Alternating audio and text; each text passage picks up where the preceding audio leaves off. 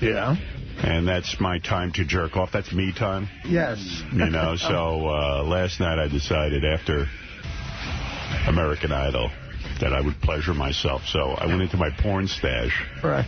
And this time I pulled out, I guess the guys had given me a Gina Lynn. Remember Gina Lynn who played the Mexican game and all that? Yeah, I had a new respect for her after that game. Her ass. Everything. Yeah, she's hot. So I get into my stash and I'm like, oh, man. I got to pull out. I know I've got some good porn in there.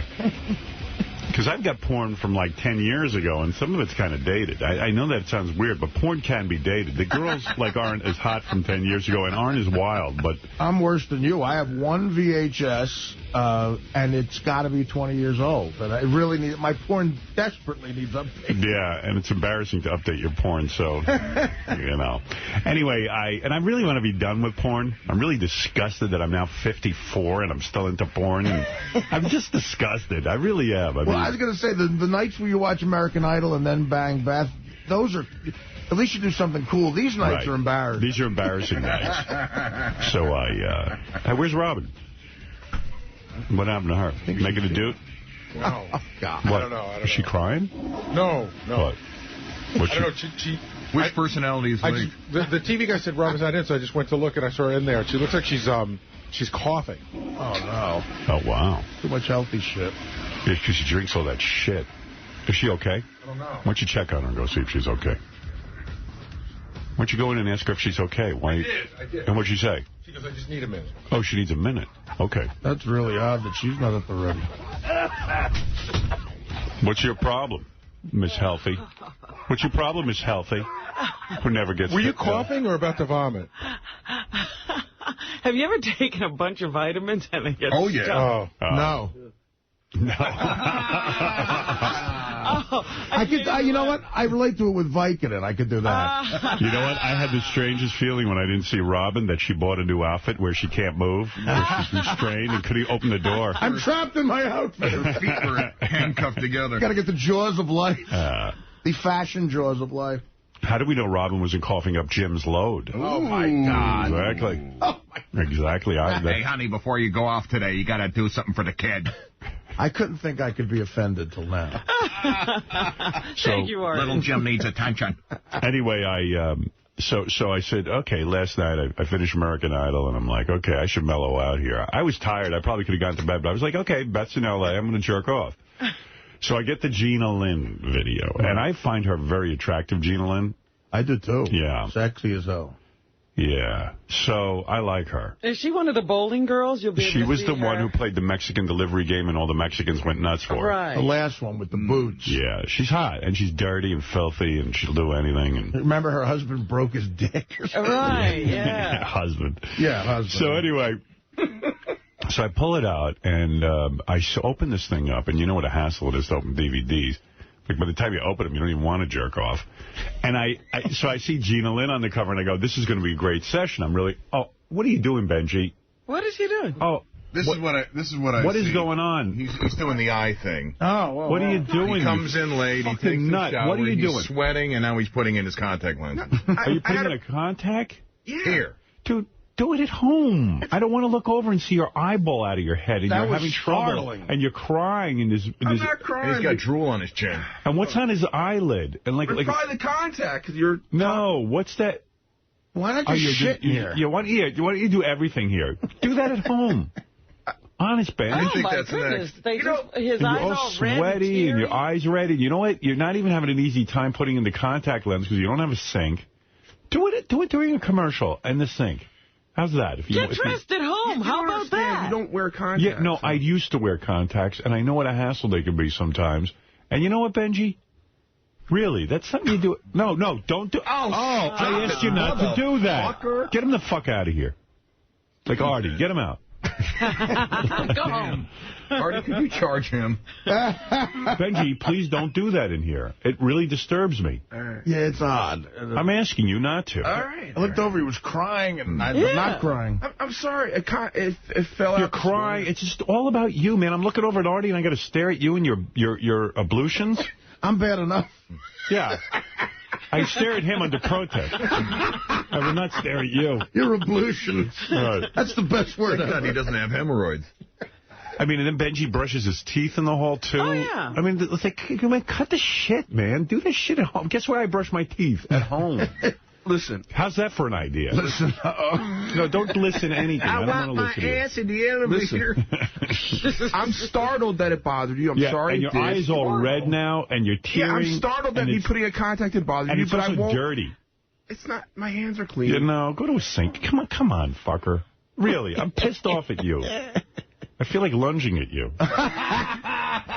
Throwing a punch that didn't land? You know what? It was really out of order for me to do that. You're right. Yeah, seriously. It is. It is. This is not where you do that. It is. It was very out of order. Thanks. Don't do it anymore. Are you being sarcastic? Yes. Oh, are you? Yes. I thought you were apologizing. No. Your eyes beat red now. You're sweating. Your eyes are liquidy. Mopping up now. I can't even eat my turns into a pile of sweat. Yeah. I mean, he's sweating. I mean, stop it. I didn't want this to be about you. I want to talk about my masturbation. Let's go to your cum. Yeah, good. You're so fucking vile. But he's not physically doing it. I'm just sorry. He's talking about it. Talk about it. Stupid ass. Before I die, I want to do a movie where I say ablutions somewhere. I really like Benji, but I don't understand. But you really don't. No, I don't think I do, man. No, I think you do, but Benji makes it very hard sometimes. Yeah, every time I go, I like Benji, then he just does something dumb. Well, that's my really point. Stupid. The idea of Benji you like, but Benji you actually don't like. Benji, I don't like you. Robin just convinced me. What? See, I think he thought I liked you, but Robin's right. I don't like you. Robin's right. I don't even know what I like. I think you like him, but I do too. Because I have the same thing. I really like him, but then you see that. Wait a minute. He's like your friend. He does irritates you. Well, no, but he's like your friend who you really like, but he does gross things. And now he got a new haircut, and it's all like shaved his head in the back, and it looks like a gorilla's head. Turn around. Show Artie the back of your head. It looks like a silverback. Yeah. It's just vile. Nothing's working. Nothing's working. He can eat a banana with his feet. You know what? No. Sometimes I look in the mirror, I go, you know what? Nothing's working. There were those days. There's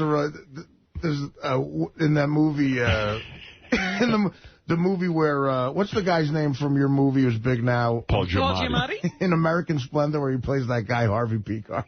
Yeah. He takes off his shirt and he walks by the mirror and looks in it and he goes, well, there's a reliable disappointment. That's exactly what it is.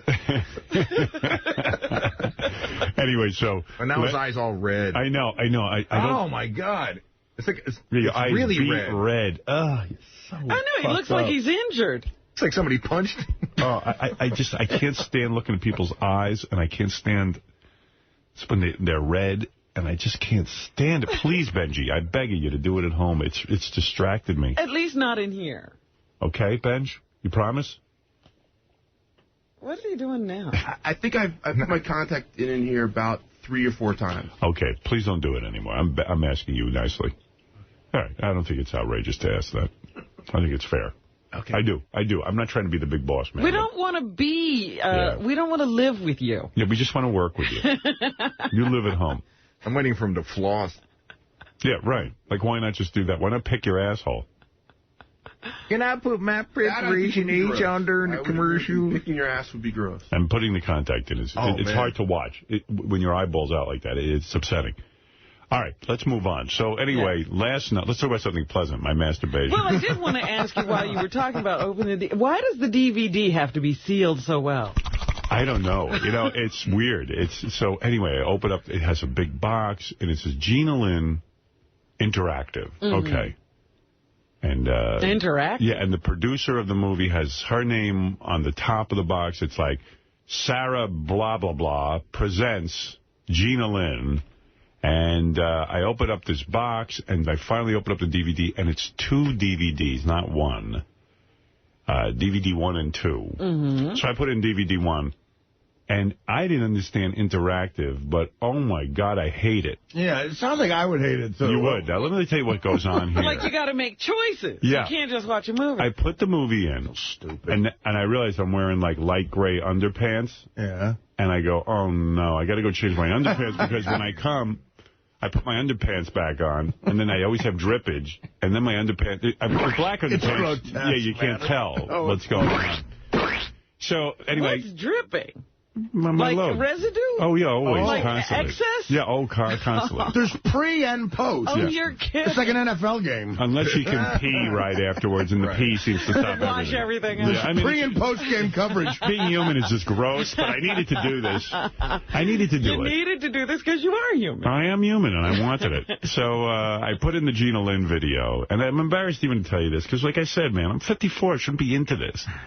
I wish Beth would just stay home so I don't have to do this. Really? You know, it's so much more pleasing to be with a real person. But there is a certain perverse pleasure in this.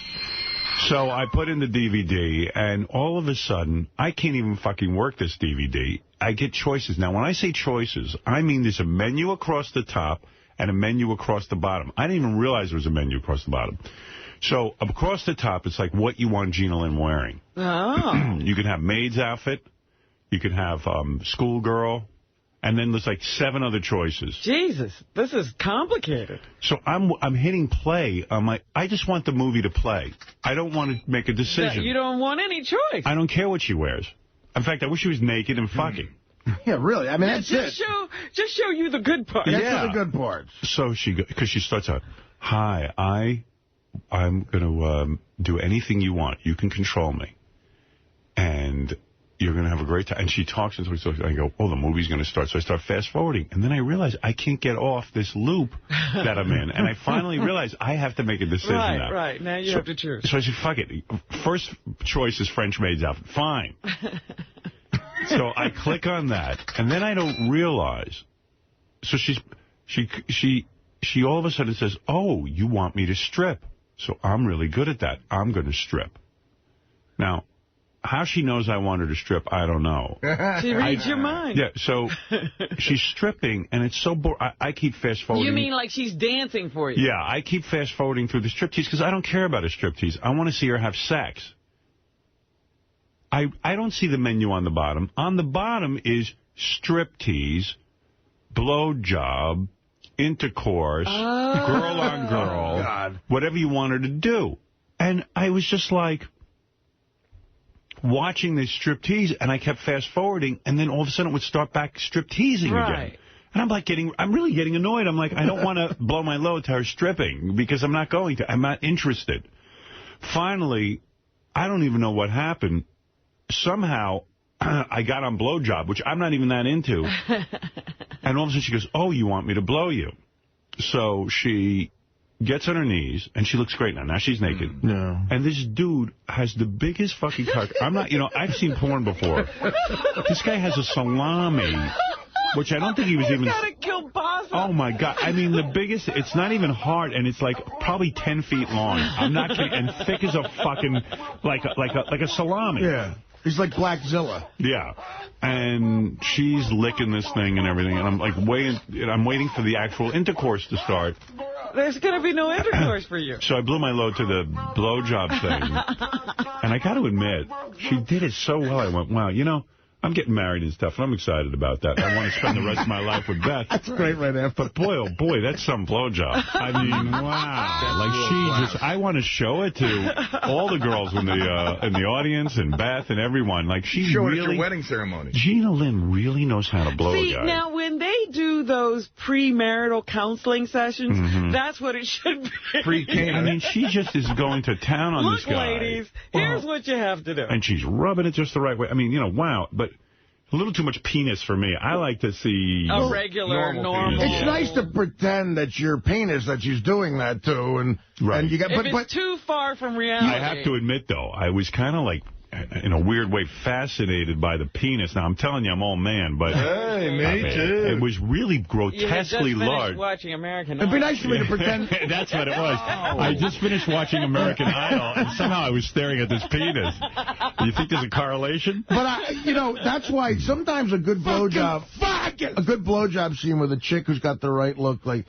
Of everything in the Pam Anderson, Tommy Lee video, the thing that might be the most erotic is when she's casually blowing them with the sunglasses on. Yeah. It's just like another thing to do on the yacht during the day. Now, do you think he told her to put the sunglasses on? I don't know. Who knows? So I did this, and then I'm just like, oh, my God, I feel so pervy. Like, I have to make choices. And I really just want to say to the porno industry, enough with interactive. Just make a movie. Wait a minute. You have got... What is the second disc? Maybe the second disc is just straight movie. It's funny you say that. I had a thought this morning when I woke up. I go, I got to try the second disc tonight because I'm thinking maybe it's the movie. Yeah, that's what I'm thinking, that they give you either interactive or maybe. Oh, boy, I would love that because I really don't. I just feel extra pervy.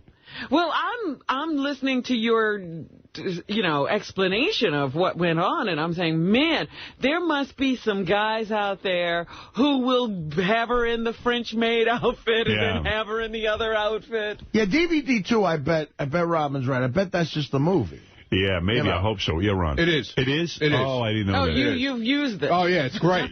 She's fucking smoking. She really is. I wish I would have called you. You should have called me. And told you I was about to jerk off. Yeah, you should have. Did you talk to a guy? Right after American Idol. I was watching it also. You should have called me. Did you see that guy's penis? I didn't do the interactive. I went right to the movie. All right. On American Idol. I'm going to go to the movie. Yeah, it's much better. You mean you actually read the box and figured out that DVD 2 is... Exactly right. Jeez. I was in like what they call a feeding frenzy. You just wanted to rip that open and get it done. I ripped open the box and then I shredded the box. I have a paper shredder. You had no time to read. The box I shredded because I don't want my housekeeper. You don't want it lying around? I got a woman comes in and tidies up and I don't want to see that. She is so hot, that girl, man. Yeah, she really is. But you know what the worst part is? In the movie, the real movie, not the interactive, she does a lot of shit with her husband, man, which blows. Oh, I don't want to see that. That guy who was in here. Travis, with Travis. That sucks. Yeah, but she does do it with other guys also, but you got to get past Travis to get to the other guys. How often are you beating off to that? Have you beaten off to have you gone through the whole movie? No. You're still in the movie. Yeah, I'm still in the movie. All right. I always remember where I left off. I'm so disgusting, too. Like, I'm nude, and, like, my belly jiggles a little, and I even realized while I was stroking myself, my belly was jiggling a little. Even though I'm thin, I jiggle. And my fucking dog watches. He's a pisser. My dog does that, too. He sits there and he watches. My dog was with my assistant, Laura, last night, so I had my own night to myself. The funny part with the dog? You don't even keep the dog when Beth's away? No, I sometimes do. Sometimes I have the dog, but this time I can't because I've got... it's personal. The dog sits I have to masturbate. I really want to be on my own. The dog sits there, and then I turn up the volume when she starts moaning louder. Yeah. And he sits there, and he's fucking running around the screen. What the one? Oh, that's horrible. He gets nuts. He gets all worked up. Let's go to Rob. Rob, good morning. And how are you in Chicago? Not bad, Howard. Good morning to you guys. Thank you. I finally got around to watching the Artie fight, and it was great. You know what? Ronnie told me he watched it last night, and he said to me, I watched it, but I don't think I could ever see that again. Yeah, it's horrible. And it really is. And I saw a clip of it as you did yesterday, and I can't watch it. You were so out of your mind. It upsets me. It upsets me that you were that crazy. I couldn't believe that, if not for that glass, Robin would have been soaked. And right. I also can't believe that Fred was just untouched. Fred didn't even know it was happening. He went zipping past me like he was going to the end zone. For a fat guy, he's fast. Got moved. I saw Fred and I got scared shit. You weren't that crazy. But you want to know something? I mean, I was thinking about that this morning. It's funny that this guy called in. I was thinking about if Artie had reached him, I definitely think he would have been too tired to hit Teddy. Yeah. There wouldn't have been anything. There wouldn't have been anything. He would have had the hand come up and it would. That would have been like a heavy set running back. Once he gets into the secondary, exactly. you got nothing. Fred, when we were talking on the phone, you said something interesting. You said you're not afraid of Artie. You think you can take him out, right? No, I'm not afraid of Artie. When I say I'm not afraid of Artie, I really don't think he's like violent that way. I think he's just got a really bad temper. Right. He snapped. Well, I've never hit a guy in angers. And you know what? I think I can. Doing? I think I can relate to Artie in that respect. Is like I've never hit anybody unless it's in self-defense. Right. But what were you doing, Artie? Robin, I don't know. Where were you going? I said to Ronnie, I said, so you watched it. I said, what set off Artie? What really got him going? He goes, I guess Artie lent Teddy this or gave Teddy this money, or there was some mention of a checkbook. I don't know. No, it was a mention of a credit card. Maybe you shouldn't say it. Maybe if I don't know if Teddy was slowly I turn. Slowly I turn. It was something like something crazy about a credit money card. issue, Yeah. and it's I'm not gonna. And I said, Teddy's been through enough. I said, Teddy probably was the victim of that. Artie let the bookie off $78,000. And yeah, he'd be happier if he had that $78,000. Yeah, let's say Teddy's into Artie for $8,000 or something. The bookie is into Artie for $78,000. And Artie can't get to him. And Artie didn't throw one punch. 60, sorry. Well, that guy hit him with a sob story. Right. Yeah. Teddy was fighting back. Yeah, that's the problem. Shouldn't Teddy have just... I'll tell you what incensed me. I'll tell you exactly what incensed me. Can I guess? Was it the credit card thing? No, it had nothing to do with the credit card. Artie, was it like just the casualness of Teddy just... No, I'll tell you what it was. One of the things that just makes me furious, and I definitely am, anybody who knows me, ever since when I started working as a longshoreman, I was 22, and I was making $19 an hour, and amongst my friends, I had a little money. And I've been generous ever since then. You're a very generous man. I don't mind loaning people money, right. And, 95% of the time people pay you back. But what I really can't stand, and in the movie Mean Streets, De Niro plays this exact type of dirtbag, and it's if you loan somebody money, all right, and then it's been a while, and then they do things in front of you that are just like, like go to Amsterdam? Well, yeah, they do things in front of you that are just like, look, you see them, on a motorcycle or by a car, or I'm going to Italy, and you're going, what are you doing? Yeah. Well, and you still haven't gotten your money. But not even a little bit of it, like a portion of it. And I never charge anybody interest, like a loan shark.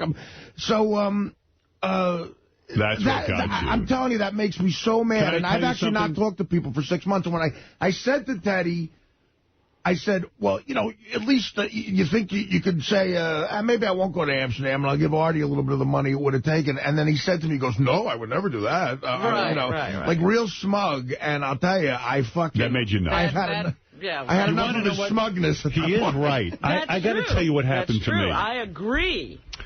I have a friend who asked me for a considerable amount of money. Right. I get this every once in a while. And I felt like, wow, should I? And I eventually said to the guy, no. I said, no, I'm not comfortable. I don't want to even get that into the relationship. I'm not comfortable with it. I was so relieved that I did that. And I'll tell you why. A couple of weeks later, he went on a vacation. Well, then he didn't need the money. For almost 4 weeks. Right. Oh, my God. I'd be infuriated. In Europe. And I said, I don't ever want to be in the position to tell someone they shouldn't go on a vacation. Right. And I don't want to tell people what to do with their money. And you don't want to pay for the vacation. And I would have been so angry, I think it would have driven me to violence. And I had one other example like this. Another friend who asked me for money, and I knew that he was going to use it to increase his lifestyle. In other words, he claimed it was for his business. Right. And I knew the business was a bullshit business, number one. That's why I didn't lend him the money. And secondly, I knew, and sure enough, this guy, too, went out the next week and bought a new car. And I went, well, wait a second. Borrowing money from me, did he really need a new car? A brand new car? But why did he need to borrow money if he can get a car? Exactly. And I don't want to be in the position saying, you don't go to Europe, you don't get a new car. Do what you want. Because it would drive me out of my fucking mind. Well, and again, so there's a lot of backstory to this, but Teddy had some money issues, and he was working for me. And to me, someone in a professional atmosphere would never bring that up to their boss. But I felt, we had a close relationship. And I said to him, look, I'm going to loan you this money. But, and I don't ask for interest. I don't ask for a date to get it back by. But just, I said, look, I'm 40 years old. He's in his 20s. I said, I don't plan to, I don't think anybody would take life advice from me. But I've been around the block a bunch of times. And I said, listen, why don't you just make it a goal in life? This one time, I said, not even the full amount. I said, I'm gonna make you, even if it's 20 years from now, and I got $1 billion, I'm going to make you give me this certain amount of money back, because you got to, in your head, take the responsibility. Say, look, no matter what happens, I got to pay this money back to somebody, because he wasn't living his life that way. So, and I said, just be respectful of my situation, and I don't mind giving you the money under those pretenses. So, that's like 6 months ago, and after 6 months of not even paying me like 100, 200 here, you know, he's going on. So I started to think of him in Amsterdam just buying weed and getting drunk and you know, and then flying, like using all of my contacts at the airport to get a better seat on the plane and pancakes, whatever the fuck it was. Pancakes, right? You know, and again, that it was building and you lost it. Yeah, and I lost it. And I didn't talk to another friend for like 6 months because of the same exact thing. He owed me thousands and thousands of dollars, and he went to Italy for 3 weeks. And when he came back, I said, he's like, you know, and when people think you make money, like people think I have way more money than I do. And they're counting your money, and they figure you don't need it. Right, you don't have enough money where you can just say, fuck you, and right, comes back, and he's bragging about how great the trip was to everybody, including me, and... You know, I'm just like, well, you know, man, did you ever think that maybe I'd go, you know, let me stay half the time in Italy, and that money I'll give... And they get an attitude. Like, no, I never thought that. I mean, come on. What are you, starving? I love that. I love, what are you, starving? You know. And, I understand now. So, all right, I understand now. I think you should have snapped worse. I think you were too much under control. Look, I mean, Teddy's in his 20s, and I was out of control in my 20s, too, but I'm trying to teach him. By the way, I don't excuse the behavior, you understand, but I understand where that would set you off, because fortunately, and I find it very hard to say no to people about money, but I've learned to do it, because I do get this resentment when they're out there doing all kinds of weird shit, and I'm now on the line, and I've put up this money. I think they should start paying it back before they do any kind of luxury thing, and they don't see it that way. Well, let me tell you a probably why they need the money. Into. You give people a large sum of money because they say they need it, and then you find out that they get, like, a little bit of a windfall. Right. You know, like a bunch of money is coming to them, and you think, oh, maybe they'll give me back my money. It'll blow back. And you get nothing. You get nothing. You just hear about their great fortune. And you know what you learn in life, too? Like, when I was very young, I really thought I was the kind of person that... I said, look, man, if you can't pay me back for a while, I'm not the kind of guy that gets mad. You don't realize you're human. Human beings get resentful. Right. And I realized I was getting mad at people. Will you lend money now in the future, or will you make a policy that Artie Lange doesn't lend money to friends? This is one of those life experiences where, you know, I'm 40 now. Maybe the Artie Lange loan of money every 2 seconds is a thing of the past. Because things happen in life to teach you. Like, this almost cost me my job. Right. And it cost you friendships at the very least. And because I would say, I know you want to be the good guy, and you know, and you feel guilty maybe in a sense that you're doing well. And you probably relate a little bit to a 20-year-old who doesn't have any money, blah, blah, blah, blah, blah. Again, Teddy isn't a bad kid, but, you know, when you're young, you make misjudgments like that. And, you know. But the attitude really is, oh, you don't need the money. Right. Why should I give you my good fortune? And it's worse with Teddy because this is an example now. Like Teddy, my stand-up agent faxed him a contract for me to sign, and the prices on the contract. Like, who's ever going to have this job is going to know that. Right. So he knows, and it is a fraction of what I make on a weekend, technically, but that doesn't have anything to do with it. Can I ask you a question? In your new business plan, is there a way that you can do these contracts through your, let's say, accountant or business advisor? I'm going to have to... And not have some kid collect the contract. Yeah, don't you have an agent? Why doesn't the agent And maybe tell these club guys to put your check in an envelope. Yeah. So that no one has to see what it is. No, but you see, you get burned so much in this world that I'm going to find out it's the wrong amount in the limo 5 blocks. So, you know what I mean? It's like, but no, you're right. I mean, look... to me, getting an assistant means your life's more convenient. Right. And I mean, Teddy's never done anything that makes me think he's a thief or I don't trust him. But the fact of the matter is, he does see this. He sees the things, and he's like, fuck it. Artie doesn't need he doesn't know what I got going on in my life. I just put a house down the shore for quite a bit of money. And there's new you know, I mean, fuck it. There's some financial pressure there. Yeah, absolutely. Yeah, you've got everyone. I got a big nut to crack every month. No one should count everybody else. Yeah. All right. You know who would be a great assistant for you? I've been putting some thought into this. Ivanka Trump. Because she'll feel bad for you with what you get. That's right. She will want to give you 1% of herself. And she's hot. She'd be like, oh, Artie, what a loser. You only got 75 grand tonight? My father makes that in his sleep. You know what that reminded me of? That Paris Hilton tape when she was with that Brandon Davis guy making fun of Lindsay Lohan. Yeah, because she only had, what, $5 million? She said that Brandon Davis prick never worked a day in his life. He goes, what, she got $7 million? Yes. Like, oh, my God. That's the kind of guy. Like, she's a pauper. Eric, you're on the air in Hoboken, New Jersey. What an asshole. Monday night, I stayed up when you said it was going to be on the air, the Artie Quits episode. Yes. I stayed up until about 3:30, 4 o'clock watching it over and over again. But last night, I got this opportunity to see the Artie Returns. Yes. Howard TV is fucking amazing. Well, I try to tell people that. Anyone who's listening to this show right now who doesn't have Howard TV is a fucking moron. I try to tell people that they're morons. And no one listens. This is a great sales pitch. You're a fucking moron if you don't have Howard TV. Hi, this is Howard Stern. Hello, moron. Hello, moron. Well, I try to tell the fans, listen, you don't want to be too pushy and aggressive, but I'm almost going to issue an edict that it's mandatory to have Howard TV. To listen? To listen, yeah. I might have to cancel some subscriptions around here. But we'll see. No, glad you enjoyed it. No, you know what's funny is on the air, I mean, it's so sincere how upset you are and how cautious you were to not to play it too early. And I respected that. And then at the end, they have some bonus footage. What's bonus? I don't even know. I don't want to see the bonus footage. Is that out in the hall? The bonus footage is isolated cameras. So I said, wow, I'm on the computer. I turn around, I'm watching the bonus footage.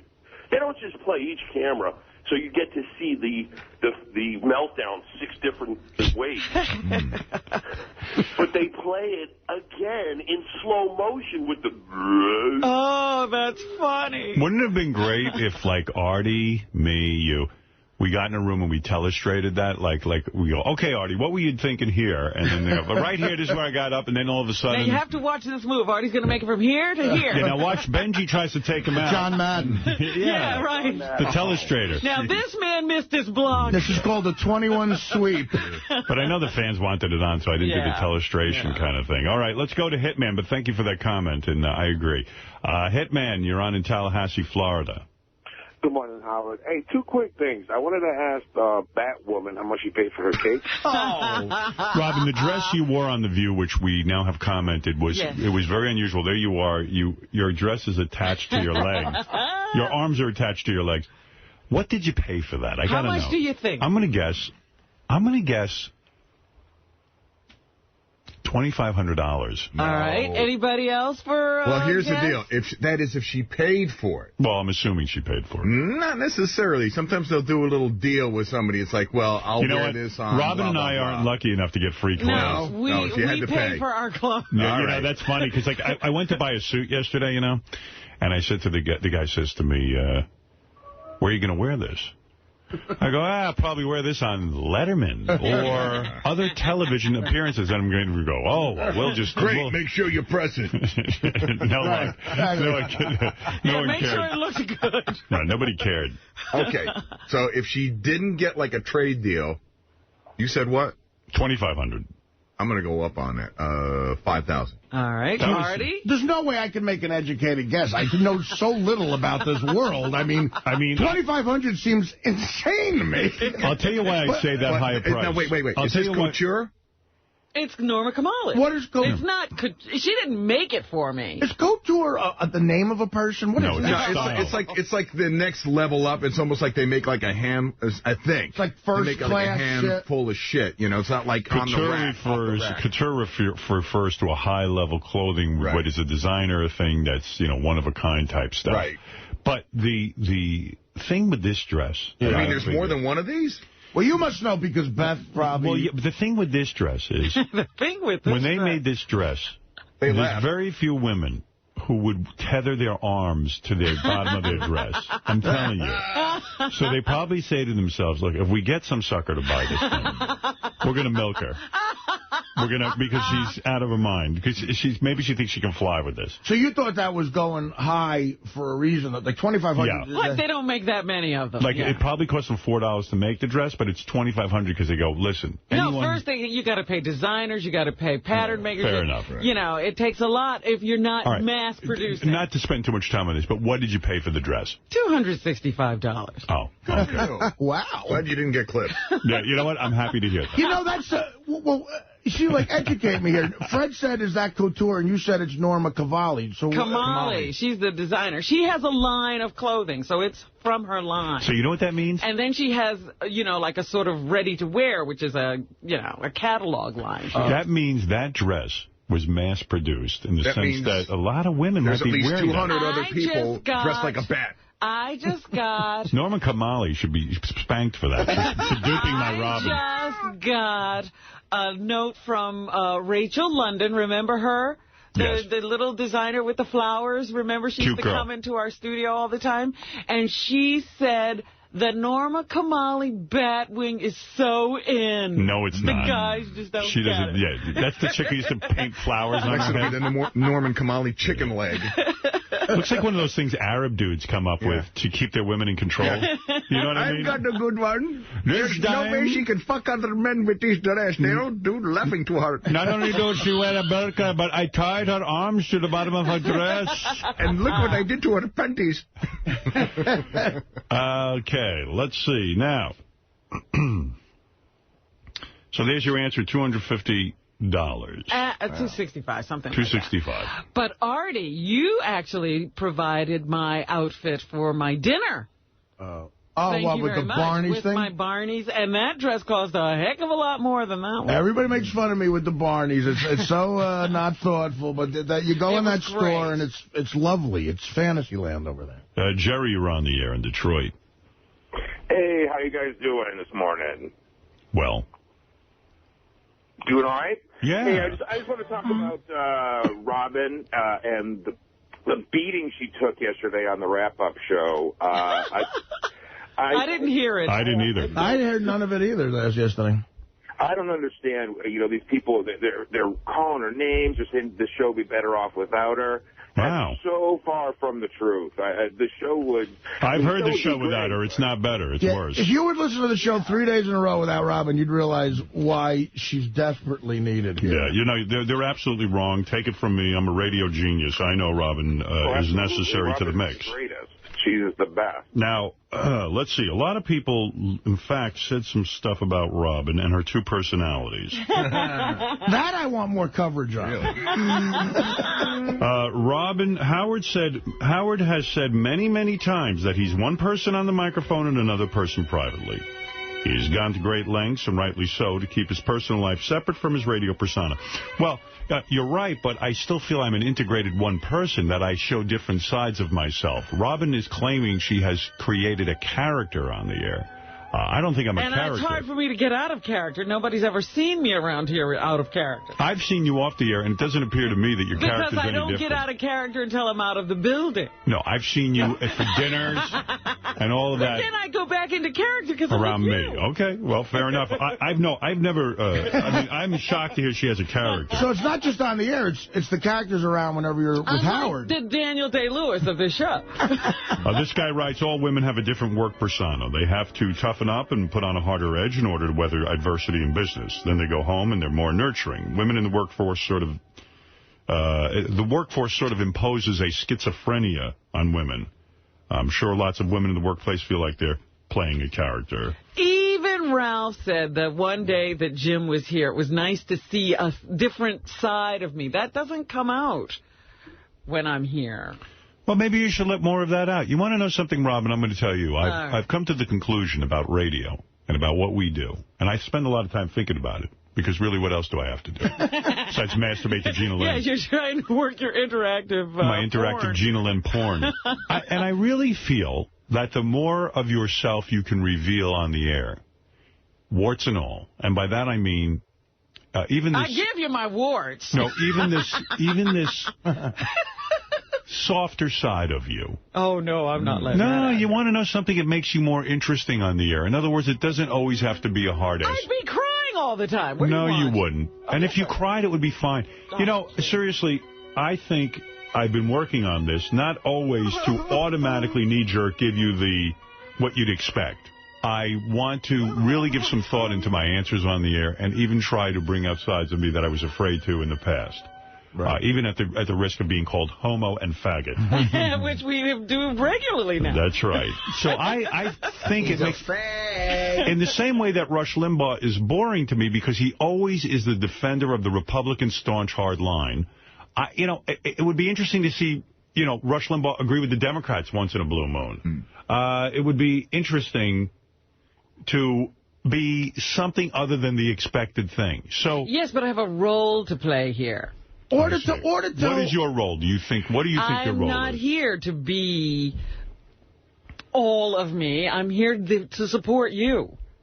I see. In other words, you would always have to be in some sort of role because you don't want to get in the way of a bit. That's right. Okay, fair enough. This one defends Robin. Robin represents a huge constituency of the audience, educated women. She is a role model and probably the bravest person on the show. As a black woman, she honestly enjoys herself day after day, laughing off many of the things many women would publicly pretend to be disgusted with.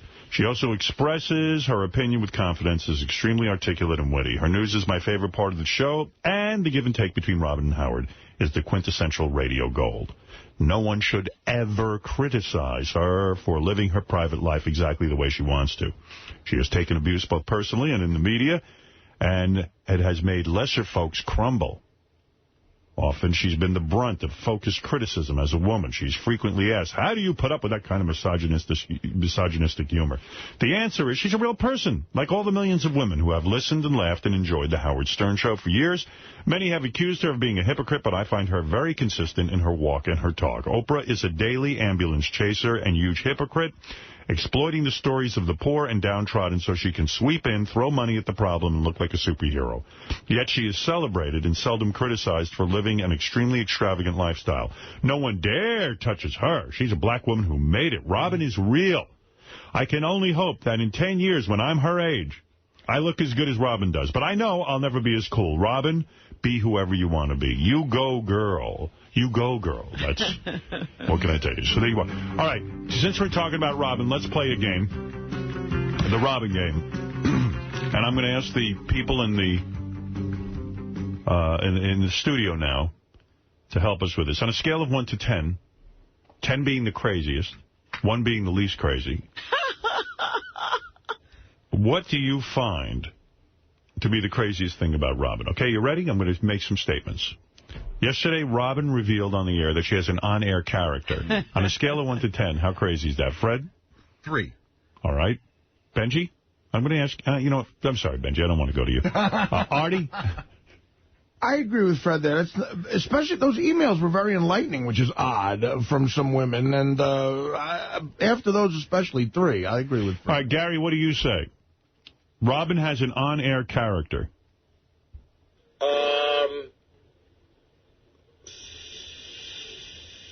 6. Yes, the answer's 7. That's crazy. I mean, Robin is a woman who has, yes, many sides to her personality. She has not created any on-air character. Let me put it to you another way. All right. Because you seem to be having trouble with this.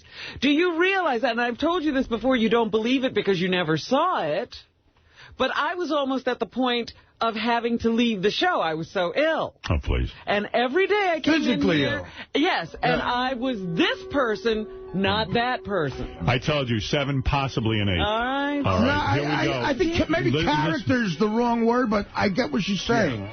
I take on a forget it. Let's go number 2. There's a lot to get through. There's a lot to get through. One more thing. Again, I could give you physical evidence of how sick I was. All right, next thing. I'm sure you were. Robin claiming she was so ill she couldn't do the show. 1 to 10. Go ahead, Gary. Oh, boy. It's a very dramatic story. 1 to 10. A 6. Fred? That's same 6? I'm saving. I got more. I'm saving my big numbers for. Fred, quickly, I think she really was sick. You think she believes it? Yes. I think she really was sick. I think she really was sick. I'll say 1. Okay, I'm going the other direction. Look, I am almost at that point. 1. I mean, I don't think someone could be so sick. You're really at the real point. She's fine. The answer is a 5. Okay, let's go. The answer. Here is Here's the next one. Yes, here's the next one. Taking on a character. Robin gives herself coffee enemas. On a scale of 1 to 10, go ahead. 10 is the right answer. Fred, what do you say? While I was conservative in my other judgments, 13. Yeah, all right. Artie?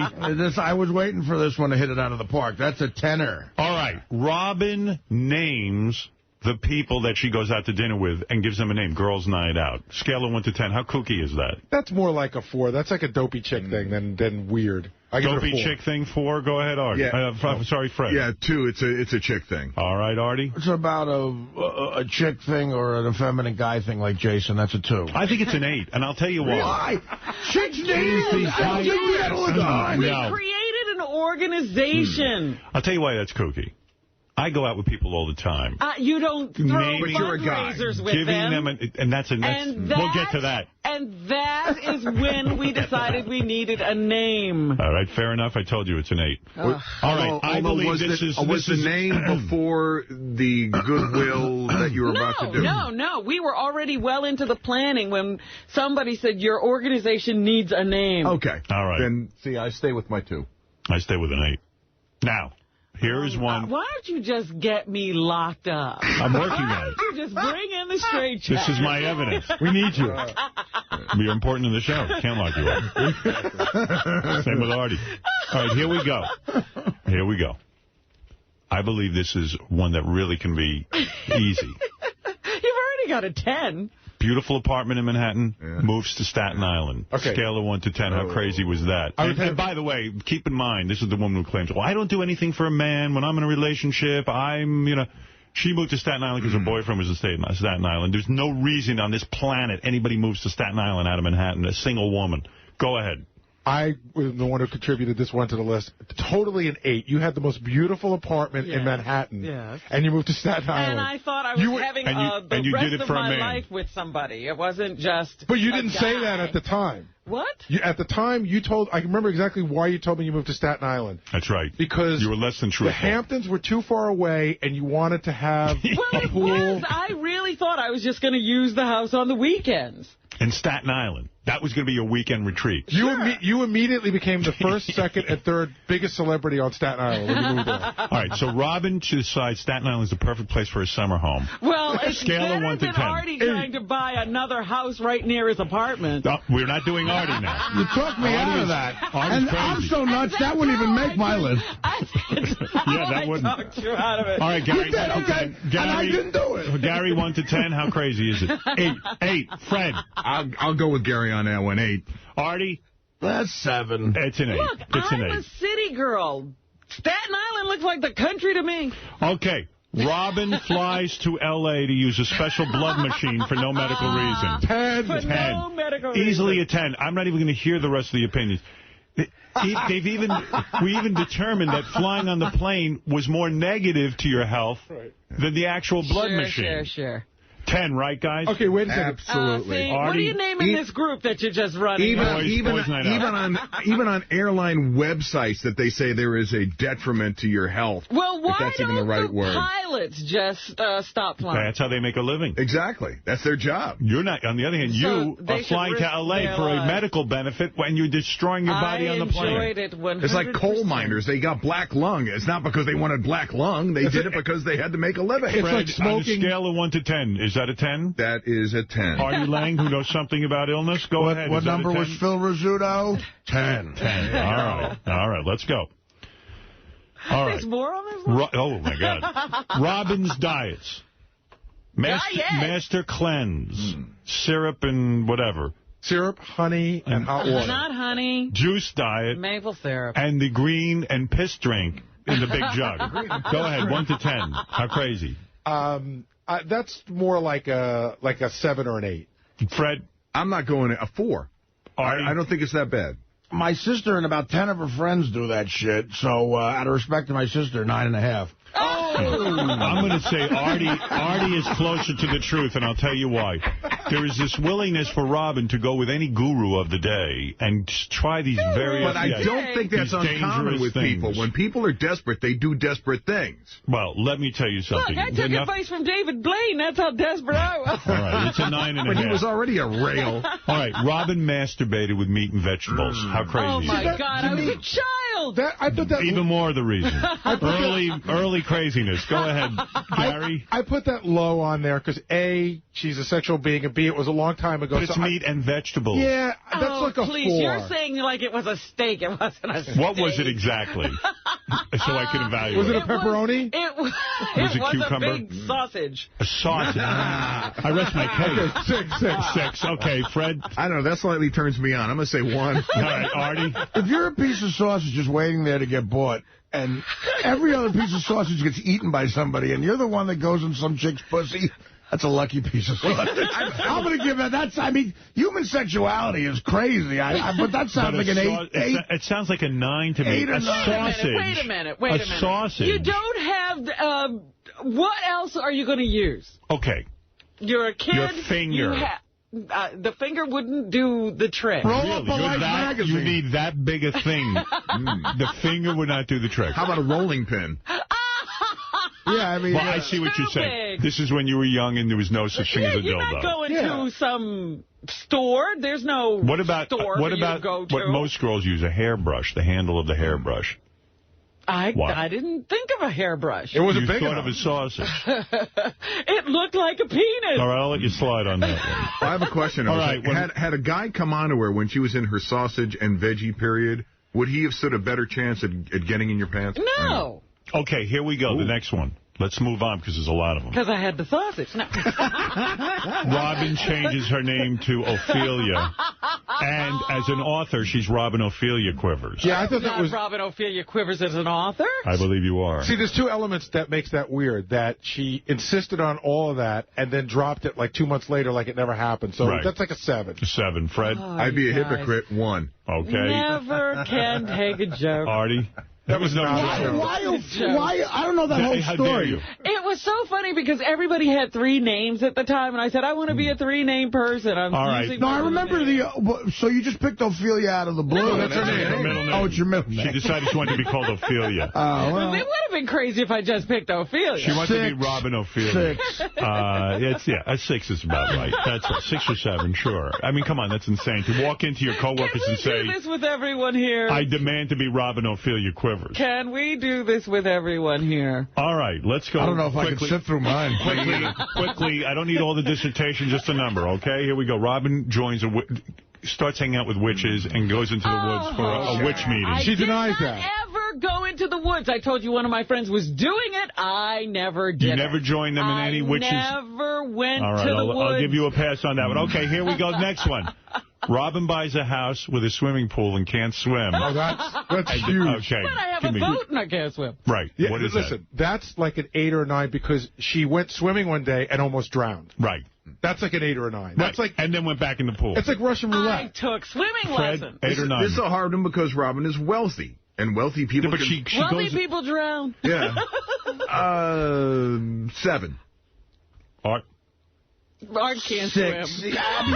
Actually, I can, but 6. A lot of people have pools. All right, the next one was Robin bought a boat and a jet ski and still can't swim. So okay. All right, finally, Robin puts the giant picture of herself in the house. In the dining room. For me, that's low. It's odd, but more like a 4. It's a 3. Yeah, it's a 3. Okay, good. Fair enough. Okay, and here finally, Robin once kissed Stuttering John. 11. Here we go again. Fred? I'm fucking nauseous when I was think of coerced that. into it. No, nobody is coerced into that. He would not get out of my car. Hold on. Trying to go come on. You got to put this in a bigger... He was like, unless you kiss me, I'm not leaving. Wait, you got to put this in a bigger perspective. No. Robin kissed an intern.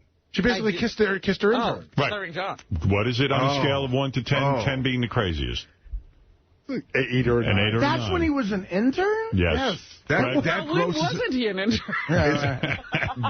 It so grosses me out. 10. Look, was it with tongue? It was grossing me out. Because I see him and he was sweaty and greasy. Was it with a tongue? No, I just went, and then he tried to stick his tongue in my mouth. And I threw him out of the car. You know why it's a 1 for me? I'll tell you why. Because there were times I would have kissed him to get him the fuck out of my car.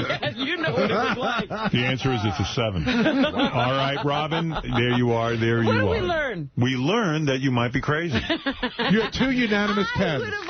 You didn't have to go through all this. I am crazy. Oh, well, then why don't you just say that? We could have avoided the last 20 minutes. I didn't need an intervention. You know, mine wouldn't be, I would dispute mine because if, like, you're going to say Artie does heroin, if you're going to call that a 10, you've never done heroin. Artie does heroin is like a 15. That's insane. Hey, you've never, try it once, brother. Well, I'm not going there. You're crazy for not doing it.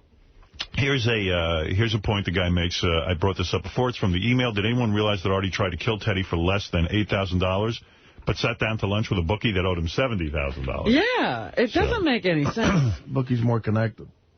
Right.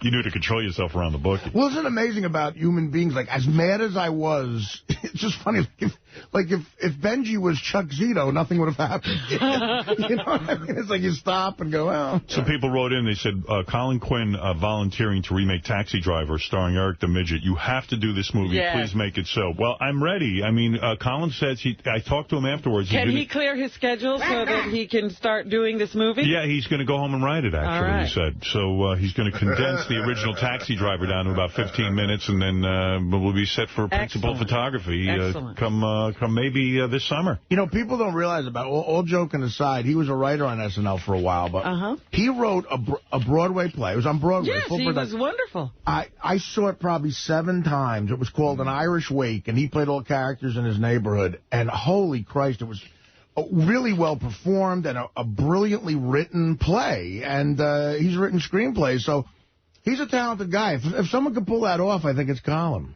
He's a big fan of the show. Well, I'm very excited about it, Artie, I must tell you. I'd love to see Eric. I'm sorry you can't go to wherever you're going. You saw An Irish Wake? Yes. Yeah, it was really good.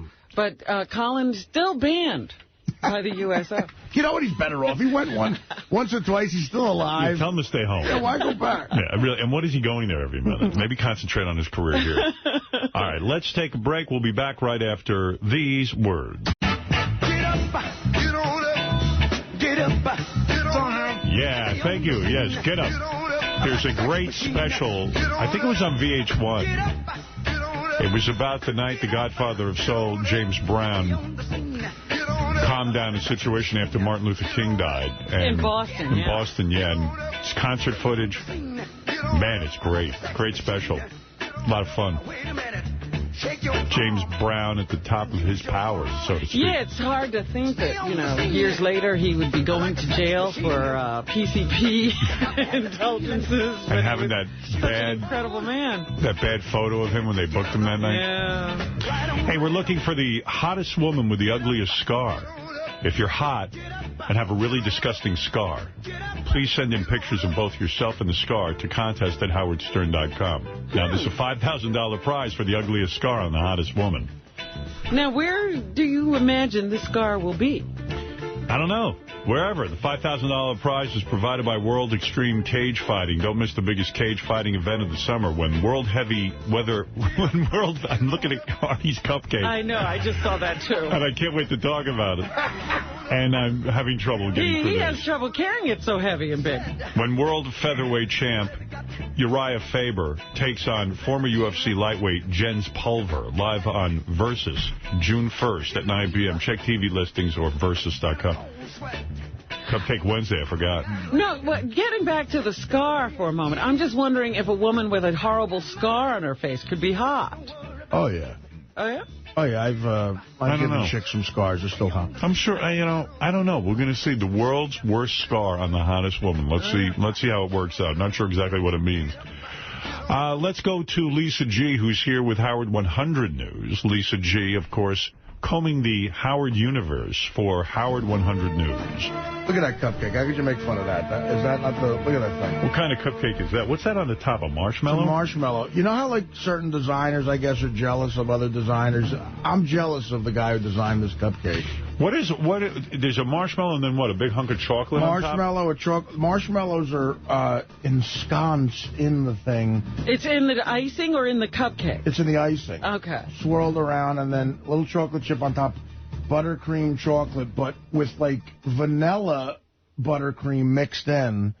And a lot of calories, Art. Moist chocolate cake. I know you're talking about losing some weight. I know. I don't know what's going on with that, but You haven't checked in on that? Yeah, everybody said to me, well, has Artie made some changes? I said, not according to his diet. Well, I only have one. I'm only going to have one cupcake this morning. No, I mean, what is that? Is that weird? What do I...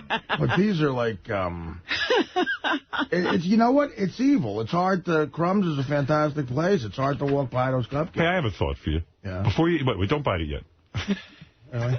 Before you eat it, why wait? What if you cut it in half and only eat half? How about one What if bite? I grow a pussy? How about one bite, Artie? You just want the taste of it. What if I douche while I'm out? Jesus. All right, Jason. You know what? Jason making fun of me for being fat. There was a funny thing that happened. Funny thing that happened in the hall yesterday. Artie he had already eaten his bagel, because I noticed Jason bringing in the bagel in the morning. Yeah.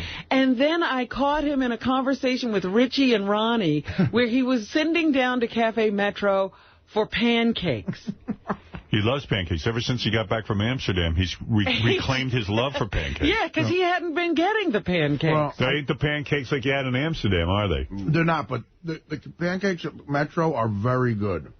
What was it that was so great in Amsterdam? Because they were large, or because light and fluffy? It's got nothing to do with the It got nothing to do with the size. The size, because I've had big pancakes that suck. It's got to do with the texture, the fluffiness, and all the apples and bananas and stuff they stick in them. Oh, and they have syrup over there. That's extraordinary. I'm surprised you like fruit in your pancakes. I don't. Well, you said that. Oh, I was going to ask you because... He said you could get that. That didn't mean he got it. Because fruit would be healthy. No, you could get it. I like fruit sometimes. But what did you get with your pancake? Just eggs?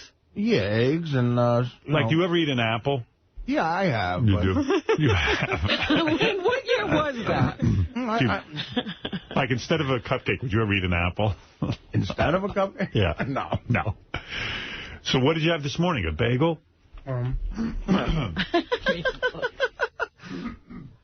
Besides the bagel, what'd you have? Oh, you bit your tongue. Yeah, you're eating you know what? fast. No, you're shoveling a bagel. You're shoveling it in. That's the problem. A bagel. A wine punch and water. No, water. That's the thing. I'm drinking more water. Right. That's the new thing? Yeah, I'm trying to drink as much water as I can. Well, that's healthy, I think, right? It is. It's good. I come in here, I get some ice, and you drink water warm, huh? You like it like that. I like it like that. I know. I can't deal with that. I don't care. You know, I just love it. I love to drink water. It's very thirst quenching. You know. What is that you're drinking? When it's cold, this is water. Right. Oh, you're drinking the water with the cupcake. Oh, okay. Yeah, I mean, what am I, an animal? Interesting. Artie loves pancakes. He'll wash them down with chocolate shakes. He's gaining so much goddamn weight. 'Cause Artie loves pancakes. He's gonna be on Entourage. But his ass is the size of a garage. He's gonna lose that job. He can't wipe his ass on the bowl, 'cause all those pancakes block his asshole. That's not true. Put up that slob, 'cause Artie loves pancakes. He'll wash them down with chocolate shakes. He's gaining so much goddamn weight, 'cause Artie loves pancakes. Artie loves pancakes. Come on. Yeah. He'll wash them down with chocolate shakes. He's gaining so much goddamn weight, 'cause Artie loves pancakes. It's a sing-along. It's a very big song in Europe. Now, I have a theory. Lisa, get me a fork. I have a theory that Artie, you're always saying, how many times does Artie go to the bathroom? Yeah. I now have a theory that Artie goes very rarely. Really? Because you feel he's clogged up? He doesn't eat any fiber. Not true. I think he goes like a horse. I eat a lot of fiber, actually. Where do you get your fiber? Broccoli Rob. My mother makes really? a vat of broccoli Rob all the time. Have you ever filled up the entire bowl with duty? I mean, I think we all. Have you ever been unable to flush? Have you just, like... Unable? I get that all the time. Clogged up the bowl. I don't know. First, I got. This is why, you know, it's funny. My stand-up agent sent me my contract. I was looking at the rider, like what's on my rider. And I want to put in there, check the water pressure of the hotel I'm in. So you can flush the toilet. Yeah, sometimes it's like, what the fuck? I mean, I said, do people shit dust in this hotel? You know what? I used to have great water pressure in my apartment. Like, my toilet was so violent that it would just suck everything down. Well, you can get a power flush now. I paid for a power. I got the whole... Well, I had that, and then somebody did something. In the building? Yeah, they did something, and now I just have this weak little flush. And now I notice, like, I have to plunge. I have a plunger by every toilet now, and I'm like... And it's gross. It's gross. The balance of water pressure in Manhattan is weird because some places you go into, it's insane. It's like really... Right, it sucks you down. And then you know they what got I nothing do? in other places. If I'm in a strange place and I have to take a dump, I flush first to check how strong the flush will be. I do that all the time. My worst nightmare is that my duty is going to be, like, not able to go down. How about at a party? You ever at a party and you go in to use the bathroom? And no. And you want to know something? That's my worst fear because, you know what? I'd almost probably stick my hand in and fish that shit out. If I don't want anyone to see my duty. You don't want to... What are you going to do? It's grotesque. Right. Well, that's why I had that special trailer brought in for bathrooms at the party, because at houses, generally after several flushes, you lose all the water pressure. Robin had a party and got, like, the queen and king of Porter Sand. I remember that. I like that. Down the shore, right? Yeah, that was. I appreciated that. I've lived in apartments where I've left my own apartment to shit at, like, a hotel. Because the water pressure is scary, and, you know, it's just the most gross. I was at the Four Seasons in L.A. a few weeks ago, and I clogged the toilet. You call the maintenance guy, and now I just hand the guy a 50. I go, listen, man, I'm sorry. I'm sorry. You actually called a maintenance guy? Yeah, because I don't know. You don't leave the room. Just let him find him. I'd kill myself. I'd jump out the window. Yeah, wouldn't you call in and complain that something else is wrong with you? I know this sounds horribly racist, but I'm just being honest with you. If it's a Mexican guy, I really don't care. But this guy was an American guy, and I think because Mexican guy's just lucky to be here. He's happy. Explain this to me, because I would never have the balls to do this. All right, so you took a dump, it clogged the toilet. This is at the Four Seasons, one of my favorite hotels in the world. And you tried to flush a million times. Yeah, just not going anywhere. And the water kept coming going up. And the water rising. Oh, that's scary. The bowl was right next to the shower area, and I'm like, oh, if it starts to seep, it's... You know what I do? I sometimes leave my room for a couple hours, and then the duty disintegration. Yeah, and then you come back and you can flush down. I've tried that, but it's like my God. Did you try to find, like, let me ask you a question. What I try to do is, I try to even find, like something long... Like a stick, and chop up the duty. Yeah, I even go downstairs and buy something long, like a big, one of those giant pixie sticks with the straw. And now that I'm a little famous, it's really embarrassing because you never know. You know what I mean? It's like. So how long did you wait before you called the maintenance guy? Oh, I'm so used to the road now. I don't even wait anymore. I call. I go, fuck it. I'm just going to deal with it. It's happened a lot to you. Yeah. So I. Must have been so never. That's why I always get a nice hotel. Was it an unusually large turd? I mean, you know, it looked like a man had been there. Was it one big piece, or was it like just a mess? Like a pile. One extraordinary piece. It was like the Falkland Islands. Now, this isn't one of Teddy's jobs. I wish it was Teddy's job. All right. So Teddy, I need you to come up here. I've made a very big duty. Oh, that would be so great. He would deserve the $8,000. Let me understand this. So you call downstairs and you get concierge, I call downstairs, I get the concierge. I said, could you send somebody up for maintenance? I'm having toilet problems. That's what I said. So the French guy, the Four Seasons concierge, he's like, yeah. And so, certainly. And then I was on the phone with Frank Sebastiano, who's had similar issues. And I said, yeah, my toilet's clogged, and the fucking maintenance guy's got to come up. That's always the worst move, like looking at him before he goes in there. And we're like laughing. So wait, whoa. You say to the guy, comes to the door, and do you go, look, I'm going to explain something. I made a mess. I made a duty. No. This is what I do. Tell me what you say, because I need to know. And why even talk to them? Right. The bathroom is that way? If it's a Mexican, I just don't care. Right. I just point to the bathroom. Okay. Racist, but all right. You're being honest. But either way, they get tipped. Right. You know, I just feel... Do you tip the Mexican the same you tip? Yeah, they both get the same amount of money. Right. But I'm being honest, I just don't care as much. This happened to be a white guy, a regular person.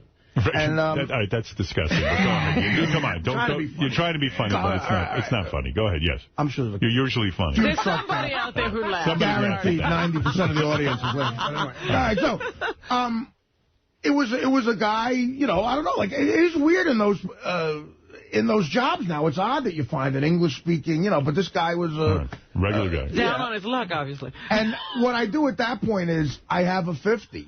It's always at least a 50 because you want it to be an extra amount of money because Doyle will go, hey, man, I never got a $50 tip. And I hand it to him. I go, dude, take this. That's for you. Have a steak on me, man. It's in there. Oh, I talk about food at a time like that. I'm sorry. I go, I'm sorry, man. You know, they go, oh, no problem. But, like, they're so into the $50 Now, do you see him walk out after he does the deed? Well, what I do is I went back in the room because it was a suite. I went back on the bed and I was talking on the phone to Frank. And these guys are good, man. He's got a tool he's done in fucking 10 seconds.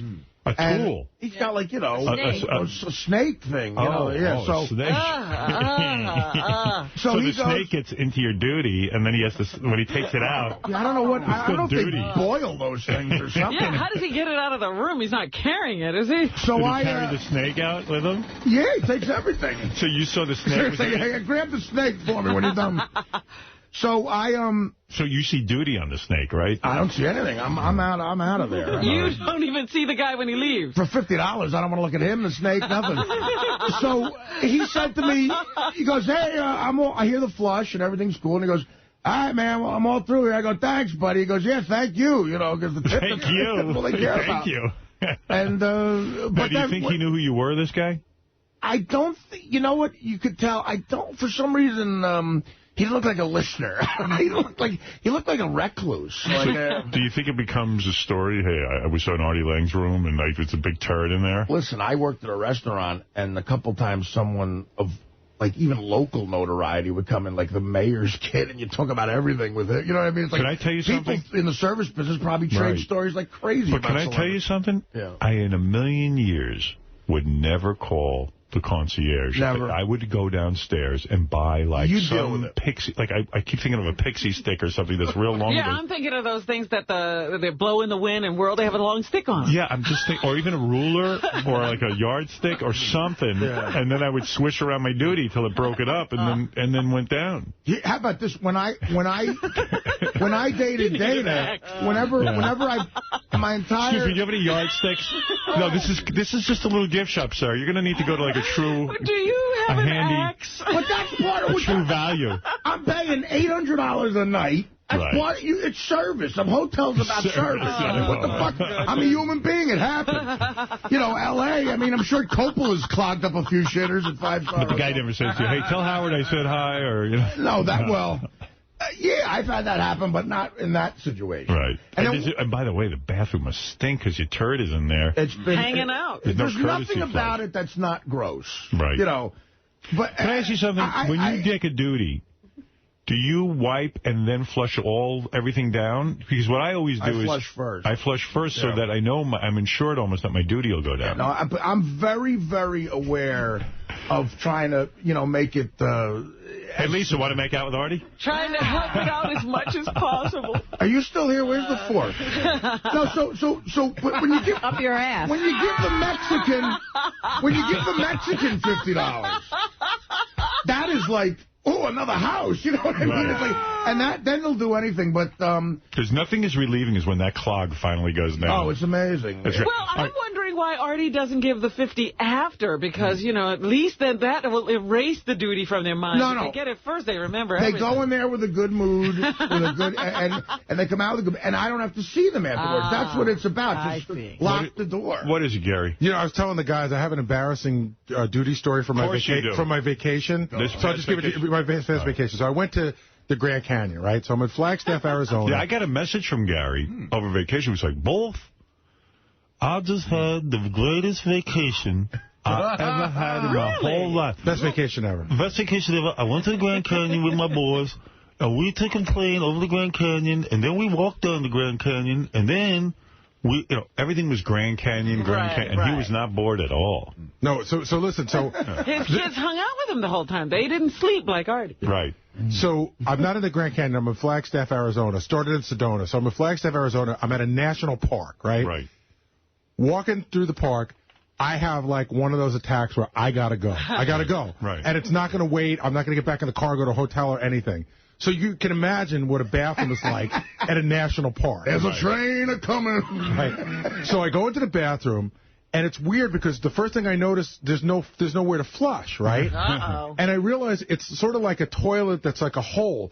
So I start to put down paper, but every time I put the paper in, it gets sucked in. There's some sort of air. Yeah. You know what I mean? It's like blows off the seat. No, it doesn't. It blows into this. It blows in because there's air, some sort of air. Sucking in. Oh, how gross. So now I can't fuck around with this anymore because I got to go. Yeah. So now I have to make that decision. You know what I hate? Like when you pull your pants down and you've carefully lined the toilet paper on the seat. And it flushes. And the wind from your pants coming down knocks over all the papers. What happens now a lot of the time is... it's not even on the seat. I feel like an idiot. And you're like a papier-mâché artist or something trying to figure out the... No, what happens a lot now, Howard, is they have those automatic flushers, so sometimes you line the whole seat, and then all of a sudden the toilet flushes and it sucks it all in. Right. Yeah. So now I have to make the decision. I have to go. Right. And I can't get paper down, and I have to make the decision, like, I'm not sitting on this toilet at a national park. Right, you squat. So I hover. Right. Well, I badly misjudged. Oh, no. You shit on the actual... Where'd you shit? You get on? The floor or the seat? All over the seat. All over the seat. Like, I'm telling Howard, you're that guy who does that? None of it even hit the toilet. I've got to toilets where I see that and I go, how does that happen? How do you miss? I agree. I went, how do you miss? Because I'm hovering and I thought I was right over the hole, but I wasn't. Wolf, I miscalculated. But I have to say... badly. I always wondered how that happened, and people just leave it. Yeah. So now... it's you're trying to clean? Right. So now I take the toilet paper, and I'm now making a toilet paper glove. Like a mitt. Like a mitt. And I pushed it in, and then I cleaned it up as best I could. You know, my favorite toilet paper company is Rawlings. How do you misjudge, though? I swear to God, if you've ever, like, hovered over... You should have left a 50 on top. You know, honestly, after 7 years on this show, probably the most disgusting shit story I have is... I might have said this once, but when I was in L.A. County Jail, I didn't have to shower with everybody because I had my own cell, but... For the first, congratulations. For the first 6 hours, I was handcuffed to this kid, and I had a shit, so I went into it's a row of toilets. And I was sitting on a toilet next to like a 250-pound Hispanic guy with tattoos, and my knee was hitting his knee. As he shit, I felt like the shit going through his body. You know what I mean? I was like, oh, what is that? We should handcuff Lisa to you while you shit. Oh, no, thank you. What do you think, Lisa? Lisa, tell me what's going on in Howard 100 Days. You are not going to believe what is happening outside in Sirius Radioland. A shocking Page 69 story reveals it's not just terrestrial radio listeners who are missing out on the Howard Stern Show. Jason and Will report that every morning in the halls of Sirius, music programmers enjoy listening to your show. They love listening at their desks until now. Why? A Sirius executive has allegedly put the kibosh on Sirius music programmers listening to the Stern Show at their desks. Why? Many upset Sirius staffers were told it would be frowned upon to listen to any channel but their own while they're at work. Wow. Wow. How do you feel about that? I think Sirius might be right. If their job is to be monitoring their own stations, if and it's affecting their job. Yeah, making sure that the music is good on those channels. If the job is listening to the station, they should be listening to their station. Yeah, if they're listening to me, they're not doing their job. I agree with Sirius. Go ahead. Okay. I'm sure that shocks you, but I think I do agree. No, but I feel badly for them. They love the show. Lisa was trying to get you mad. They replay all day. They replay all day. All right, I tracked down Paula Gloria from the Public Access show, Farther Down the Rabbit Hole. You know, the woman that Richard Christie always punks? Yes. As Rusty Rivers. Well, Paula was very surprised. We called and said it took her months to realize it was the Stern Show pranking her. Only after she posted clips on YouTube did she realize that she was being punked by the Stern Show. It's not punked. Mantra and yantra creates tantra. Yeah, don't say punk. That's an Ashton Kutcher invention. It was. Same thing. No, it's like it gives me goose chills. Pranked. Yeah, pranked. He's right. Why is he right? What's the difference? Because when you buy into punk, you buy into that whole Ashton Kutcher culture. Ashton Kutcher made up a word. We're not going with it. We're not going with it. We're not making him cool. Yeah, exactly. I'm not making him cool. No, I don't want someone's going to tell him, hey, they even love you on a Stern show. Stop it. Well, anyway, Paula says the producers at the Public Access Network were afraid of live phone calls, and she wanted to show them that she shouldn't be afraid. Don't Ashton Kutcher up the coolest show ever, Lisa, right? And where's my fork? I heard we're going to get Paula to come in on the show, and then maybe I'm going to offer an hour on the air so we can all punk her. Yeah. It's prank. That's right. All right, so I spoke some to the kind words, some weird calls, some cranky calls. Somebody make cranky calls. some cranky Yankee calls. Tantra plus yantra equals mantra. Yeah. You know, Rusty, I'm so glad you called today. Rusty, can you hold on? No, Rusty. Don't apologize, Rusty. Give me one of those. I'll play one now. Gary, give me one. Do you know she recorded my phone call calling me back? Really? And she put it up on YouTube? Oh. What does she look like, do you know? Not that bad. She's 56 years old. Oh, she's that old? She's that old? That old. No, I'm serious. Is she? I thought she was a young woman. No. She's a hippie, probably. And she she's a went through hippie. a bad divorce. She made millions of dollars in business and then lost it all. She told me her whole life story. Rusty, listen. Today is our last show. No, Paula, please, I miss you. I'm so sorry. Now, Rusty. Yes. Sorry. GP1 and Brown. And Brown. GP1. Brown, get down. Let's see. GP1. And so now we come to the last show of the live call-in. We've done this for 3 seasons, and it's a bittersweet moment because I have many fond memories of all my callers, both the ones that took the concepts to really exalted levels, and those that were just sort of being a little bit rascally and having a good time with the whole idea. And now it's time to step back and, you know, relax a little, take a break, because obviously this office was a little too much. But I do want to say that mantra and yantra creates tantra. So again, as regards to the lively call-ins that oftentimes would end with sexual innuendos. Oh, let's see if we have a call. Hello, caller, can you hear me? Hello. Yes. Hi. Any How comments? are you? How are you? You know, Time Magazine last year had a whole article that said gay teens, generally, homosexuality isn't a big thing. Okay. Can we deal with that later? Thanks for calling. Why not deal with it now? I have another caller. Hello, caller. Can you hear me? Hi, Paula. It's Rusty. Great, Rusty. I'm going to miss you. I'm going to miss you, too. When I go in morning edition. How am I going to talk to you now? I don't know are you on the internet, Rusty? Okay, because... Paula, I love you. Okay, thanks a lot, Rusty, and stay in touch, okay? I'm so sad, though, that your show's leaving. I feel like I've been anally it's not leaving. I'm going big time. I'm getting a daily show, so watch me in the morning. I'm so proud of you. Thanks, Rusty. Okay. I feel like I've been anally raped. She sounds just like that, just when she's talking normally during the interview. What is this show that she has daily? I mean, it's another one of these free public... Well, where you pay to be on public access? I'm sorry, is she being paid? What is her new show? Yeah. Well, it's pre-taped because they can't go live anymore because of the phone calls. I think it's called Further Down the Rabbit Hole. I know she has a website. Yeah, but in other words, on those public access channels, don't you pay to get on them? Yeah, I think so. So when she says she's being given a daily show, it means she's paying for a daily show. Yeah. Ay vey. That's a hell that I can't imagine. For the last few weeks, I had some extraordinarily lively calls. Some would call crank calls. So let's say cranky calls. Here's a call. Let's see. Hello, caller. Can you hear me?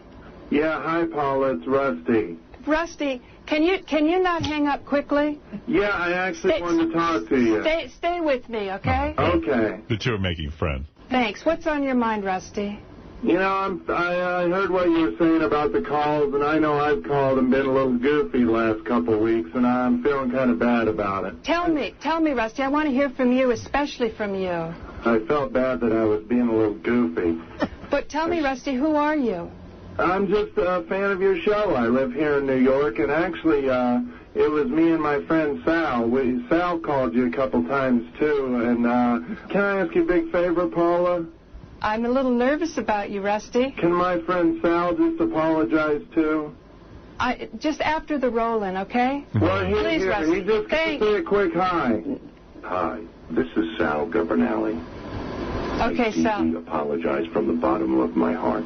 Sal, I don't want you to apologize from the bottom of your heart because you shouldn't have to say you're sorry.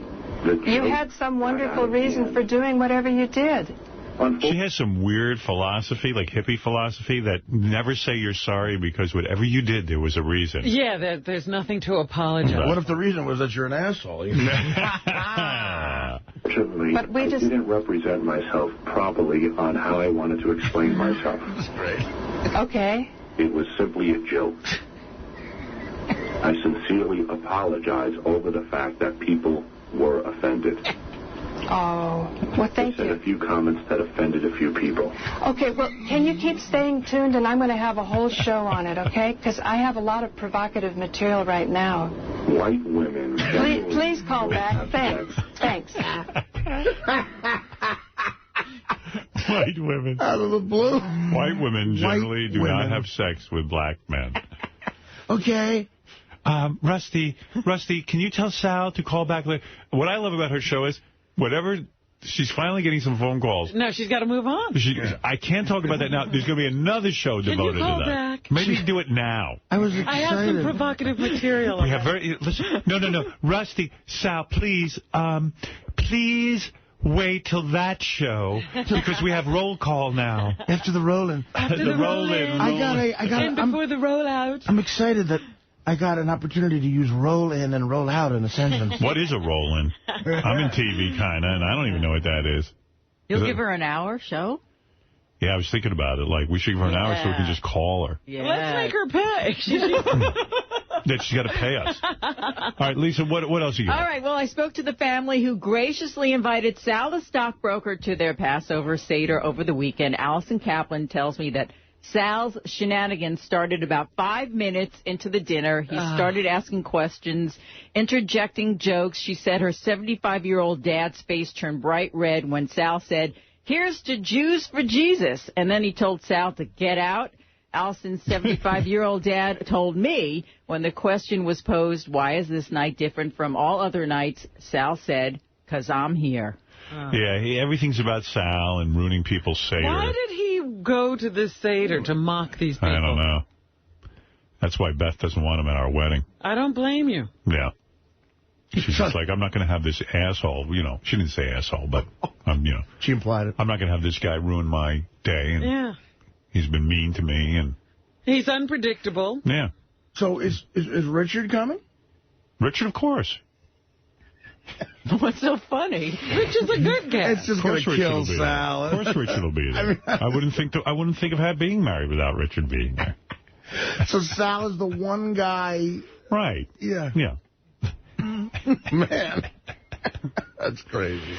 Lisa, anything else?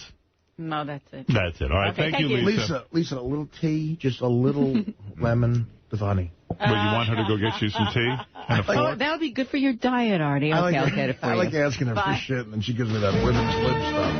Yeah. Lisa's not the girl you marry if you want service. If you want sassiness. Maybe I'll get married a third time just so I can have a wedding for Sal. Would you let Sal watch it on closed-circuit TV? Hey, you know who's here, and I hear it's really sad? Who? Mark Harris. Why? No, don't even say it. It's sad. What's sad? Mark Harris, if you remember, is the guy who married Martha Ray, the gay dude who married Martha Ray. Some people thought he was cleaning her out of her money. I thought it was true love, so what do I know? But You're naive. Really, you see, I thought he was cleaning out of her money. He's had 2 heart attacks since he's been here, and now he's like an old queen that kind of lost his. You know how he was his always zest for life? Yeah. His joie de vie. Yeah, you know how he always came in and he had different things going? He was singing, and he always had the clothing and now he let plastic surgery. He's not buying nice clothes. He got heavy. He let his hair go all gray. Couture? Look. See? It's not the same guy anymore. Oh, Mark, you look like a regular... he let himself go. You look like a straight guy, like a slob like me. You were always like... Oh, don't get crazy. I know, I mean... Well, not exactly. How are you? I'm just fine. Behave. How are you? I'm doing well. Good to see you, Mark. How are you? Mark, you got heavy. You look like a Jet fan. What happened? You had 2 heart attacks? Yeah. I have a valve problem now. They put a stent in one of my arteries. Oh. So I was in the hospital last week, and May 1, when my cardiologist is back, we're going to discuss what to do with the valve. See, Mark, this is sad, and I'll tell you why. It's genetic. I'll tell you why it's sad. You were always the gay Blade who came in here with different, show business ideas, and you were we still have the ideas. From my hospital bed, I'm writing ideas. Full of energy. You always kept yourself nice and thin. You were traveling all the time. Dyed your hair so your hair didn't, you had a whole look going. The plastic surgery, everything. Yeah. Everything. And I still masturbate. I mean, let's not get crazy. So you haven't had sex Thank God. I heard you haven't even had gay sex in 3 years. Oh. No. Yeah. You no masturbate, young loves? No new loves. I think it's over. And I have a feeling you went through all the Martha Raye money. Because didn't you sell your house and move in with your daughter? Yes. Yeah. So is there anything left? Yes, I'm Grandpa Mark. No, but is there anything beautiful grandchildren? Is there any what was the original? What were you worth after Martha Raye died and you inherited her estate? Right. What were you worth, and now what are you worth? I threw all the money into the house, so my house went as high as $3 million. Right. But that's all inflated. If they would put it on the market, they wouldn't even get $1.5 million right now. So your house is for sale? No. No, you sold it. Yeah. You sold the house. Mm-hmm. So... Did you keep that money? Well, I lost a lot of it in Washington Mutual. Oh, geez. See, I have a feeling he's broke. Yeah. Are you broke? No. Broke? Yeah. Down and out? No. Do you have $100,000 in the bank? You do. Mm-hmm. About that? Yeah, exactly that. You're kidding. No, I'm serious. You used to have millions. On paper. What were all the businesses? Remember you come in here with the clothing line and the furs and the this and the that? Yeah, I had fun doing that. You know what happened to Mark? What? I think one thing I know about Mark, he's got a good heart. He's very generous. Wonderful, yeah. Like when Gary had his kids, like Mark would come and just give him a couple $100, and just give people money. He's very generous. And I'm sure when Martha Raye died, he had a couple of million. And I think he just threw parties. Parties. Well, I threw the parties, yes. But the millions I did, I built the house. Right. I mean, the time I built the house there, the average house was maybe $500,000. So did you invest too much money in the house in retrospect? In retrospect, for that neighborhood, you shouldn't have put that much money into the house. Right. I heard in L.A. right now, it's the worst. It's very bad. Real estate out of anywhere in the country. L.A. L.A. for some reason. I thought it was like the place to. You can get a house for a song there. Right. Now you can get mansions. Isn't that true, Mark? Yeah, right? It's very true. Somebody was telling me that. I don't know why that is, but in L.A. I said my house, they wouldn't get $1.5 million now. But you sold at the right time? Almost. Yeah. This is very sad. Yeah, it is. I feel bad for you, you man. never were sad when Mark came in. Oh, well, you shouldn't be sad. I'm not here for a handout. I mean, you had 2 heart attacks. You're probably on the way out, huh? Well, don't write me off. Did you almost die with these heart attacks? Yes. You did? Yeah. So now, no gay sex. Is this your final appearance, or is this your swan song? Are to you say getting goodbye? out of show business? No, I met this guy. Are you getting into show business? Harvey Stevens, the original Damien. Yeah, Mark still has enough. Damien. Mark still has enough energy to hook up into these crazy relationships that he's in, with business. Who's the original Damien? What is he talking about? You know the movie The Omen? Yes, I love that movie. Mark's running around with the kid. The little kid who played Damien. The first boy? Yeah, well, I'm not a pedophile, and he's not a little boy. And he's not gay. He wants to put Mark in a horror film. And I said, that's foolish. You're going to have such a big budget because I'm still good looking, and you're going to have to spend all that makeup on making me ugly. And I heard that now once this kid heard that Mark only has 100,000 left. He doesn't want to do the movie. He just drove out of here. He has another movie that he wants to put me in as a mayor in another. Ever since I met you, there's always some talk of you being in a movie or a play or a TV show. And somehow it never comes to fruition. You were part and parcel of that. What happened to the father and son thing? That what father? Radio show, remember? Yeah, the radio show. He auditioned for it at our old place. Yeah, what was that? I forget. Him and his son. Yeah, so, I mean, you don't ruin that, Mark. Can I be honest with you? Yes, please be honest. The kid who you had on there was like your son's friend. Remember that guy was... Oh, yes. You had a guy who was trying to be funny. Right, and right. It should be just you and your son. At K-Rock, he auditioned for it and did a radio show. Didn't work out. Mark was good. Yeah. And I don't know, there's like a third guy in there that wasn't working. Mark, is it sad to you that none of your show business ideas worked out in your entire life? I mean, we remember the Broadway show? No, it's reality. And you know what he's now hell-bent on? He wants his ex-wife, Martha Ray's... That's my focus. Life story. He wants Martha Ray's life story to be made into a movie. And I keep trying to tell him, I don't know who cares about it. Yeah, I mean, like, you'd have to tell people who Martha Ray who was. cares about Edith Piaf? And who even knows Edith Piaf? No one. And the actress. I didn't care about Edith Piaf. That movie made 10 cents. And well, I knew her repertoire well. Yes, but Martha Ray was a great woman, great performer. She was the only 7.5 decades in show business, 7 husbands. But I don't think it's the life of the 7 husbands. Right. And you would be one of the... Would you play yourself? No. Who would play you in the film? Do you ever get... Keanu Reeves. Keanu Reeves. Well, now, the way you look now, me. Yeah, he's about Artie the can age... play you. No, I don't think so. The way you look now, me, brother. No. How much do you weigh now? 240. 240? Yeah. Wow, you're heavy. Yeah, I'm diabetic. You're diabetic. Mm-hmm. Jeez, you are what, really Howard? falling apart. I don't understand what you say he only has 100,000. How wealthy do you think Mark was? Like, did you ever own a house outright and have, like, say, $2 million in the bank on top of that? Like, did you have that kind of scratch? I could have if I didn't turn the house into a mansion. Oh, yeah. If He's extravagant. Yeah. He doesn't know to save. If he would have saved his money, he'd have a couple of bucks in the bank. So you had all your money into this house, and at the peak, what was the house worth? $3 million. And did you have a mortgage on it? Yes. Well, how much? $1.5 million. Oh, all right. So you were at a net worth of about 1.5 for a while, right. And you were rolling on that. Right. Right. And that's who was going to Germany and buying douche das. No cash or stuff? Before that, I mean. Yeah, you know what it is? What? You lived an extravagant lifestyle, and you enjoyed yourself, but you now... live way beyond. I'm still enjoying myself. But how old are you now? 59. 59, and you might even have 10 good years left, but you won't have any money left, because you went through it all. Now you're relying on your daughter. No. To put you up. No, we built on to the house. It's a big house to begin with. And she's taking care of you? Well, she's my reason for moving back here. I see. Because when she came out, I was in a coma. You were in a coma? Yeah. A coma? Mm-hmm. This is all... I feel bad. He was really the he was guy the life most of the party. Full of life and... Bon vivant. Oh, now, my God. What do I always say to you, Robin? Nothing sadder than an old queen. I know. And now where is she? Where is she? Right there. Look in the mirror. Jeez. You're an old queen. No, I'm not an old queen. I don't even feel old. Oh, you're a queen. There's no debate. Royal, maybe.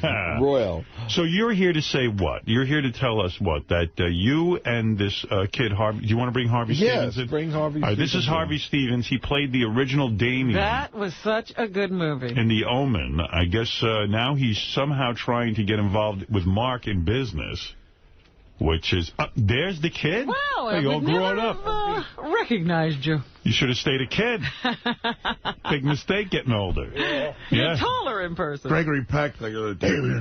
Now, Harvey, of all the actors in Hollywood, why are you banking your career on Mark Harris? He's such a big household name. I'm sorry, what was that? He's such a big household name, you know. Yes. Oh, you're British or like something? Mr. Yeah, Clean. I'm from London. You're from London. Yeah. And you met up with Mark Harris how? Well, it's actually not me that knows Mark. It's the writer for film. Was obviously talking to Mark about the whole Martha thing, was going to do something there. Yeah. And we went to Vegas, and then obviously knew he was coming to here. So you feel Mark is the secret to making your film big? Well, no, he's not the secret to making the film big, but, you know... I'm the added attraction. He's built for it. Look at him. What is he supposed to play? What would Mark play? Man Mountain Dean, according to this show. What is he going to play? Well, there's a couple of characters that he could play. You know, whatever one really takes his fancy. But I mean, he's not going to be a huge part. What do you have in mind? Are you the director of the film? No, we've just been to Vegas to talk to a director, sort out a little bit What of is the budget for this film? Is this a big budget flick? No. It's a small budget. I had a feeling it was. Yeah, well, they're all small horrors. They small start horror that way. What, have you made other movies? No, I sort of haven't been involved with anything to do with acting or the films at all. Now, why are you doing this now? Well, what happened was I went to a convention and I met this guy, Tadpole, and he's actually... Tadpole? That's his real name. Would you go into business with a guy named Tadpole? Well, it looks that way. Okay, good, all right. Yeah, and I've read some of his stuff, and some of his stuff was good. I mean, I've been sent loads of scripts. And you've been in the business, so you know a good script when you see one. Yeah, well... Yeah, if you can say that. Yeah. So what were you doing before this?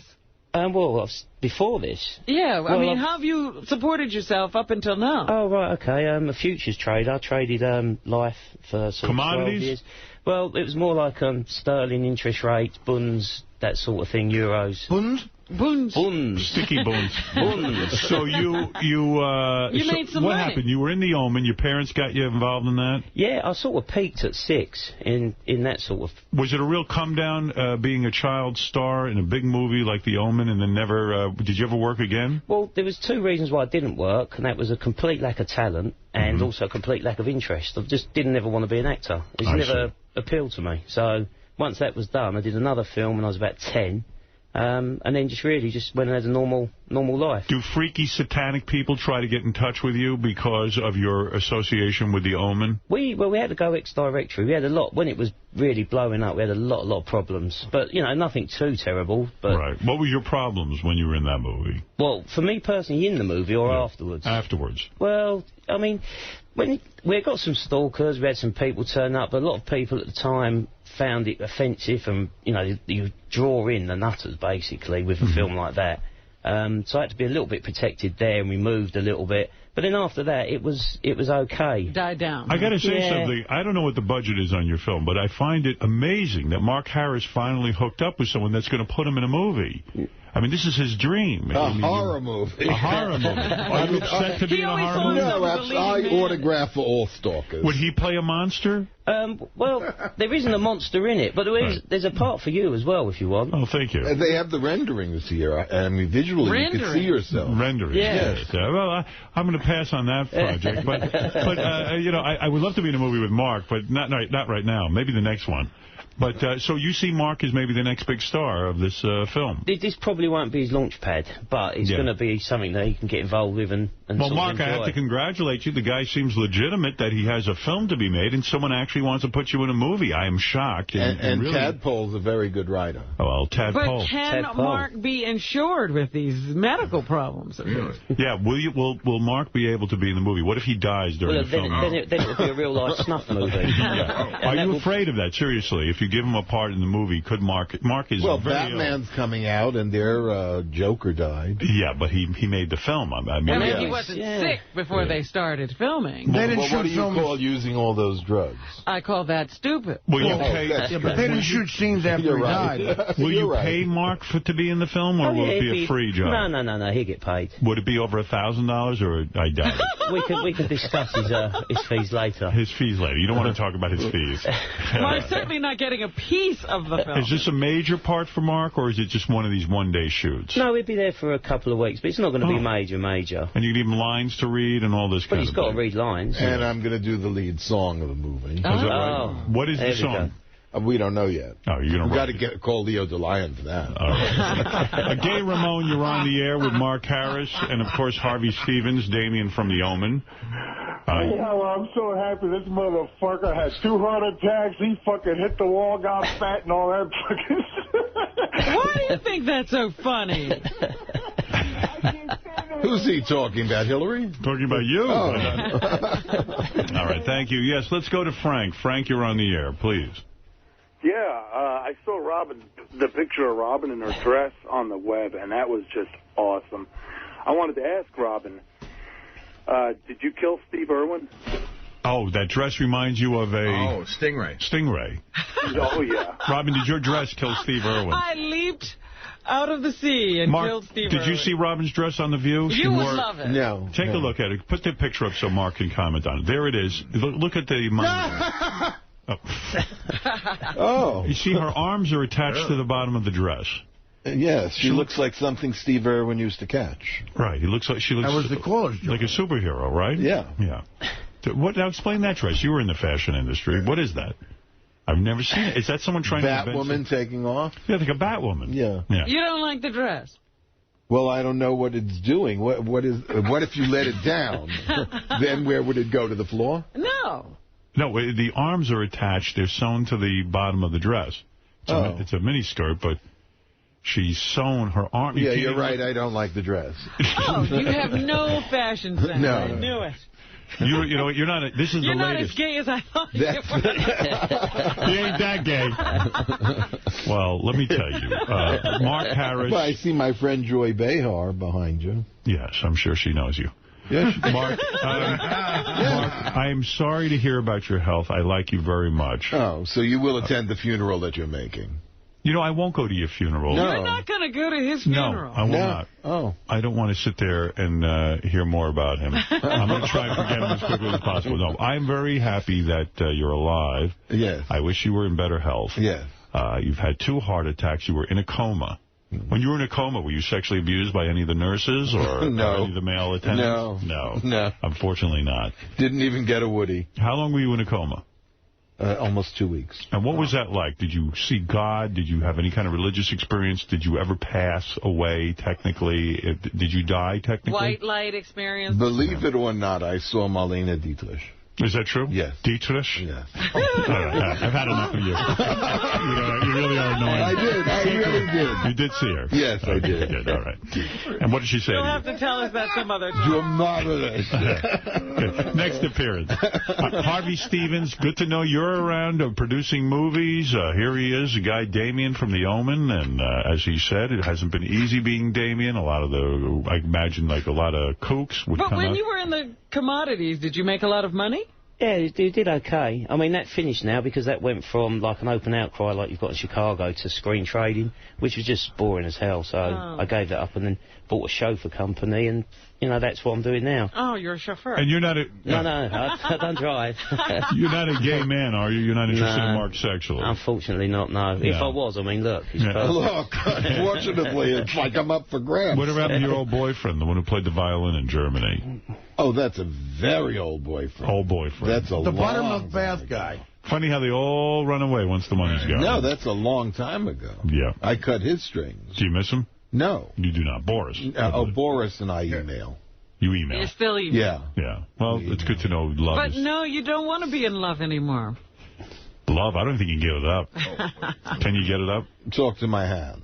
Mm-hmm. No thanks. I have enough time talking to you. All right, listen. Harvey Stevens, Damien from The Omen. Good luck with the film. What is the name of the film you're working on? It's Juggles. Juggles. And Mark Harris would play Juggles? Oh, no. Mark's going to be playing something different. Like I said, there's a couple of things. Can you give me the name of Mark's character? I mean, people are curious. Well, there's 2 things he can play. Waiter number 1. Have you decided what you're going to play, Mark? In the other movie, The Mayor. You're going to be a mayor. Mm-hmm. All right, so Mark Harris will be a mayor. That's a gay mayor. But that's not the one we're doing now. It's the one that sucks the blood out of everybody. Oh, you'll be a vampire. I could see that. All right. Check out Mark Harris at akamarkharris.com. You're still keeping the website going? Yes. And trying to get something going? Yes. Right. Well, I have my memoirs on Martha's life documented and with Harvey Weinstein and my Whoa. Now, you're mentioning Harvey Weinstein. With Harvey Weinstein. Yeah, some people would say I have a movie deal with Harvey Weinstein. You say you have memoirs documented. We're hoping he options it to develop. Oh, so he's got it. You sent it to him. I have 3 scripts I'm hoping he's optioning. You sent it to him registered mail is what you're saying. No, I think he's saying he sent him the web address and he's hoping Harvey Weinstein will read it. What do you mean? Well, you mentioned the name Harvey Weinstein. Yes. Let's slow down. What involvement do you have with Harvey Weinstein? Well, you might want to call Harvey Weinstein. What do you say? I sent him the written memoirs and the reason why the life story of Martha Ray should be done. Have you heard back from him? No. So you have the same relationship with Harvey Weinstein I do. I don't talk to him. In fact, you have more of a relationship. Yeah, I'm pretty sure you have more. You're telling me you're announcing that you sent your writings to Harvey Weinstein and you haven't heard from him. No, That's what my you're announcing. agent called him. Yes. And my agent's waiting for a call Yeah, back. but what's documented? All right, so you're announcing to us today, you put in the mail to Harvey Weinstein a document. That's what it is. Yeah. And your agent, your agent followed up by calling Harvey Weinstein, and Harvey Weinstein hasn't called him back yet. Not yet. That's what you're announcing. He's going through all the Harveys. He's working his way stuff from here. Look, if I was able... You realize the humor in that, don't you? No. You're saying Harvey Weinstein has documented when you say that, it sounds like you're involved with Harvey Weinstein, and it's impressive. But when we analyze it, all you've done is send something in the mail to Harvey Weinstein. You don't even know if he read it, and your agent can't even get a call back from him. And when you say your agent called him, he didn't talk to Harvey Weinstein. Right. No. Nothing you said. It's not the kind of thing you would announce on the radio as something happening in your career. Well, I mean, Harvey, am I right? I'm just going to plug away at this till it happens. He's just getting in touch with all the Harveys. Right. Harvey Peacock. Nothing you've said has an ounce of validity. Oh, it has validity. Well, it's honest. All right, listen, Mark, I wish you a lot of luck. Please stay in touch. It's been a long time. It's been a long time. Anyone who wants to read these memoirs, I guess, can... They are online? Yeah, markharris.com. A.K.A. A.K.A. Oh, right, A.K.A. markharris.com.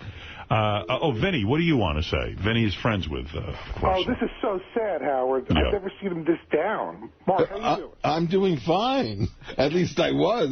Somebody should send a nurse to take my pulse to verify it. Vinny, you used to speak to Mark daily, didn't you? We've worked on many projects together. Right. He called me before the surgery to say goodbye, like before he went to the hospital. It was like, well, actually, I thought he was going to die. Why didn't you call me, Mark, to say goodbye? I'm a little insulted. Oh, you shouldn't be insulted. I think of you fondly. Thank you. That's why I thought of Marlene Dietrich. Marlene Dietrich. Well, you know the woman's name is Marlene Dietrich. Dietrich. Howard, remember the house? He had pictures of the American flag painted on. I wonder why he can't sell it. Yeah, Mark used to have a big American flag. Now, this is still wartime. Don't undermine things. Undermine things? How am I undermining things? Yeah, this gets back to the troops. Don't jinx it. You think the troops will get upset when they hear your flag is no longer flying? You remember his tribute to 9/11? He did give my regards to the World Trade Center to the tune of give my regards to Broadway.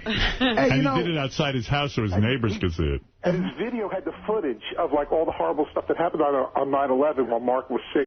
Are you, if Mark's up to it, I'd love to take him on my tour. I'm going to entertain the troops, Mark. Would you like to come? Yes. Really? Of course you would. Well, you would be honored. You got to get in shape, though. I have to lose weight, too, they told me, because it's 120 degrees over there, and we could pass out. Artie is going to entertain the troops. Okay. And he'll be doing that over the holidays. Right. And, which holidays? Christmas. Oh, yeah. If you're alive, maybe. Yes, I think it'll be at some point in the future this year. Can we hear some music? Can we hear some Mark Harris music like Gay Papa? Just something, Well, Vinny, go back to whatever it is you do. Program show. All right, Woodgie wants to say hi to Mark Harris. Yes, Woodgie. Get this fuckwad off the air. Oh, go back on the bowl. I don't give a fuck. I don't give a fuck what you think, bitch. Woodgie. Is that something real? Yeah. That's just a joke. This is Woodgie. He's a very famous actor. Yes, Woodgie. Go ahead. This morning, and it looked just like you. Oh, come on. What is he? He's Woodgie. He's Woodgie? Yeah. My ass would make a shit swirl on my face.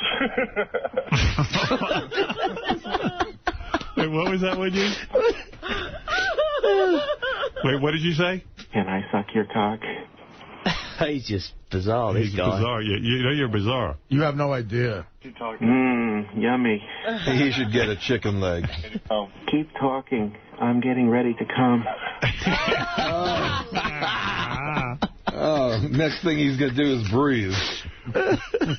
Oh, my. I love a hot load on my face. Oh, blow your nose. I want to suck the black cock. It was so big, I puked all over his balls. Obama doesn't need any more adversity. You sucked a black cock and it was so big you puked all over his balls? Wow, that's big. Yes.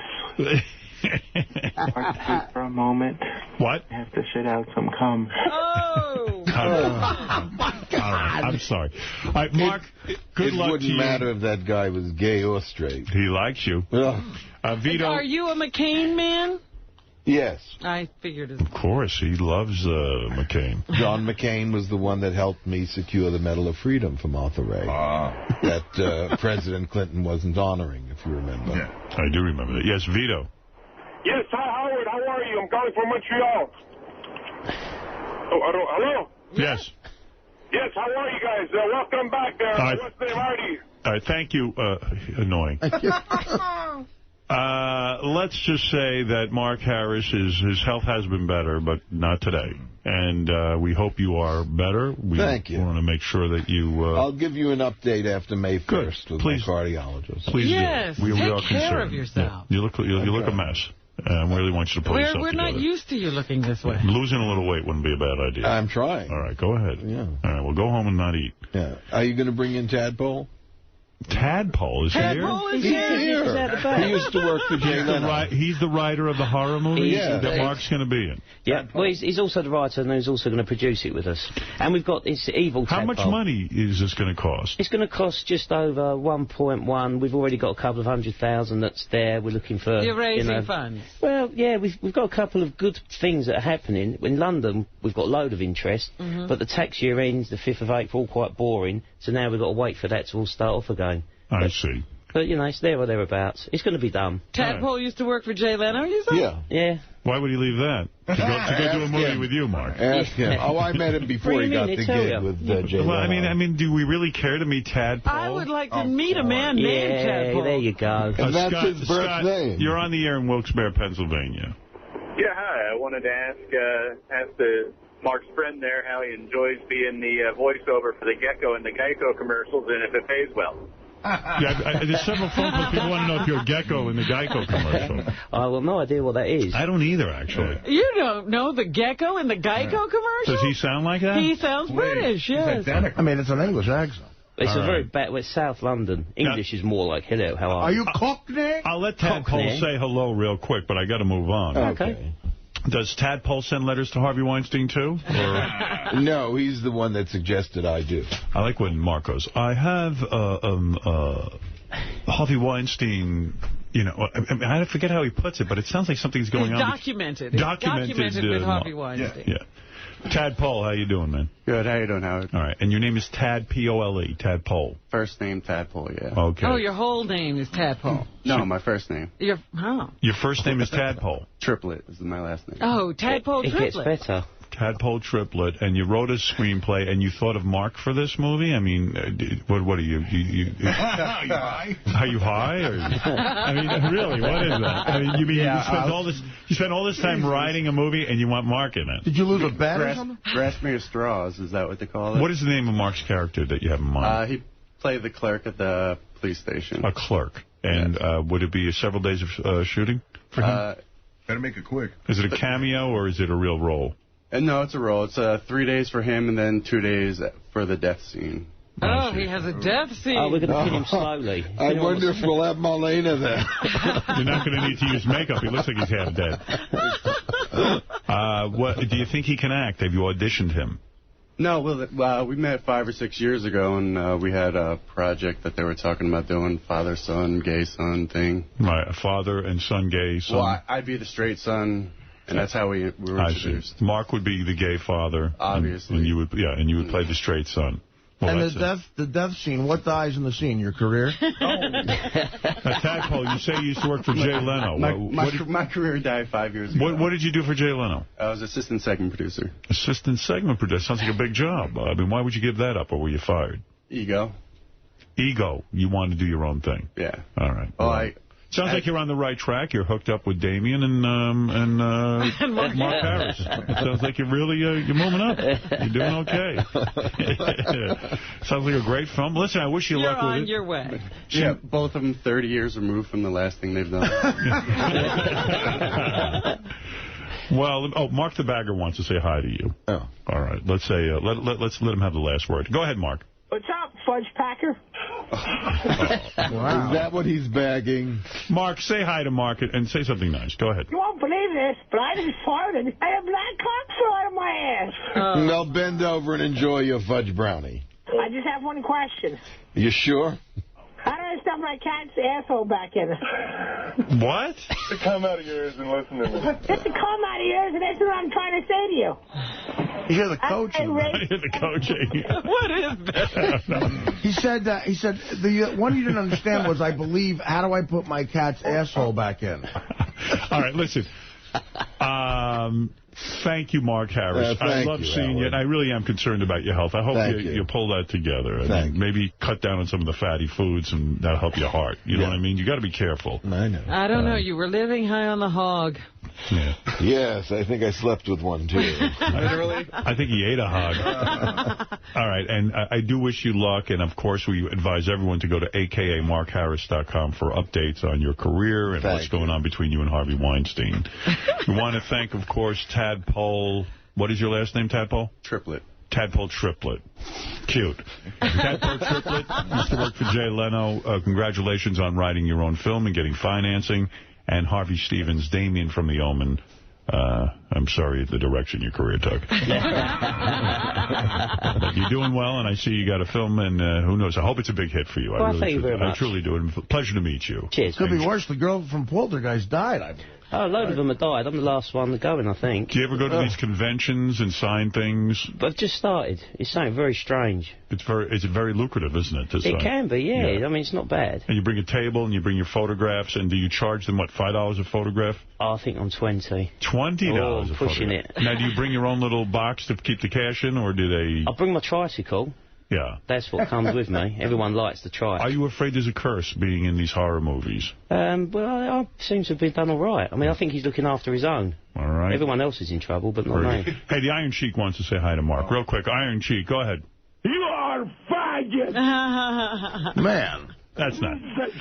Stop it. Tell him to get away from his mirror. Iron Sheik.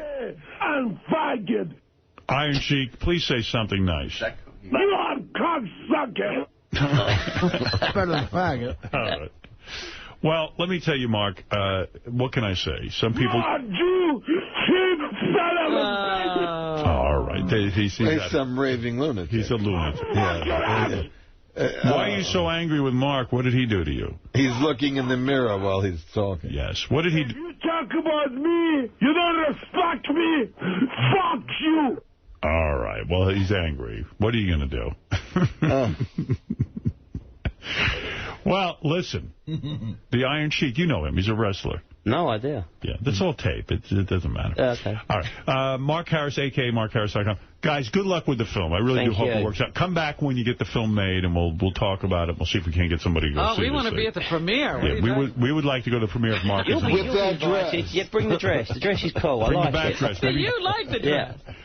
Well, yeah. Premiere at the Palms in Las Vegas. Can you work Robin's dress into the movie? We can give that a part as well. Okay. We'll be back right after these words. I was just thinking about how... I don't know. We were just talking about something now. I can't remember what it was. What the hell were we just talking about? Hot chicks on TV. Oh, yeah. That chick on 60 Minutes, the blonde. What's her story? Lohan, what's her name? Lara Logan. She was big during, she got big during 9/11. It's hard to take her seriously because like she'll do like really brave things, but she's got big titties and like she'll go to like hot countries with tank tops. And you talking about the British chick? Yeah, she's hot. You know who's the hottest news chick, though? I got to say, that chick on Fox. Her name's Megan. I don't know her last name. Megan the blonde. And now they have her on every day for hours. Like, every time I tune in... They won't let her go home? They're holding a hostage in that studio. Megan something. They know she's a ratings grabber. She's, like, so fucking hot. I wonder what her story is. Is she married? Is she single? Is she... I don't know who you're talking about. Megan, what's your last name? Anybody? Someone else has got to be noticing this. You can regularly jerk off to the chicks on Fox News. Does anybody know the name of the blonde? Her name's Megan. She always wears a short skirt. Her legs are crossed. She's got big tits. She's like the hottest chick I've ever seen, aside from my own Beth. Right, of course. Of course. She seems real smart, too. I mean, any of those chicks who can read news, I mean, they've got to have a proficiency, at least in English. Well, I mean, but that doesn't mean you're smart. They could be talking heads like these other guys. Yeah, but she seems to ad-lib and ask questions about the senators. You think everything's being fed to them? Everything's fed to them. You think she's a big empty head? Yeah. They put the mics in her tits. What do they... anybody know who I'm talking about? Megan... is it Megan... Yeah? There's a Megan Kendall and a Megan Kelly. They might be the same person. Maybe it's Megan Kelly. She's blonde and she's on every minute. Yeah, her name was changed to from divorce. Megan Kelly. Oh, she's single? Oh, my God. It looks like she got divorced recently. Wow. Let's see. She's 37. Oh, getting up there. Oh. Yeah. And now you're not she's a law school graduate, it says. Who cares? Oh, that's lame. I don't know if we're talking about the same chick. This chick don't look like 37. She's pretty hot. Super hot. Hey, Scott Weiland's on the phone. Oh, she just got married again. Oh. Yeah. Chick like that doesn't stay around long. Guys marry her. Hey, Scott, you still married? Yeah. What's that? You still married? Yeah, technically. Oh, you're not with your wife anymore? No, we are. Yeah, we are. We're still together. Yeah. Well, I can't believe that's still lasting, that marriage. Yeah, but, I mean, you got to figure, though, I mean, like, we've had a pretty turbulent relationship. Yeah, it's rocky. We're in love, then, my clothes get set on fire, and then... Did you hear about that? I think I remember that, A hotel room gets thrashed, and then we're in love, and then we're separated, and I'm living at the Oakwood Apartments, and so, but, hey, Scott, do you love drama? Is that what's going on? Do I love drama? I guess, to be honest, as I've gotten older, I really don't. Did I used to? Yeah, but Scott's wife. For you, though. But wait a second. Scott's wife, Scott Weiland of Stone Temple Pilots and Velvet Revolver, formerly. And guess who else is on the line right now? Who? I have Adrian from No Doubt on the line with me right now as well. Holy shit! Whoa! Yep. Hey, Adrian. That's why we're here in Chicago, because we're recording at Steve Albini's place. And hey, Adrian's got to be pissed off at Gwen Stefani. Yeah, huh? she left the band. Yeah, I mean, great. You put in all those years with her, and then she just splits. I don't think she left the band. I think they're actually I think those guys are actually making a record just that'll be good. Waiting for her to come and does she know? No, she's actually doing a No Doubt record, but I mean... Is she? Yeah, hey, Adrian, you used to bang Gwen, right? No, that wasn't me. No, it was. No, that was the bass player. Tony. Oh, it was Tony? Yeah. How do you say she was in bed, man? I think she's so fucking hot. Yeah, she is a pretty, very, very pretty lady. Scott, did you ever nail her? He didn't go that deep. No, she's actually, she's. Wait, Adrian, you just said he didn't get that deep in her? No, not in conversation to us about it. Oh, I thought you meant like his penis wasn't that big. Oh. No, I've seen that. That thing kind of rolls out like the red carpet. She's so hot, man. Hey, Scott, let me go through this for a second, though, just because you mentioned it. Your wife burned all your clothes up in a garbage pail, right? Yeah. And then she claimed she did it because she wasn't on her medication. Well, it's actually true. I mean, both of us have bipolar disorder, and what a wonderful couple. Yeah, I mean, it definitely has always made the sex interesting, but when we would drink together, it was kind of like, well, let's flip a coin. Heads, I'll probably get punched in the face. Tails, we're going to have great sex. Right? I like a woman of mystery. Scott Weiland, of course, as you know, originally the lead singer of Stone Temple Pilots, left Stone Temple Pilots to form a new band with Slash and some of the guys from Guns N' Roses to become Velvet Revolver. And now I guess they threw Scott out of the band, but now he's back with Stone Temple Pilots and they're going on tour. Do I have that right? No, not really, actually. What happened was we, because of some pre-tour drama that was going on, regarding some financial matters.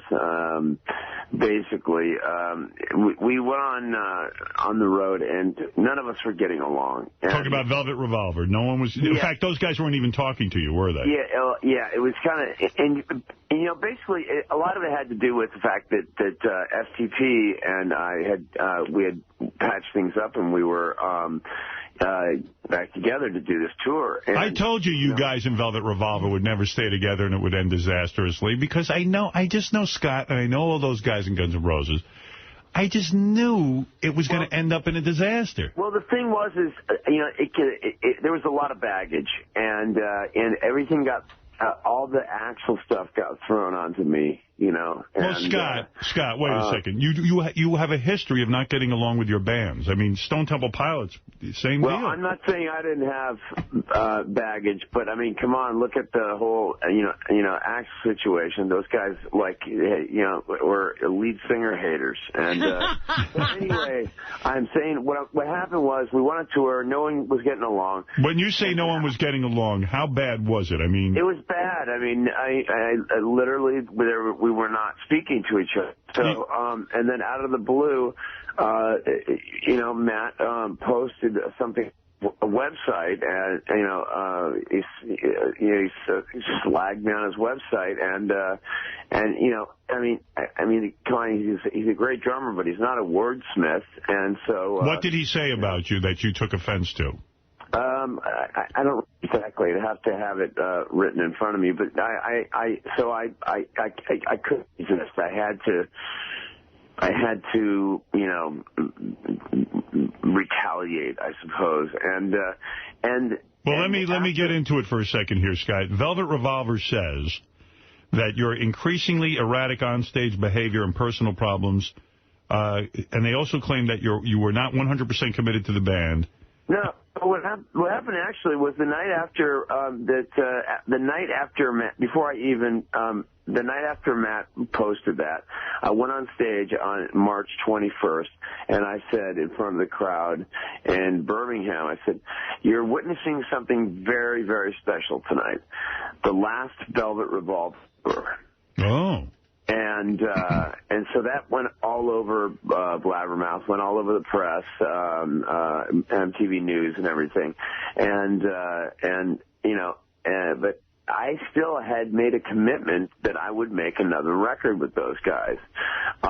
It was just because, you know, it's because of the Stone Temple Pilots thing. Those, you know, they just couldn't get over. But you know what? I wish them all the best. And they say they're going to go on without you and possibly they're going to try and get Chris Cornell to be a replacement for you. Well, do you know? I think that they're going to have to give some, you know, Mr. Davis and you know, see how he feels about those things. But to tell you the truth, I would love to see another Guns N' Roses record. You know, with the original Guns. Right, players. But you have even said bad things about Axl Rose. You called him all kinds of names, and you said that he was bloated and I don't know. Oh man, come on, it's rock and roll, man. You said here comes that fat Botox face wig wearing fuck. Wow. You know, he said, she said stuff, man. He said, you know, Matt kind of like stirred up the pot, and then you also called Axl an unoriginal, uncreative little mind. You called him a frightened little man. Unoriginal, possibly. Frightened, I don't know about that. But regardless, I think they made the best record of the 80s. It was, they did. In my mind, I think that record was it was like the Sex Pistols of that time. It was the Nevermind the Bollocks of that era. I'm glad you're back with Stone Temple Pilots. That one record. But I think they should get back together and that original band. That's what I think. What do you make of this? Because he's had trouble with his bands, and both the bands have trouble with lead singers. I don't know who's at fault here. It's these bands, Robin. They don't like lead singers. I'm with Scott on this. First of all, I am glad that Scott is back with the Stone Temple Pilots. Yeah. I believe that's really where he should be. I think that those guys do love you in Stone Temple Pilots. You've made great music with them. And the fact that you're going on tour again and making an album makes sense to me. Yeah, I mean, it is a tough thing with being the front man, the front person. Why is it so hard? You work, but it is a band. It's like Adrian's on the phone as well. It's like it is a band. Why is it so hard to be the front man? Because it's I don't know how it works with Adrian's band, but I write all the melodies and all the lyrics, okay? The band, they collaborate and write the songs. And with being the front person, comes the responsibility of having to do the interviews, having to, get up at either not sleep and get on and do interviews early in the morning, or get up after having a couple hours of sleep and do the interviews, which is all cool when you're in your 20s, but when you have kids, it becomes a little bit more tedious, but it's the career that you chose. When you go on but Scott, when you go on the road, do you bang other women, or are you faithful to your wife? I've never cheated on my wife. On Mary, who's the love of my life. How many times have you detoxed? Actually, someone told me 40 times. My first wife, I was unfaithful to, and I made amends to her. For that. Right, but you're faithful to this one, and is it tempting to have sex with all these girls who want to have sex with you? What's that? It must be very tempting to want to, go off with one of these girls who want to have sex with you. No. I've never had that problem with her, but as far as the detox thing, as far as walking into a detox facility and signing the papers, whether I stayed or bailed, it was around 40 times. How's it worked? Are you off everything now? I drink a little bit. You drink a little bit, but no heroin? Yeah. I've been off of heroin for 5 years. No kidding. Congratulations. Yeah. Well, 5 years. Is it the drinking that's getting you in trouble?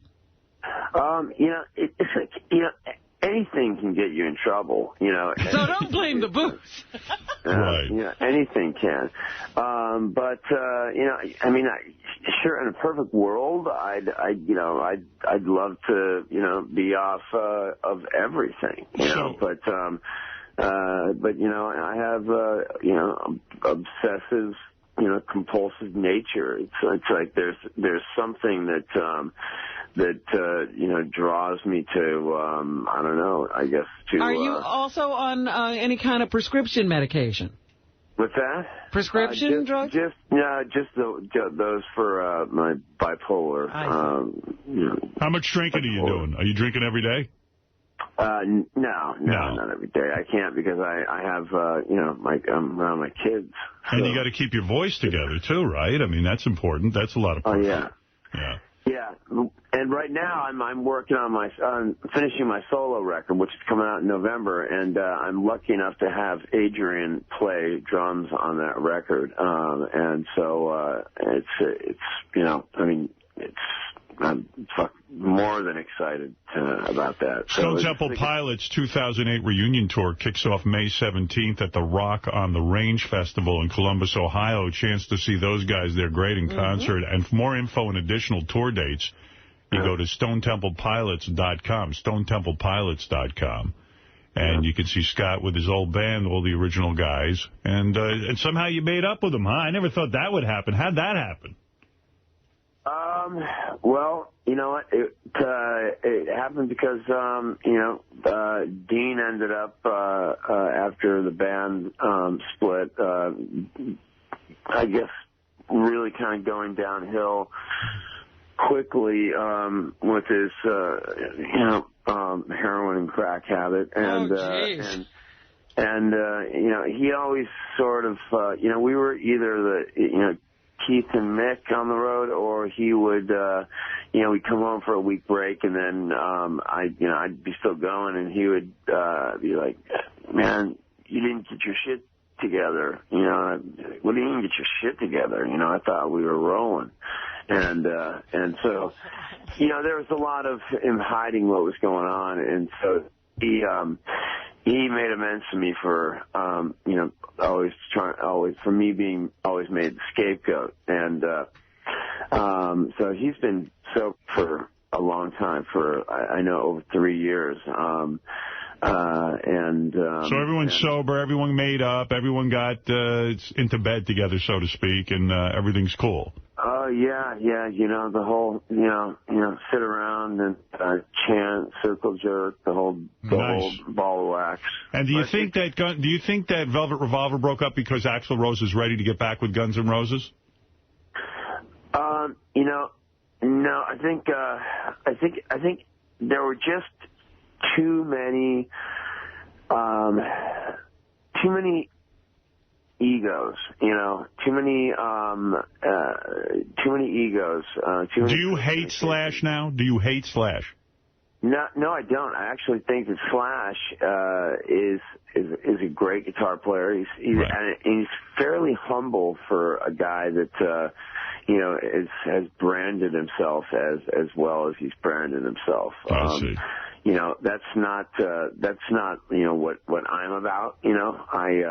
I don't do that many interviews. I'm kind of I kind of carry myself differently. But he's done things a certain way that have worked for him extremely well, and I do not hate him at all. And I think I could see us definitely being friends again. But not right now. Well, right now it's a tough time, and right now I'm focused on this on STP, and with STP it's almost like we've never left. The humor is it's the same. There's a levity in the room, when we're together. People who have been in bands together since basically their whole adult. So really, since they were teenagers, which we have. I mean, I was 19 when I was playing with Robert, and I know Adrian relates to this because it was the same way with No Doubt. I mean, you grow up knowing every secret. You know the person from a teenager to becoming a young So your man. real bros are Stone Temple Pilots. These are the guys you grew up with. Yeah. I hear you. They are. They know my faults, my strengths, and they've kind of seen me kind of go through everything. I think you're in the right place. I think you should be with Stone Temple Pilots. I'm excited about the tour. Stone Temple Pilots 2008 reunion tour kicks off May 17th at the Rock on the Range Festival in Columbus, Ohio. For more information and additional tour dates, you go to StoneTemplePilots.com. Hey, Scott, come by and see us, all right? And come in with those guys, and we'll, Yeah, play for us again. You'll play, we'll fuck around a little bit, okay? Definitely. And Adrian, nice speaking with you, sort of. I mean, we got a little taste of Adrian there. And good luck with the solo album and everything. Hey, thank you. All right, Scott, thanks. All right, bye-bye. Bye. All right, there you go. A little rock and roll news. I'm a big fan of those Stone Temple Pilots. I don't know what's going on there. Did Velvet Revolver, we were talking about this the other day, did Velvet Revolver have a definite big hit on the radio? Yes, they did. I don't recall them being big. There was one song that was a hit. Slither? Not for me. What for you? Can we try to find that? I'm dying to hear what it is. Yeah. If I recognize it. Let me put it into some perspective. I don't think Velvet Revolver... Revolver... Not as big as Stone Temple Pilots or Guns N' Roses. No. Velvet Revolver. I think Gary's right. That was the, and they won a Grammy. What is the name of the song? Slither. I'm looking for it.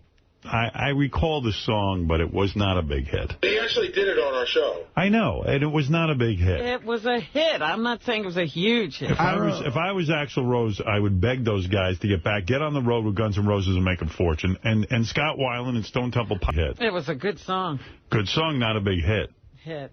Robin, stop it. It's not a big hit. You keep saying hit. You're just trying to create controversy. I'm not. Now, let me give you back to something here. President Bush's appearance on Deal or No Deal had no ratings impact. In fact, they had the lowest ratings. Was it announced that he was going to be on the show? No. How could it impact the ratings? But I'm just telling you that his appearance on Deal or No Deal did not, it produced lower ratings. People tuned out. Well, you know, they just said in the Gallup poll that he is the most unpopular president in the history of Gallup polling. CBS News, more unpopular than Jimmy Carter? That's what they're saying. Wow. That since they've been keeping polls. More unpopular than Jimmy Carter and more unpopular than Richard Nixon during his impeachment? Let me go look at... I just pulled the story because I was going to talk about it, so I don't have it right in front of me. But that's what they were saying, that since they've been keeping the polls, he's slipped. His popularity rating has slipped. How long is that, Robin? Do you know how long they've been keeping polls? 58 years. Oh, so... A lot of presidents. Bad news for CBS News beginning last week was several days of speculation about the future of anchorwoman Katie Couric. Then came word on Monday that the network would not get the opportunity to present a Democratic primary debate in North Carolina. You know about this? Yeah, she wanted to be one of the moderators of a debate. Yeah, Katie Couric really needed a debate. Now there's not going to be a debate, and she's all freaked out, and her ratings continue to slide. Hey, Howard. She attracted only 5.4 million viewers this week, where the other two guys get about 7 or 8 million viewers. Yeah, Gary. I found the article Rob was talking about. Bush is the most unpopular president in the history of the Gallup poll, which encompasses 70 years. 70 years? Just 28% of Americans approve of the job Bush is doing. Great success. 69% disapprove, the highest mark for any president ever recorded. You know, it's funny. I always talk to Scott DePace about this, but how could anyone approve of the job President Bush is doing? There's still 29%. Yeah, I guess that's him. He's one of the 29%. And that indicates a lot of people when you look at the number, I guess. But I remember, reading something about Nixon. He had such staunch, crazy supporters, Nixon, that it never got that low. Can I tell you something? But even as a kid your age back then, during the impeachment, you liked it? I liked Richard Nixon. At that age, even? Yes. Really? I did. I liked Henry Kissinger. I liked all the people. Did you have to be old to like Richard Nixon? So many, I have uncles whose politics have changed a lot since those days.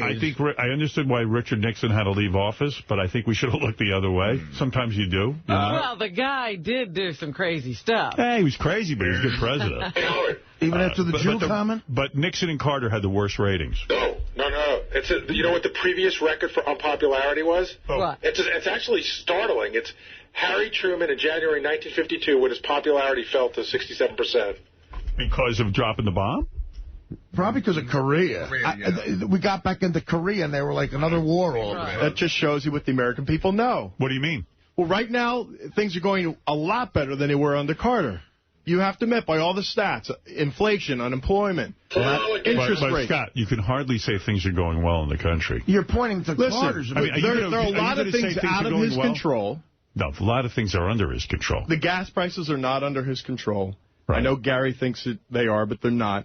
The war was something we had to do. It's unfortunate it happened under his watch. You know? Feel we had to go to Iraq? Yes. Okay. Yes, I do. And the average person sees that and just goes, Based on what we now know, you think we really had to go to Iraq? Why you can't look at it with a crystal ball, Howard. You've got to Don't you think we should have known to, we were lied to. You know that. A lot of the American public is upset because we were told that there were weapons of mass destruction for sure. We thought there was weapons. No, they told us they knew. I've had this argument 1,000 times. Let's go on. Yeah, no, and because you feel that way, now I have to go to Iraq, and I'll probably be killed mid-joke. Yeah, thank you. Baldy! Idiots. You're all idiots. He's a bald TV director. Baldy! Baldy! He's He's a ball TV director. He's another one of these chicken hawks. That's why I don't like him. He doesn't want to go to war. He doesn't want his kids to go to war. Is this the real Robin? War. Is this the real Robin talking? That seems like the real Robin. No, that's war. I love it. Chicken hawk. What do you want me to do? Walk over there and start fighting? Yes. If you believe in it so much. Come with me, Buster Balls. The guys who are having to do too long a tour of duty and are losing their minds. Learn a joke. That is so unfair, Robin. That's so unfair. Not unfair at all. I think, listen, we needed to go to war. Can I get you out of here? No. Tell Robin to shut up. I can't tell her that. Tell Robin to shut up. I'm a chicken, and you're a chicken hawk. I'll say, son. All right, let's get to the tipping discussion. Yeah.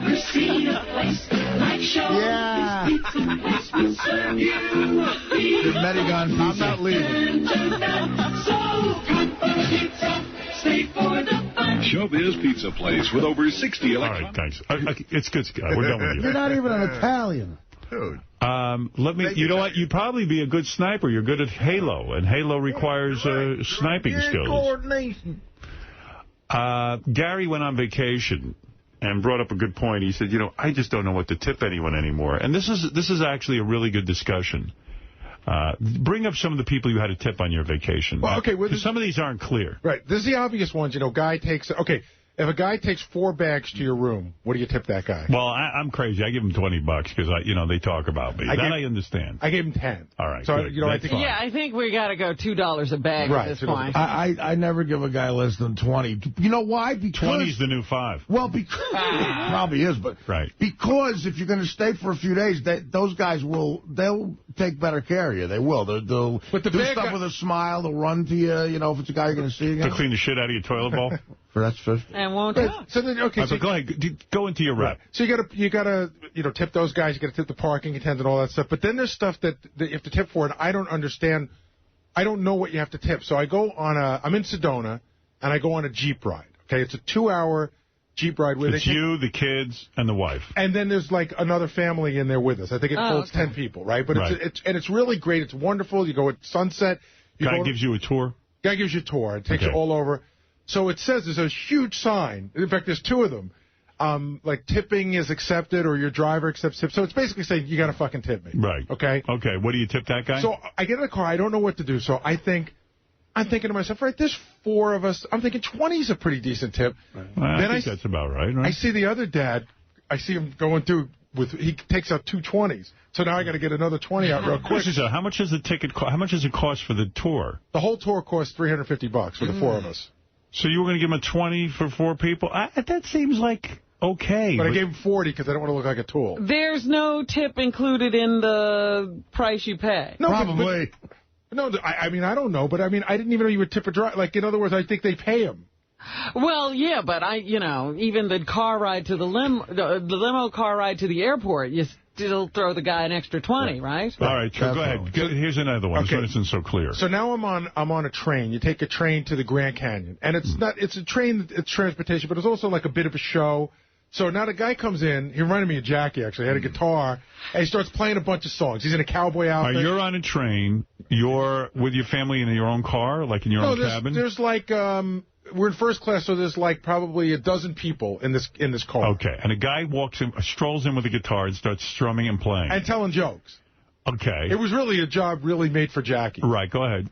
So he's playing, and he's like, and I can see he's got a vest on, and I can see in the vest there's money coming out of the vest. Like he lifts up the money, so you can see he's accepting tips. So now he finishes playing. Is he supposed to be doing this? Is he part of the train ride? It's part of the train ride, right? Like he works for the train ride. So now I see people start reaching into their pockets. So now God. I realize I got to reach because my kids paid attention to him. Oh, my God. So I gave him a 5. This was your greatest vacation ever? You gave him 5? I gave him a 5. That sounds right. And then a cowboy comes by on a train because they stopped the train to rob Wait a second. Do you mean to tell me you have to tip the fucking guy on the train? The entertainment on the train. But you don't have to. You're tipping the guy who robbed that she's really robbing you then. I once went on a vacation to a place where no tipping is allowed. If someone takes a tip, they get fined. Isn't that great? It was so liberating. It's included in the thing? Look, they get paid good? That's it. Right. It's included in the thing. And John Hein was telling me a story at his daughter's bat mitzvah. He went to the people ahead of time who arranged the whole bat mitzvah, and he said to them, look, I don't want any of my friends having to tip. I got to tell you, I've gone to bat mitzvahs. You don't tip at a bat mitzvah. Like, you know. And that's generous nowadays. John Hines said to them, I don't want any tipping going on. I'll pay you now as much as you want to tip your own guys. Right. But don't ask my guests for tips. Sure enough, the day the bat mitzvah goes, the parking lot guy has a big sign out, tipping allowed, has a jar, a tip jar. And then who else? The bathroom guy. And the bathroom guy was accepting tips at the bar mitzvah. And afterwards, John goes, what the fuck? I gave you guys money. It's almost like they go, oh, that was for the other bar mitzvah. They're supposed to tip. And he goes, oh, bullshit. Like, how many people are supposed to know that we're not tipping people? Yeah, that sign's not for you. Yeah, except the Hine party. So you're sitting, you know what this reminds me of? You're sitting on a train, and the train decides to provide some entertainment. It would almost be like going to a Broadway play and tipping the actors. Yeah. But I got to tell you, he's right. They got a cowboy robbing the train. He is. Yeah. And the cowboy comes on, and then you gave him $5? I gave him just a couple bucks because he took a picture with the kids. I just gave a couple bucks. Mr. Robber! Can I tell you how much the train ride was? Yeah. This is, again, it's transportation, but it's really only an hour ride. It's more about a scenic route and entertainment and everything. I think the train was one of the more expensive things I did. I think it was for the four of us, maybe just under $500. Oh my God. Do you say to Mary, like, hey, do I have to tip this guy? Do you discuss it with your wife or you just tip? No, I just tip. You just do it. You just got to do it. Then you really look like a chick. You got to ask your wife about tipping. Supposedly that turns a woman on, that you don't ask about tipping. I once read this article in one of these magazines, and they said, if you want to turn a chick on, never take her to dinner, and then all of a sudden say to her, hey, what do you think I should give for a tip? Yeah, never do that with a broad. You do that. Well, here's another thing. You're a fucking woman. Right, exactly. I would never do that. Now, tell me if I'm being a dick about this. But now I'm in a relationship 8 years. I always turn to Beth and go, what do you think I should give here? I got one more question for you. One more tipping question for you. It's always an insane amount of money. It's an issue. I'm staying at a hotel, and it's a pretty nice hotel, pretty high-end hotel. So ordering room service, or you're at the pool, even if the kids are at the pool and they want a lemonade, you write on a ticket. And I realized, like, the second day, that the tip's already included. Right. But you were still tipping? We were still tipping, so then I stopped doing that. But, I mean, if it's already an 18% tip. All right. You This is a good question, because right? I'm curious what Howard thinks about this, because I bet you the same way as me. Go ahead. I always tip more. The room service guy. Yeah, because I feel like, they probably still want, you know what I mean? I don't know. It's an 18% tip. Gary, you are 100% right. I'm not giving you shit about it. I think it's my illness. I tip just as much, even if it is an 18% tip, because I don't even believe that 18%. Yeah. Somehow I think they're getting fucked by the man or whatever. But you now realize you're paying 36%. That's horrible. You're right. That's crazy. I'm sure I'm paying about 80%. Right. All right, that's ridiculous. It is. It's but your average tip is 50 to 60. It's crazy. But I tell you what, and I'm going to be honest with you, I wouldn't tip those motherfucking actors on that train. I would have given them 10 cents. Yes, you would have. You'd have paid their whole salary that week. You would not have been able to get off that train watching other people tip, knowing that they're going to call in here and talk about you. I'm telling you, I would not tip a fucking cowboy who took a picture with my friend. I'll tell you what I was irritated. That's part of what I paid the $500 That's like paying Goofy at Disney World. Yeah, $500 is a lot of money, too, for that. I'll tell you what I got pissed about. On the way back, a different guitar player came and performed. Oh, jeez. And Jackson was watching 24 on his DVD player. Mary was reading a book, and Lucas had his iPod on. He was sleeping, and it really was almost like an annoyance. So I was sitting there for a while, and when I knew he was getting to the end, I just went to the bathroom. I just didn't want to deal with it. Listen to a family nowadays, the technology. iPod, watching 24. DVD. I mean, it's so different life now. We had, I'll tell you what, the greatest thing I was telling Howard, I rented a car from Hertz. Yeah. We had Sirius satellite in the car, and I had to drive. I know, it's great. Unbelievable, man. How long did you have to drive? I had one ride was almost 2 hours, and then the last ride was almost 3 hours. And then a bunch of driving in between, but I just had Sirius on the whole time. Yeah, I love it. That's so cool. It's life-changing, because if you're in the middle of nowhere, maybe there's one radio station, now you can just listen to anything. Right. What do you want, Ralphie? It's gotten disgusting because the people have their tip cups out everywhere you fucking go now. Starbucks, delis, pizza joints, anywhere you go where they're serving you, they expect to fucking tip now. Ralph's right. They make me feel bad for putting my change in my pocket. Yeah. I know, yeah. At Starbucks, I'm always amazed because they charge a lot of money for a coffee. They really do. It's not even good coffee. It tastes like it's burnt. And it takes 2 seconds for your barista to serve you. Tips to me are about how long has a person been dealing with you and what they had. You know, I mean, regular coffee, you hand them a credit card. Now it's a paperless society. And Starbucks, if you don't want a receipt, they just take your card. It takes a millisecond, and then you're done with them. And it's such bullshit, too. TIP stands for to ensure proper service, which means you get something prompt after. service. Prompt, whatever. I never knew that. TIPS is an acronym? Yeah. Oh, I didn't know that. I didn't know that either. I didn't know that. I just learned something. Let me ask Gary one more thing. Were you staying in a hotel where a concierge... Concierge? Concierge. No, you're right. Artie's right. This is a good one. Did they secure and arrange the train for you? No. I booked everything myself. They helped you. They were helpful. I said, give me a... we want to go on a hike, and he said, this is a really good one. He gave me a map. For that, they expect a tip, guaranteed. I didn't tip him. Yeah, good. Really? But I always tip the concierge. They say the Say it again, Marty. Concierge. I always say concierge. The concierge. You grew up in Jersey. It's all right. I mean, that's not a kid anymore. Don't demean Jersey. They say that you don't have to tip the concierge unless he has actually secured you tickets or made a restaurant. My point he didn't really get me anything. You asked him for one task, and in my experience, if it's one thing, you got to find that guy. You tip him, yeah. Sort of. But what does he do for a living? Well, no, but those guys do expect tips. They do. At the that is a surprise to me. I didn't know that. Really? Although the guys at our parking garage say Gary's a really shitty tipper. Really? That's true. I give him $2. That was from 2 years ago when I gave the guy $1, and that guy... Well, hold on. Listen to this. I'm at the parking garage, and apparently the parking attendants say that Gary Dell'Abate is what? Oh, man, so cheap. He's so cheap. Sometimes he pretend like he's so busy in the phone, he ignores us. Like he got a tip to the parking attendants. Good move. What does he usually end up tipping you? Maybe $1 at the most. $1? Yeah. And he drives a very nice car, right? Oh, brand new 2007 BMW. Why do you think he's so cheap? I have no idea. Oh, I don't know. It is a shitty tipper. Yeah, and the service is really great. We've been giving great service. So here's the deal. Is that the old place? No, that's the new. That's the place I'm in now. So I have to see that guy this afternoon around 2 o'clock. I tip the guys $2 now. And there was one time when I was on the phone. How much do they expect? And I only had a 20 on me, and I was on the phone probably with you. Yeah. And I wasn't going to start like Howard Horn. And a lot of times I'll say I get him tomorrow, and I really do. Right. Like I say I'll get you tomorrow, and I really do. I remember, and You're not going to give him a 20. Right. How much do these guys expect? I mean, tipping is... so $2. I had this at the last garage. If everybody gave him $2 every day. But everybody doesn't. No, but it's I give the guy $2 a day, and say we're talking about minimally 200 days a year.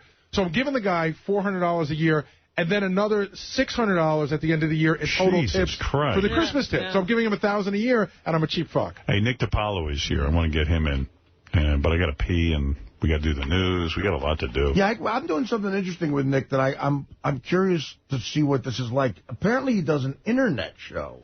Like, I'm going to Nick's house. You want to know? I mean, tomorrow night. That's a big waste of time. No, but he says it's a lot of fun. It might be fun, it'll be fun. You're hanging out with Nick. Yeah, but that's the show. We're going to eat like meatballs and talk to callers, and I mean, from his house. Yeah, but Art. Yeah. Who's listening to that? Nick says, he says quite a few people come. Let's bust his balls. He's plugged it, and he says people come and get Nick, come on in. Well, Artie, it's ridiculous. Hey, look, we're plugging it here. It's going to be You're talking to Nick. That's all you're doing.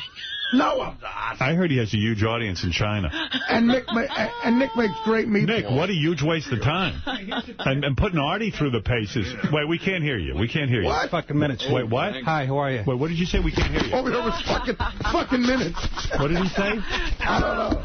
Wait, what did you say?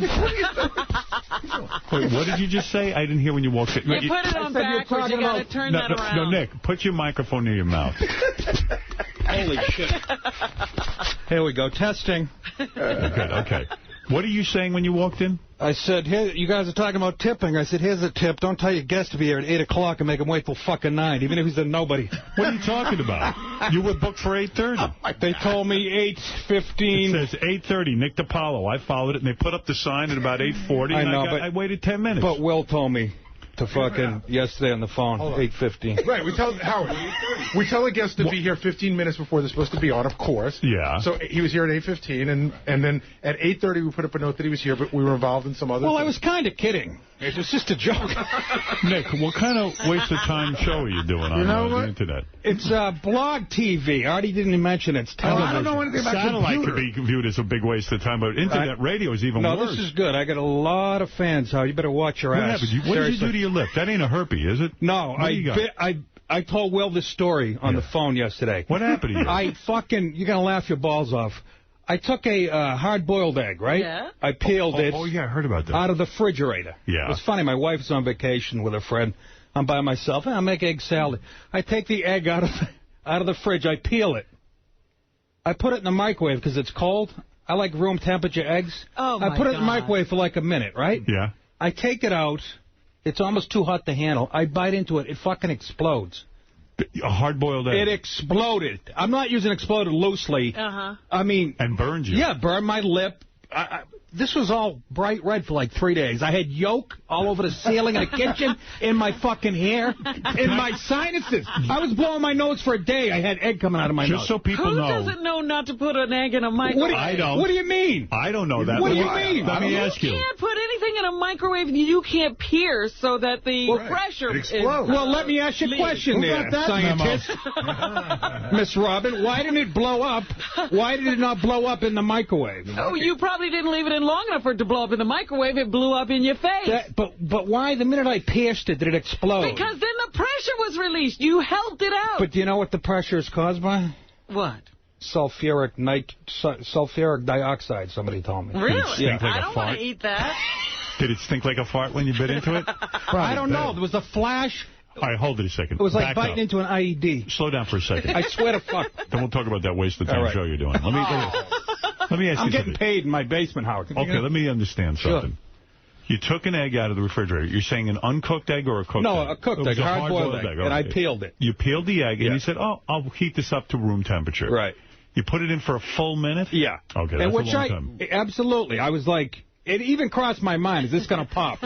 And then you bit into it, but what do you think exploded? Because it's already hard-boiled. This sulfuric, I asked this guy at a show I was doing last week, some like science guy, sulfur, that's why it smells like shit in egg, right? Yeah. Sulfuric dioxide builds up. It's an impermeable gas. I see. It's like biting a balloon, like Robin said. And when the thing burst, were you in tremendous pain? Yes. Scale of 1 to 10, what was the pain? About 6. Wow. I mean, the whole face was red for like... It stays there, so it stays there burning. Yeah, exactly. And I'm looking at your lip, you got like a big, huge herpy thing. It was a burn, and then I picked the scab, and now... Because it's embarrassing, because you think everyone thinks you have herpes. I don't give a shit, Howard. I'm married. Who gives a fuck, really? I like to spread this to every whore I slept with in high school. You're right. I don't give a shit. You don't worry about anything. It used to bother me. I'm like... So tell me, you're making Artie go to your internet show? Doesn't he do I'm going for the meatballs. He's going for the meatballs, which I'm not making. What happened? No? He's not cooking I'm after kidding, the Artie. I'll give you what incident. I owe you $5.50, by the way, from the basketball game. But Nick puts bets in through me. I said, my guy's going to pay off. You better pay Artie quickly. Trust me, he'll beat the shit out of you. I know. He's a longshoreman. He's got connections down at the... I'm two bad jokes away from being a longshoreman. Were you worried about Artie with his recent meltdown? Did you hear about when it happened, or did you get the word get to you? Are you aware of what happened? Oh, yes. Yeah, I know I got your resume when he by the way, I know the guy. I figured it out. You figured it out? I think I figured it out. I don't want to say. I'll show you off the air. I kind of thought I kind of triggered that whole mess. Because I was in L.A. with Artie, and I love fucking... You were laughing at the Bloomies comment. Yeah, wasn't it embarrassing when he said Bloomies? Yeah, but that wasn't the only reason. Teddy's a nice guy, but he couldn't fucking organize a lemonade stand. I know. He's a sweetheart, but really, I'll give you an example. I'm at the hotel, right? Oh, he calls me and says, we're going to send somebody by to pick you up to bring you to the Four Seasons. Okay? The floodgates are opening on Teddy. Yeah. So Nick's going to beat up Teddy. I wouldn't hit a girl with glasses. Listen. Teddy looks like that nerdy kid in the Verizon commercials. That's what he should be doing. He's a good kid. This is Teddy's weekend. This goes on constantly. So he says, we're going to send a car by to pick you up, bring you to the Four Seasons. I say, fine. Couple hours later, Levy calls my room, was staying in the same hotel as me, and says, Teddy's called me a couple hours ago and said that we have to get a cab to get over there. Now, how can that be fucking possible? Yeah, right. Now I'm going, is it Teddy an idiot? But Levy's fucking crazy, too. So does Levy's mental illness outweigh Teddy's scattered brain? I'm trying to weigh who the bigger idiot is. So the car never came for you? No, it did come. Actually, it did come. It did. You know, I had to yell at Bob. Bob, I'm telling you, man, he said that he was with his And then in fucking Detroit, I remember Teddy fucked up Nick's car at the airport, too, in Detroit. Yeah, Teddy wanted me to share a plane with Sal, who, you know, I was supposed to wait at the airport. He told me, oh, Sal's plane gets in right after yours. It's like an hour fucking wait. And plus, I his said, is late. okay, again. So I went like this. I got my own car and took off. You weren't going to sit around and wait for Sal. Exactly. This was the time where I said to Ted, again, he didn't see how he was wrong. He goes, well, you know, Sal was about to land. I said, Ted, listen, man, again, this is my tour. It's a reflection of me. The promoter, we sold 5,000 tickets at this theater, okay? I said the promoter would have blown us. I said, you're going to make one of the guys wait at the airport for the other guy's plane to land. Especially waiting for Sal. I mean, Nick's a little further along. So I said, Nick had every right to be mad. He gets in the town car. The town car guy goes, we're supposed to wait for another guy. And Nick's like, I don't know anything about that. And the town car guy leaves him. And Sal was mad at Nick. I said, Sal, you should be mad at Teddy. You mean to tell me, doesn't Sal realize when you get off a long plane flight, you just want to get to your hotel. You don't want to sit there for an hour. Again, though, not Sal's fault. I mean, Sal was mad, he said. Right, Sal was mad, but because Sal was told a different story. Okay. Sal was told by Teddy trying to cover his ass that the driver said, oh, fuck Sal, just leave. And I never said that. Right. The guy, I go, yeah, I know who he is. He says, do you know the Sal? I go, yeah, I know who he is. But I go, I'm not waiting an hour or whatever. And then the guy ratted me out. No, he goes, the guy denied he ever knew you, to Sal. He tells Sal I denied him like Judas. No, but Teddy... what is this internet show Artie's going to be doing It's tonight? Blog TV. Blog TV. Yeah, it is the future, Howard. I know you people laughed at satellite radio. When I didn't. I always said it was the future. Well, there you go. All right. Rogan's doing it. I think me, Rogan, and Tom Green are the only three in the country. Seth Rogen? Ow! I don't even know who that is.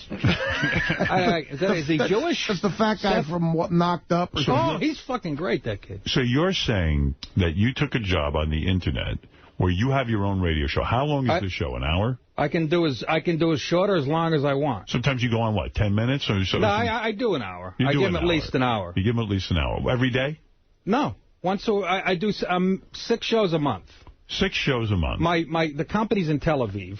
Wow, and they pay you and everything. They pay me, and they pay me, you know, decently. And Artie's going to go on there and eat meatballs with you. I don't know what we're going to do. Where? We were in the basement of your house? No, I moved it up to the kitchen. Oh, good. Let's blow up an egg. You're going to put Artie in the kitchen? Artie Lang's here, so we moved to the kitchen. And that's what's going on with you. You're doing that. Well, yeah I'm doing that. And I'm shopping around my animated show. You know, my... Who to? Harvey Weinstein? Harvey Weinstein called me last night, 3 in the morning. He said, hi, this is Hillary Clinton. Hey, Nick, how do you... See, I know nothing about computers. What do? You go to a website and you find us or something? You go to nickdip.com. Yeah. NickDip.com. Dip. NickDiPaolo.com. NickDip.com. I shorten it. My fans can't spell it about. NickDip.com. NickDip.com, and just click on the Blog TV link. Right. And if you have a webcam yourself, I can actually click on your name, and you can be part of the show as a co-host. Oh, boy. Your face will come up next to mine. You're kidding. What How much fun is that? I like that. I didn't know you can do that. You're saying I can be part of your show? Look, what time are you doing this? You have to do this. Come on, Howard. You're not going to be doing anything Thursday night. You and Beth will be sitting around. No, we're going to be at the Hamptons smoking weed with Jerry Seinfeld. Come on. What time is the show? What time are we doing this? We're doing it at 9 p.m., Artie. Oh, good, all right. Okay? All right. Well, listen, that sounds good. And, you know, listen, we got to compliment Nick on something. What? Nick DiPaolo is the guy who saved Gary from being bored in Las Vegas. And I heard a rumor Thank you so much. that Gary is going back to Las Vegas to open up the new strip club. What is it called? Rick's Cabaret. And he might be bored again, so we're hoping Nick will be there. Boy, did that story get blown out of proportion. What do you mean? Well, didn't Gary call you and say, I'm bored? He said, come on up. Artie's not going to get up for a few hours. So I go up to his room, and he's in a nice, you know, one of those nice hotel things with nothing under the bathrobe. His cock's hanging out. Was he really? Gary does that a lot. Oh, really? That one time in Vegas. Big fluffy robe. Hold on a second. Why don't we stop this? We spooned together and watched Sandra Bullock movie. Wait a second. What the fuck's the big deal? Gary answers the door in a robe? Have you ever seen Practical Magic? Terrific. Who are you, Hugh Hefner? First of all, Nick is joking.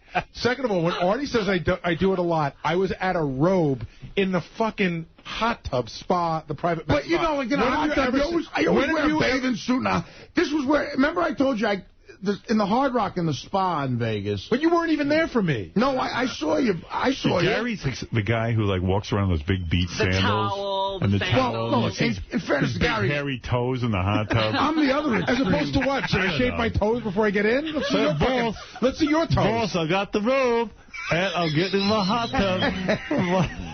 No, but I'm the other extreme because you went in a full jeans and T-shirt. One night in Vegas, I was still up at 9 a.m. and I had so much badness in me. So I had partied, I had drank pills. It was gross, and I said I'm just going to walk right from the club to the sauna and get into my clothes to sweat out the evil. But you think that's normal? Naked in the sauna. Well, I would never be naked. No. Why don't you get in your underwear? Because no, I usually do that. But this was, I wanted to sweat everything out. In your clothes. I was really afraid I was going to die. Like, but don't you feel bad in your clothes all wet? He thought he was going to die. No, but then I left my sweatpants somewhere. Artie thought he was going to die. I can't believe that. So this was the time when Dennis Rodman was, remember I told you this? Yeah, Dennis Rodman walks in nude and starts doing calisthenics. Or something. I'm fully clothed trying to sweat out booze and Vicodin and ecstasy and everything else. And I'm like 2 feet away from Dennis Rodman, who walks in, and it's me and another fat guy. Dennis Rodman starts pulling his dick like it's a rubber band or something. He's like trying to get it, like, adjust his back. You are so lucky, Artie. You get to see all the great shit. And didn't you say he bent over and had his whole asshole in your face? He started doing calisthenics, so he turns his back to me and the other fat guy, and me and the other guy, he looked like Tony Soprano, quite frankly. That's Dennis Rodman. We're going to each other, and we're looking out of the side of our eyes.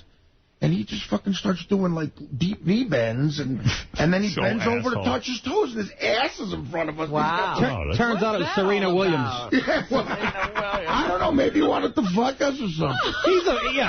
He flies both ways, that guy, right? He claims he does. I don't know. I don't know what he claims. It doesn't sound it. But, Howard, But it was weird. It was very weird. You know, I don't understand something, though. What? When you're sitting there in all your clothes in the steam room, aren't you self-conscious like, oh, my God, I'm wearing all my clothes in a steam room? Does the other fat guy say to you, hey, you're in your clothes? Do you realize you're dressed? No one said a word because they thought I was a crazy person. Right. Probably. I mean, that's insane. But I just wanted to get so... Yeah, my sneakers. Everything. Oh. And then when you get out, aren't you freezing because you're all wet? I walked to my room soaking wet. I took a hot shower, and then, I had a scotch and a Vicodin. Wow, very good. But can I just say, sure. I go at the Hard Rock, I go in there, I put a towel around me, right, with nothing underneath. I got my towel, Bull. I go to the sauna, and then I go and take a shower. Why would I wear a bathing suit to take a shower? You were wearing a bathing suit when I saw you were at a bathing suit in the hot tub, and it's like the towel, it was like a Rodney Dangerfield moment. Like, I kind of saw your shit there. But how could you if I had a bathing wraps suit the towel almost up to his titties because he wants to hide the belly. You get in a hot tub, a public hot tub, like, naked or everything? No. No, not at all. No, I wouldn't do that. Some people do, man. Nick, you're going to Iraq with Artie, huh? I thought it was Afghanistan. No, it's Iraq. It's Iraq. It's Afghanistan. Oh, it's Iraq. Jesus Christ. You're going to Greenland. You're going to Iraq. Are we? Really. Nick doesn't know where he's going. You don't even know where you're going. I don't give a shit. I'll explain it later. As long as it's not my basement. You couldn't have said that on Blog TV where no one would have heard it? Oh. Maybe you're going to Syria, from what I hear. I think they're going to, why not North Dakota? We're going I'm trying to, the flight plan is like, they're going to tell you left the country. You're going to Canada. I didn't want to tell you. Nick, so are you excited about this? You strike me as the kind of guy that don't want to go over to where there's danger. What the fuck does that mean? What, am I, a coward? No, you're smart. You stay out of danger.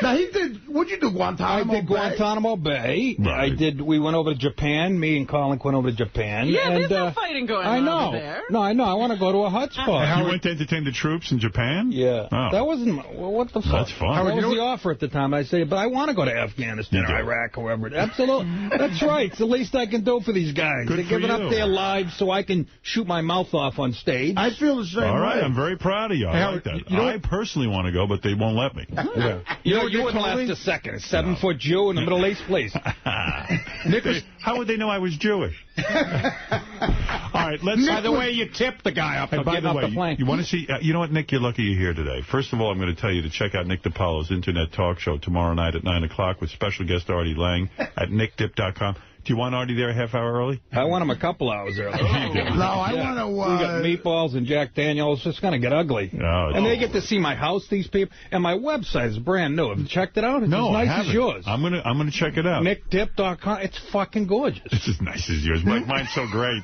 Nick got a great situation. He's got this awesome fucking house up in, like, upstate New York up there. Well, let's not talk in front of Howard's 75,000 square foot bathroom. No, but it's really a cool house. It's like on a lake or some shit. Where is that? In Iraq? It's in Newcastle. It's in Erie. It's in Basra. So you do this show from your house. Are you uncomfortable revealing to your audience your home, or you're ready to open your life up that way? No, I don't reveal that much. You know, I mean, the camera's not huge. They can see my wife in the background shining my shoes and washing my shirts on a rock. The lovely woman. But it's going to be great. They get, I mean, it's fun. And like I said, if you got a webcam, you can become part of the show. Now, if let's say I miss the show tomorrow night. Why is that so fucking funny? Who keeps laughing? Artie. God damn it, Artie. Well, I mean, you're not going to do that when I'm there. We got to deal with some jerk-off from Peoria. These people want to talk to you. Yeah, well, they could talk. I don't want to be next to them. Nick, I don't understand something. What? So Artie's going to show up, he's going to eat in your kitchen, and then he's going to take phone calls? Is that what's going to happen? No phone calls. There's like a chat room. Chat room. We can talk. I think I've seen something like this before. Is this the one where you take like a webcam call so that you can see the person while they're talking about it? Yeah. That's what he said. Yeah. Tom Green's doing it from his house, and he's got, like, he's making... It's come full circle. You know who else does this? Eric the Midget has a show from his house. Don't try to undermine me with that. I'm telling you, he does. He has a show. It's the same thing. Eric, then what's he stand on his desk? No, he's got fucking cocksucking. Do we have footage of that? It probably looks the same way. He stands under his webcam. He's so short. Let's go to Ralph, who has questions about your time in Vegas with Gary when Gary was bored. He's fascinated by it. Hello, Nick? Yeah, hello? Oh, my God, the story gets better and better. So Gary's in his robe. And what are you guys watching, and how long were you watching it for? And was Gary talking the whole time? We're watching Practical Magic with Sandra Bullock. Seriously? Yeah, and we were spooning together. No, you dink. What were you watching? We weren't even we were sitting on the couch. He was telling me Bill Belichick stories for like 2 hours, and they were actually great stories. Gary claims he was bored in Vegas, which I am completely dumbfounded by, because Vegas is the last place you should be bored. Well, if you're like you and you have $8 trillion in the bank, yeah, you can have a good time. No, but he's got money. Come on. Yeah, I forgot. Gary makes a good living here, right? Yeah, and Gary goes, hello, Nick. Artie was supposed to have a 3-hour lunch with me. We blocked our time, and now he's not available. I'm so bored. Would you come to my room? And we know Gary loves to talk. So does he just sit and talk and talk and talk? But it was right before the Super Bowl. Right. Patriots fan, right? Right. And he was telling me how much Bill Belichick loved your show. Right. And how he had created... There you are in the room. We actually have pictures. Yes, you got to be shitting me. There you are. You see... It looks like a low-level Gambino meeting. You see Nick's face? Could you imagine Nick's face after Teddy fucked something up? When Teddy has to deal with Nick, he was like shaking. You don't look very happy to be in a room with Gary. It's a still shot. You want me to get a still shot of Robin not looking happy to be here? Hey, Nick, Amtrak is a big fan of the show, and they flew me and Artie out on a private... Bill Belichick is a really good guy. Actually, I'm glad Nick's here because I have a lunch with Gary today, and if I sleep through it, Nick... I'm fucking canceling lunch, and I'm canceling fucking Iraq, all right? Busting your balls. So you have an internet radio show. Yeah. You know who has one? Steve Grillo has an internet radio show. I don't know if you know that. Well, you're the most famous guy with one so far. Nick, I'm happy for you. If you like doing it, it's great. And I think having a house show, a show from your home, is very good. I like it, and I will listen to it. It's going to grow by leaps and bounds. I agree. After plugging it here, yes. I can smell the ratings. I smell them, too. Hey, do you guys mind meeting a girl for a second? Would you mind that, Nick? I know you don't like girls. Oh, is this a Miss Howard TV? Miss Howard TV. Nick, all right. They have never disappointed.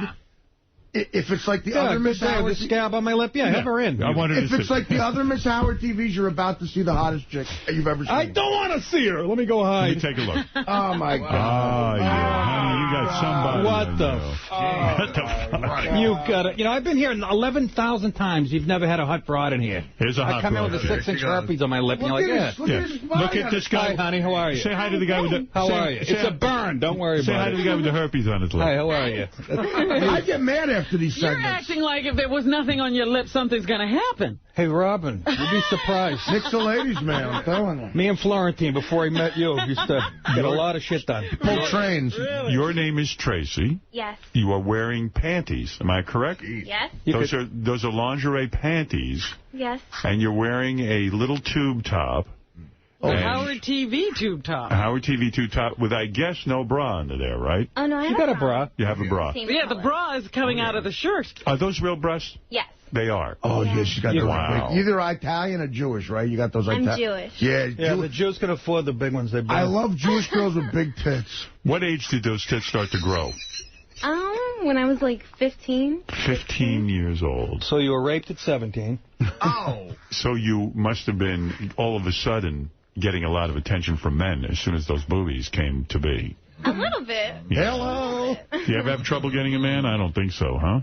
It's never hard getting a man. It's hard getting the right man. Oh, right. Well, look no further, baby doll. That's why I'm here, Artie. Get out of here. Well, I got to tell you, this is exciting, and you will be Miss Howard TV. We're looking forward to that. Do you mind turning around? Just Turn by. around. It seems like there's a Howard TV. Boy, that sucks, doesn't it? Every week. Look at that ass on her, huh, Nick? What would you do to her if you were a single man and you didn't have your beautiful wife? And if an egg didn't explode on your face. Right. Oh, wow, she's giving you shit that she's a ball breaker. We If like an that. egg didn't explode in your face, you didn't have that giant red thing on your lip, what would you do to her? I'd let her eggs explode in my face. You know what I'm saying? You want a blog TV show? We could do that for you. And some meatballs. Yeah. Sure, why not? Tracy, are you very sexual? Guys like to know that.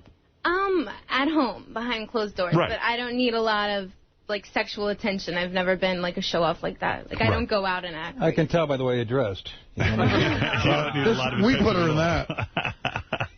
Tracy, you are lovely, and I look Thank forward to you. seeing you on Stunning. Miss Howard TV. Now, Thank you. besides being Miss Howard TV, would you like to be Mrs. Lang? That's the big story that we asked these people. Are you attracted to Artie at all? Do you have a boyfriend?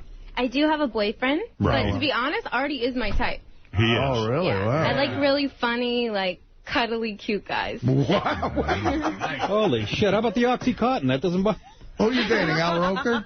Well- Nick, stop trying to cock block me.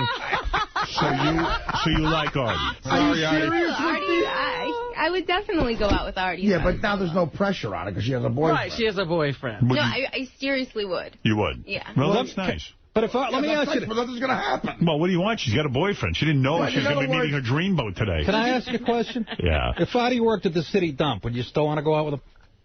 If he had the same personality and worked at the city dump, sure. Believe me, by now I'd have a different personality. If I, a lot of critics think this is the city dump. Well, let me tell you something. You're very You lovely. serious with that boyfriend? Thank you. Are you I am. are you I would a- convert for you, by the way. Are you a model of some sort, or how do Artie, you you make? have to land this. How do you make a living? Well, I'm a television host for NYC TV. NYC TV. Isn't that what you're on, Nick? Oh, that's son of a Internet. bitch, Stern, you won't let me have my day in the No, she's on a television. Oh, she's on television. Sorry, Nick. She's doing better After than you. today, I'm not sure if I still have that job. But Oh, no, don't worry about Why it. not? NYC TV, what is that? I never picked that up. it's a local New York station. Do you so do it from your house, in your kitchen? I don't. They have webcams in their bedrooms, these chicks, you know. I know. And where is your boyfriend right now so my buddies from Jersey could go get rid of him? He's in Queens. Did you grow up wealthy? You seem like a very cultured girl. You do. You seem like a classy girl. Did you grow up with money? I wasn't spoiled, but my family does. I mean, Your family did well. Oh, hello, Howard. Jew. Oh. Now, Artie, that's stereotypical. Yeah, what is that? Not every Jewish person was rich. I would convert. Exactly. You would convert for her. You would become Jewish. I you look great absolutely. in a yarmulke. Yeah, well, look at my bald spot. I would cover it perfectly. It is convenient for this. Not all Jews are rich. Look at Bob Levy. Right. It's a sad case. Levy has to cancel out another stereotype. Like, there's a Puerto Rican doctor someplace because of Levy. We have pictures of Tracy on HowardStern.com. Of course, Tracy will be Miss Howard TV. Artie. And you have a flat stomach, I must say. It's very beautiful, your body. And looks like you'd be really incredible in bed, if I may say so. You're very, very sexual. Every Miss Howard TV. Like, who's picking these broads out? They're all are. You've wanted to marry everyone. You know what they are? They're not like these asshole thin models. They're all women. They're hot. They're, you know, like they're real broads. You're a real woman. You're a real woman. How big are your natural breasts? 34D. 34D, Madon. Motherfucker. That's something. Sweet Donada. That could hurt you. Is that big? If this was somebody else's Sure it is. Do Robin, you have... by the way, I loved your dress on The View. Don't let them give you shit. Thank you. Well, how come your arms aren't attached to your panties if you loved it so much? I should get those. Yeah. Well, then if you sneeze, you get a really bad Nick, what about you? Is it hard for you to have hot chicks on your internet show because you're in your kitchen? Your wife would be there. Yeah, it does. My wife's nagging in the background really sort of takes any sexual tension out of the room. Right. So you couldn't have a girl like Tracy on your show? Well, I could have her up there, but she's, my wife's going to step in and go, what the fuck are you doing? Your eggs are ready. Yeah. Wives ruin shit. How old are you? I'm 24. Oh. How'd you get your job on Real TV? I mean, that seems remarkably Real hard to do in this room. Yeah, how did you do that? Well, I moved out here and I went to acting school. I've always been pursuing acting. Yes. Acting, yeah? Yeah, acting, modeling. Hey, if I had tits like that, I'd be on Real TV, too. You got any acting parts? You do, like, theater or something? What do you do? Theater? Well, I went to school for musical theater, so I went on tour with some musicals. Oh, by the way, we're going to be doing Cats in my living room next week. You want to come up to the house? Hey, Great, I'm there. I'm playing Rum Tum Tugger. Would I be out of line asking if Nick could intern for your show? Because he wants to get into Real TV himself. Sure. It's not bad enough he walks in during my gig in Atlantic City and crushes my sets. Now he's going to... he does that all the time, Nick. He's terrible. He did it to Robin's beloved Florentine at Carnegie Hall. Well, let me tell you something, Tracy. On behalf of Nick and all the men in the room, I must say, you are lovely. I don't even see what kind of shoes you're wearing. Oh, high heels. I love that. Panties. Are you self-conscious in your panties? Just standing there? You love it. You like the guys looking at you. You know you look good, right? I don't know about that, but I feel fine. That's how Gary was dressed when he answered the door at the hotel. High heels, too? I swear to God. Yeah. What's your boyfriend do for a living? He does real estate. Have you ever had sex with a girl? No. You interested in trying it? No. You know what? That's not your thing. Somebody call Ralph. Where'd you grow up? In Southern California. Really? Mm-hmm. What's the craziest thing you ever did sexually? I don't know. I don't know if I should say. Come on. Sex with a fat sidekick in a radio? Yeah, that. Two guys at once? No. Actually, I mean, I'm not that exciting. Outdoor sex? Normal sex. When I was younger, it was a lot crazier. The movie theater. Really? Wow. Yeah. Really? Hey, aren't you one of the girls in the bowling show? I am. What are you in the bowling show, which, by the way, will be on Howard TV in May, and the girls can't tell you who won. That would break the... Right, you got to stay for the whole find that information. tournament. Yeah. Who did you bowl against in the first round? Brenda, another Miss Howard TV. Oh, wow. What did you wear when you bowled? You wore the high-heel bowling shoes? Yes, I did. In that round, what did I wear? I think it was a little black bikini. A little black bikini. Mm-hmm. Oh, and I love Brenda. Brianna or Brenda? Brenda. Brenda. She has red hair, really big boobies. Oh. She was Miss Howard TV, I think, 2 months ago. Oh, I see. Oh, this is going to be boobies, such a good that's show. one of those Teddy words. I can't wait for those to be on TV. It was a really fun show. What town and so were you, like Orange County or something? Mm-hmm. Riverside. Oh. Let me guess, your dad's in TV or something? No, he's not. No, that's below. That's where the fathers are all like just regular people. So your dad owns banks or something. He's like a rich guy, right? I don't believe that. Jew He owns a bank. He does. He owns a bank. Wow. So do I. Do you hear that? It's a community bank. It's Really? Mm-hmm. Artie robbed the bank. It was you. My dad's bank actually did get robbed twice. The charge was, but it was a woman. Dropped to a disorderly conduct, the charge. Well, let me tell you, thank you for coming in here, and thank you for being Miss Howard TV, the very beautiful Tracy. Thank you for frustrating the fuck out of us. And you know what? You can check her only out. Single chick. You can check her out at TracyLynnMusic.com. And thank you for frustrating everyone in the room. Thank you for having me. All right. There she is, Tracy. Nick, you got to get some girls on your show once in a while. You got to get it out of your living room. Oh, my God. Look at her ass. Oh, my God. Jesus Christ. Oh, my goodness. Come on. My ass would look good in those panties. Let's see. Christ. Let's see it. There's nothing, you know what? You'll see that tonight, nickdip.com. I mean, come on. Nick, you're on nickdip.com, DIP.com. You have your own internet radio show. And television, Howard. It's television, so we can watch the show. We'll see Artie and you in your living room eating meatballs. Yep, and doing whatever. Wow. But a few things planned. I'm excited for you. I got my Mexican maid who's going to be in there. Really? That's good. That's good fun. Do you have an agenda for the show? Do we have I'm hoping you show up fucked up and... You have no agenda. You don't plan the shows, do you? Not really. Yeah. So you put very little energy. I'm going to put energy into this one, though. You want this one to be good. Nick can't sleep in his house. He's trying to get all of show business in his house at this point. Yeah. Open a comedy club. I might hurt myself by promoting this. It's unbelievable. But we don't have like Miss Howard TV. We got Miss Nick Dip. Fat chick from Mount Kisco with a limp. I would watch that. I like you. I think you're funny. And I would like to see you on a TV with Artie and in your house. Do you give tours of your house? Do you have a camera? Because you can be on the show, too. I can. I can walk around with the webcam and show you my house. I'm not going to do that yet, because I don't want to get too popular that I can't even go out to get a loaf of bread without being crowded. Well, we're doing this for a reason. That we're going to pitch a sitcom based on our and Nick? Based on our chemistry on Blog TV. Absolutely. Oh, in other words, if you guys... This is a plan. If you guys hit it off well, you're going to take the tape and give it to the TV executives, and then they're going to give you a sitcom. Yeah, it's like a pilot. Yeah, Fred Silverstein over at MSNBC. Is he in touch with you? Yes. Well, Nick, I wish you the best with this. Howard, I can tell you mean that, too, sincerely. No, I will tune in. I can feel it. Do you have any idea how many people watch the Nick show? I don't. They don't really know. We don't know how to track ratings yet. You think of. But I had a couple hundred one show. You did? Yeah. You had a few hundred people watching. Absolutely. Well, Artie, sounds like you're in for a good time. On the Nick show, Nick Dip show. NickDip.com. and click on the Blog TV link on my site. And next weekend, I'll be at the brokerage in Long Island at Governor's on Friday and Saturday. So you'll leave your house and do a show. All right, good. And good luck with that thing on your lip. Well, no more eggs. No more eggs. When I say the great, I do mean it. The great Nick DiPaolo. The guy is fun and funny. Mm-hmm. Do you have hair and makeup? Huh? Do you have hair and makeup for the show? Hair and makeup, yeah. I got my sister. She's out of work. Do you guys have a sitcom in mind that you want? Well, we're going to hope a premise comes out of us being together. Oh, something will happen magically. Oh, so you guys are sort of in a work session and you're just going to broadcast. We're going to show the inner workings of successful comedians. Yeah. We're hoping the zipperhead that owns Yahoo sees us. Hey, not bad. Yeah, we, I don't know. Like, you can't see us like we're friends and... You know, something happens. Yankee fan, Red Sox fan, we run a pizza joint, right? Sounds like a great sitcom. One of us has a drug problem. Hello. The other one can't get on TV. You know, reality show. Practically writes itself.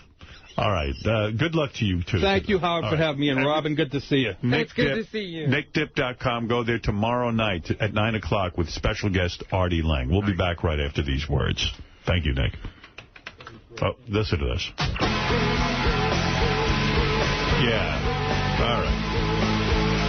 Jeremy spoke and something. All right. Let's get Steve Langford in here. Stevie, let's find out what's happening in the Howard 100 newsroom. And then we'll get over to John Ryan. And, of course, Robin. What do you got there, Steve Langford? Just some of the stories working on in the Howard 100 newsroom. Breaking news, the Artie Meltdown Show just released from custody. The now legendary April 10th edition of The Stern Show will be replayed all this weekend. Back-to-back replays of the Artie Rampage Show will air beginning Saturday morning, 9 Eastern, 6 Pacific on Howard 101. Good. That should shut up everyone who said I didn't play it. We went from not airing it to it being a marathon? Yeah, it's a marathon special. Now it'll be played forever. Jesus. Mm-hmm. Hot rotation. You got it. Steve, how come you just don't keep going on? What do you do? Hey, no, Steve is respectful. He's waiting for us to Sometimes I just sit here and I'm waiting for the next story and he just doesn't go. I think that's my fault. I think Steve sometimes thinks I'm going to try to say something funny. Oh, okay. Go ahead, Steve, and then I apologize. Really also happens. Today, the man, the myth, the motor mouth behind the Obama shout. Pastor James David Manning granting Howard 100 News an interview in his Harlem office. Pastor Manning explaining his extreme views about Senator Obama. calling him an emissary of the devil, among other things. Pastor Manning proclaiming Howard a pioneer, then adding, a lot of people think the pastor believes he's Howard Stern. Pastor Manning then cheerfully bellowing a couple of Obamas for Howard 100 News. Wow. Did you ask him about his feelings about black men in general and how they are cursed? You didn't know that, huh? Well, he talked extensively about his work. He says he's been there 27 years, I think, in Harlem, and about how he says he's helped thousands of men in the community up there over the years.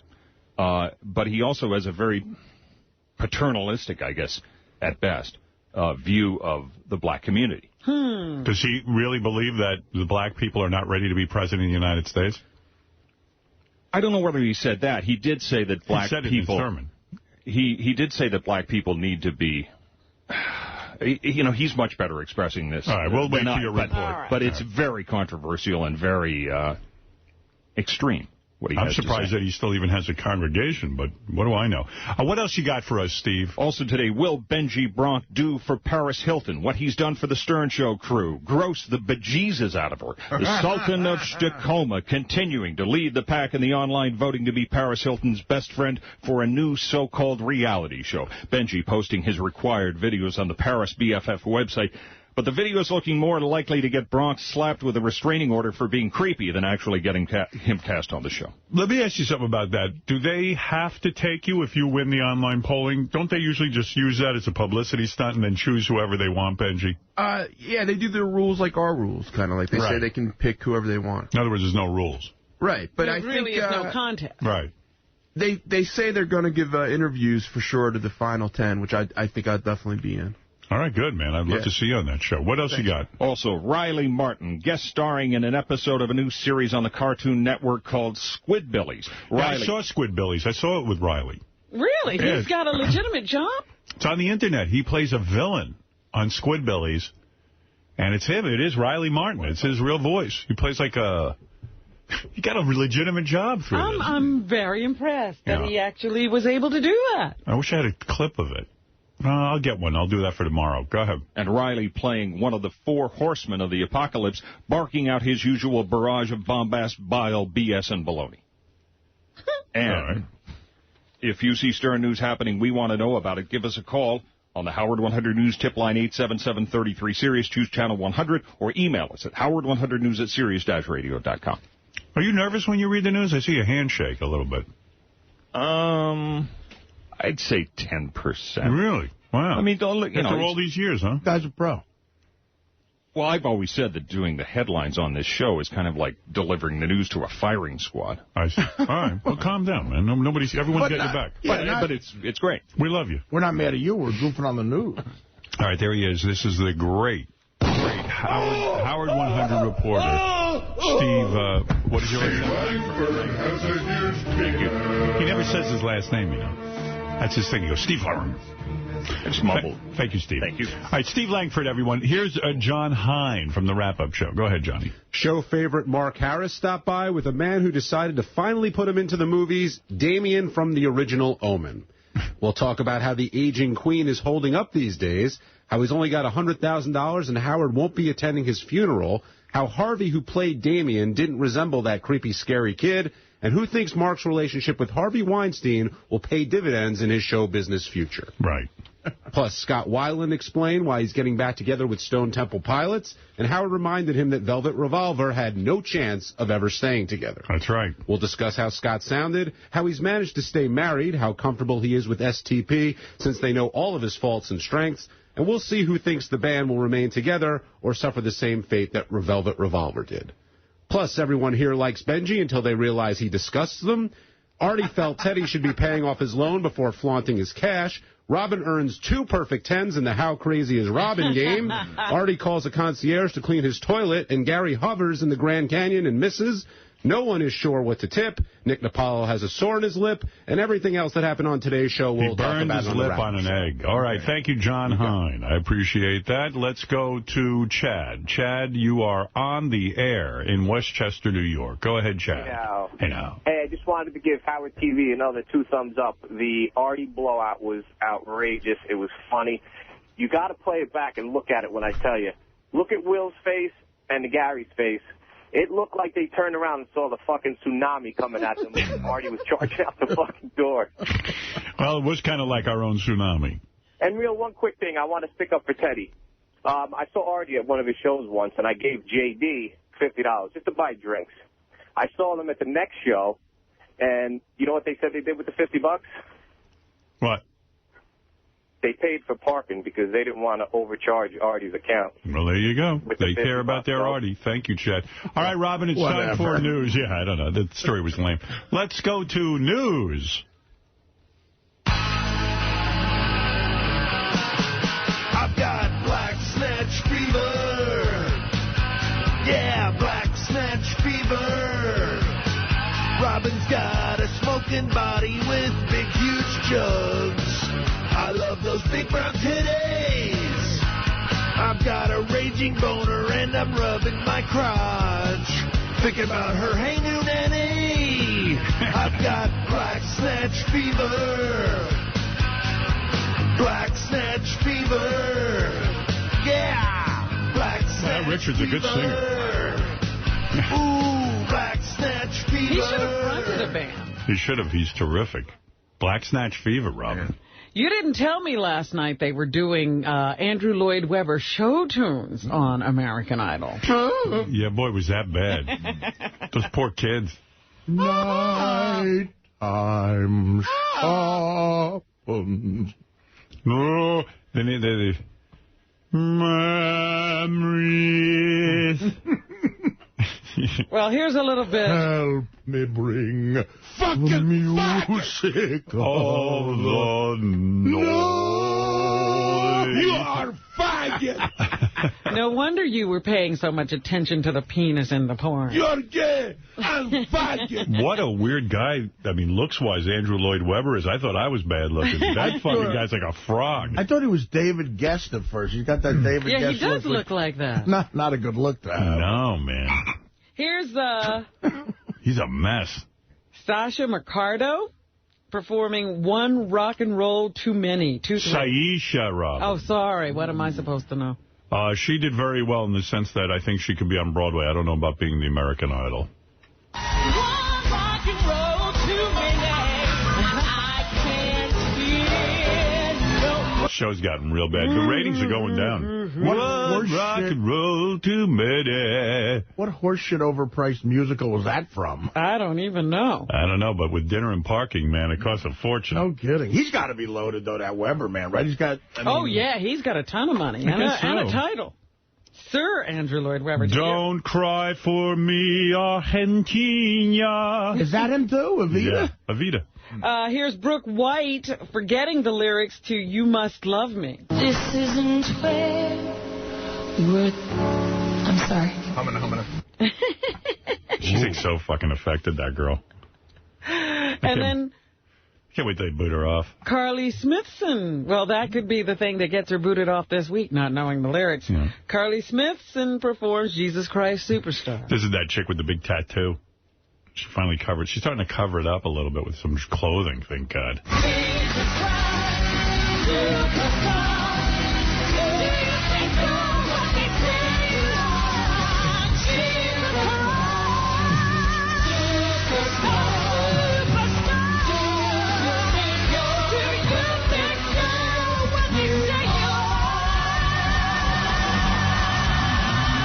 Ears hurt.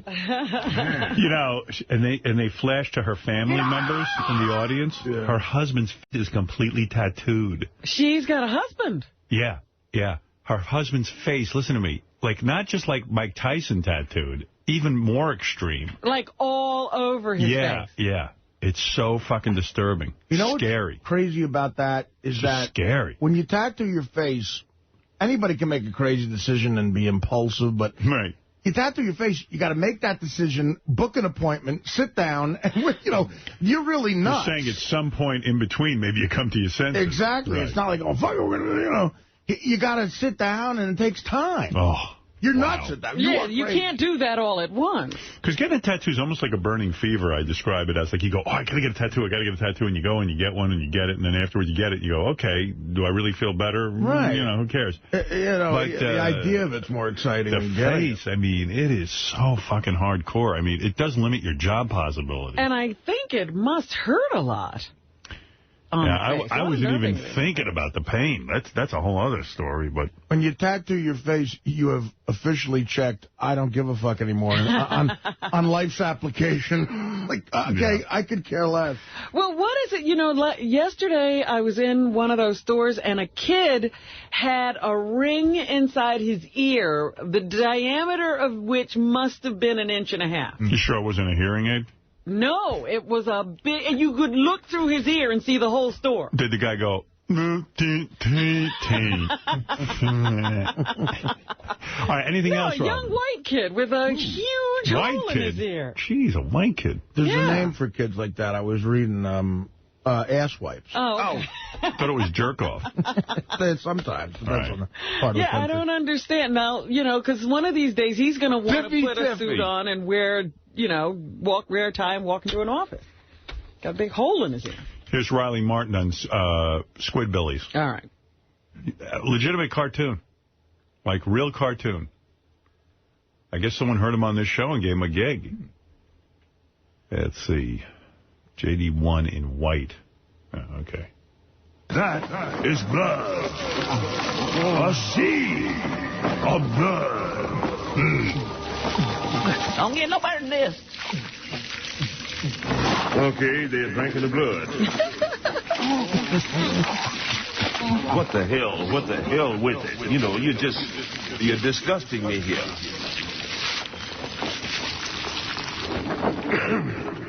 I am one of the 4 horsemen of the apocalypse. Witcher.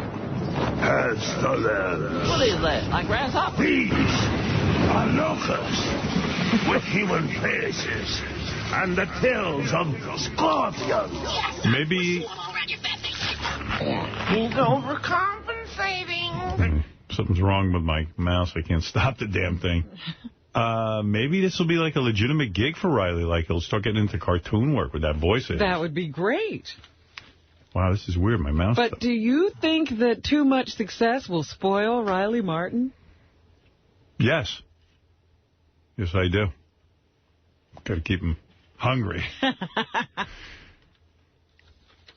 What else, I'm reading in page 6 today that the fiancé of Opie and Anthony fame is the subject of a sex tape that is now about to circulate. Oy. Yeah. The chick he's dating is in a sex tape?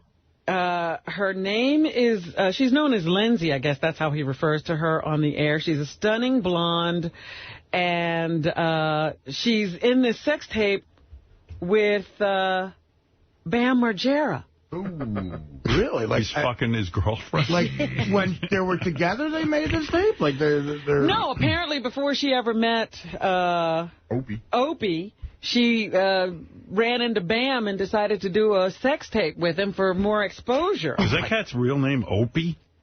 Or no, is that it's like Greg Opie Hughes. Oh, Opie. It's not a real name. He picked that as his radio name. Yeah. Oh. So they say it's a real nasty video, too. Oh, that's a nightmare. We have to check that out. Yeah. They say that Hughes is taking legal action to prevent its distribution. Apparently, he's so distraught, he's banned the name Bam from being mentioned on the show. What? I thought he doesn't do that. How could the Emeril Lagasse ever do the show?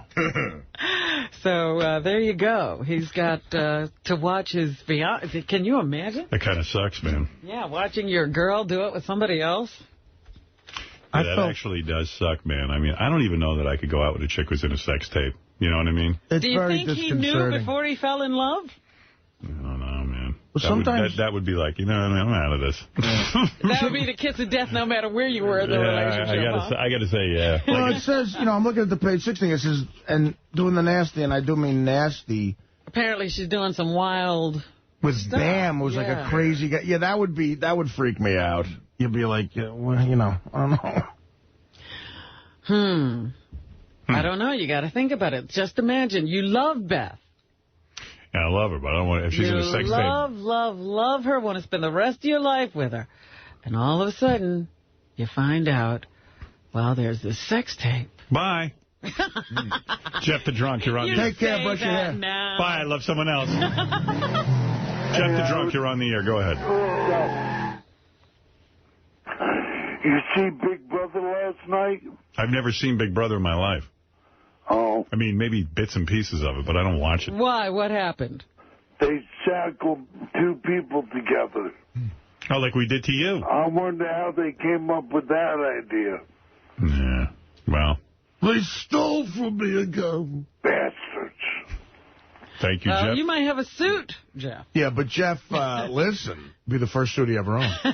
Jeff, listen, I'm sure they didn't steal your joke of making the person they were tethered to throw up by shitting and falling in a street drunk and, almost killing them. Yeah, how far did they take it? They didn't steal that bit where I have you fuck a porn star and she cries because she's so disgusted. Yeah. No, they didn't. All right. Let's go to Melissa. Yes, Melissa in Philadelphia. Oh, I am so happy to talk to you. Of course. I've been listening to you since I've been 13, first of all. I love all of you.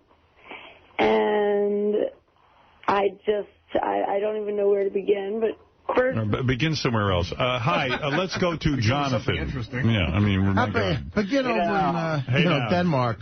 Go ahead. Hey, what's up with Mary McCormick on that new show? She looks like she's had some work on her nose. Really? I have to check out that show. I like the premise of it. I haven't seen it yet. I'm having She looks like she got smacked with a yarmulke. Oh, Mary's beautiful. I'm having dinner with her tonight. Yeah? Yeah.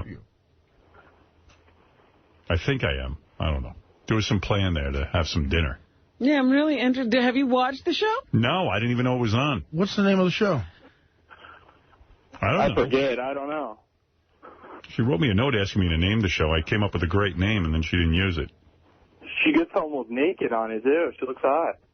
You're saying she had surgery to appear Jewy? Yeah, she looks like she's had something on her nose.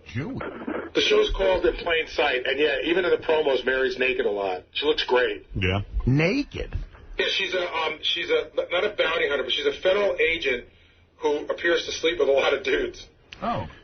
I should have had sex with her, but it would have looked weird for me to fuck my movie wife. That's so cliche. After you had broken up? Yeah, I mean, of course after I broken up.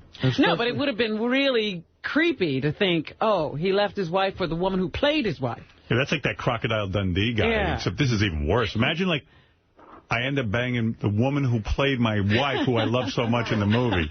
And the movie's a love letter to, your wife, really. I once said that to Mary. I said, I could never go out with you. And she said, why is that? I go, because you're my movie wife. Right. She goes, you're right. She goes, we'd be the laughing stock of the world. I said, you're the one woman I can't touch. Unfortunately. Hey, Howard. I saw John on Jay Leno, man. It was fucking lame. Oh, I never played that. Yeah, it was pathetic. Would you remind me tomorrow's show, Robin? Because it's a little late now to start playing. Right, yeah. What was lame about it, sir? What was going on? It's just a fucking shitty interview. You know Jay and his fucking bullshit. It was just, he had nothing to talk about except for his stupid movie. Let me hear a little. Well, he was promoting it. See, now you got me all curious, but we gotta move along. All right, thanks. You would have to do that. John was a sit-down guest? Yeah, I heard, let's give him a spot, right? It was like John first is the announcer, and he goes, and I'm on the show. Oh. Right. What? You guys got that? On the Stuttering John page. He's got his own page? He has his own page. Oh, wait, hold on. Where is it, J.D.? Artie Stuttering John page. He's sharing the page with Artie. Oh, wow. Artie has his own page? My page has some room on it? I guess so. Let me see. Here's a little. I'll just play the interview. He did see the movie because he went to the premiere, and he's acting like he didn't see the movie. That ain't, that ain't cool. I thought Jay's got John's back. It's his guy. Well, he's having him on. All right. Please welcome John Melendez, ladies and gentlemen. Probably pisses Jay off that, a guy like John has an attractive wife, You know, it's got to just irritate the shit out of him. I love John, and he's a friend of mine, but hearing this, what happened? You want to know? I'm thinking about this. It's like you go in a time machine, and what's going on? Like, what is there anything else? Did the fucking buildings fall into the water? Actually, they did. You know what happened? It was really weird. Here's what I think happened. I think the writers for The Tonight Show were huge fans of our show. You can tell by all the material they left. Yeah. And then tell Jay he wrote it. But John did that show, I'm a Celebrity, Get Me Out of Here. Right. And they decided to book John on because he had this show on ABC. Mm-hmm. And John went on and was charming. You know, he was kind of like a fun guest because he had an agenda to talk about this show and what it was like. Like when he cried about a letter his wife wrote. Yeah. Somebody said that they saw that and they were like, wow. But I think Jay had him on The Tonight Show, and it went really well because John was talking about, I'm a Celebrity, Get Me Out of Here, and he was being charming. He had a lot of material then. And so then the writers say, let's hire him as the announcer because they love our show, and they figure they'll get some rub from our show. I guess. And they went on, and then it appears like within days, they relegated John to just being the guy who holds up a coffee mug and make him pre-record his announce. Right. And I have the feeling now Jay doesn't even fucking associate with John. I don't know how Jay even showed up at the premiere. I mean, John must have bugged the shit out of Jay. He's not above doing that. You know? Right. Can you call it a movie premiere? I can't believe you're not going to come to my movie premiere. I can't. I thought we were friends. I thought we were friends. Yeah, right. I thought we were friends. That's a big one. I thought we were friends. Yeah. Why don't you come to my party? Right. Yeah, but do you think Jay is genuinely pleased with John? I have no idea. I don't know. I don't get Jay Leno as a person. I don't understand. And at this point, they can't ever get rid of John because they'll look like complete assholes because they took him from his job here. Well, listen, it seemed like like 1,000 years in the future when that deal was signed with Conan and stuff. But next year is 8 months is 2009. So if Leno moves to another network, that's going to be the telltale sign. That would be an opportunity for Jay to clean house. Because it's going to be, John, I wanted to bring you to ABC. They have their own people. They want to go in a different direction. He'd have an out. They want to try something new. Yeah, he'd have an out with TV journalists. I guarantee you, if Jay goes to a new network, he does not bring John. Well, that'll be the test. That'll be the test, I think. But I don't know. I mean, I hope they do. Is he bringing everybody but John? Yes. But Jay, that would be, wait, if you brought everybody but John, if you bring Kevin and you bring the band. But Jay's had a history of dumping people. Kevin had to bring me. Why? Because he's a famous. Oh. What is it, JD? Well, he got rid of the other guy pretty coldly, the other announcer. I was going to say, on that same page, from a different interview in Orange, he talks about how he's hoping to follow Jay wherever he goes. He does? Well, I'm sure he is. Let me hear it. I've got a call. Whether he has a job or not, he's going I'm going to follow you. The Dunkin' Donuts. Well, let me ask you one more thing that you can plug away. What's going on with Jay? Is he really going to leave? Are they really going to put Conan in that job? Yeah, 2009. So you have a job? That's nuts. I don't know. I'm working on my Conan O'Brien announce. Conan O'Brien! But no, I hope Jay goes somewhere else, and I hope he likes me so much that he brings me along. Even if he just goes home every day. Don't go to Fox? No, come to Fox. No, I think that come to Fox. Big things are good. I think Fox he'll bring Cousin Ellen. But it seems like a huge miscalculation with this whole Leno thing. Yeah, I mean, I think Jay is great. Wants to move on, right? Hey, I don't know if you saw the show during the strike. No.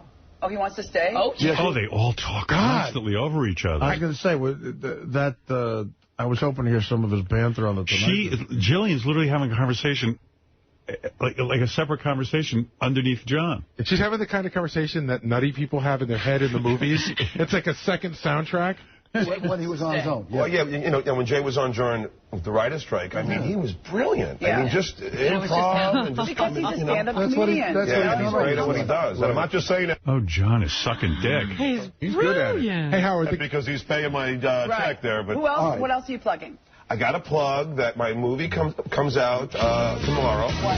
One too many. Yeah, on DVD, April 15th, and I'm going to be doing a signing at 7 o'clock at the FYE at Montebello Town Square. Way cool. Signing? What is he signing?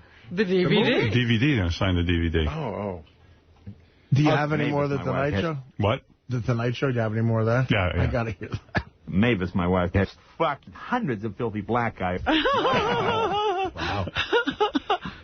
All right. I'll continue the interview. in his first role when he played a carrot seed, and now look where he is, in his own movie. I was going to say, wasn't his first acting role this film? Yeah.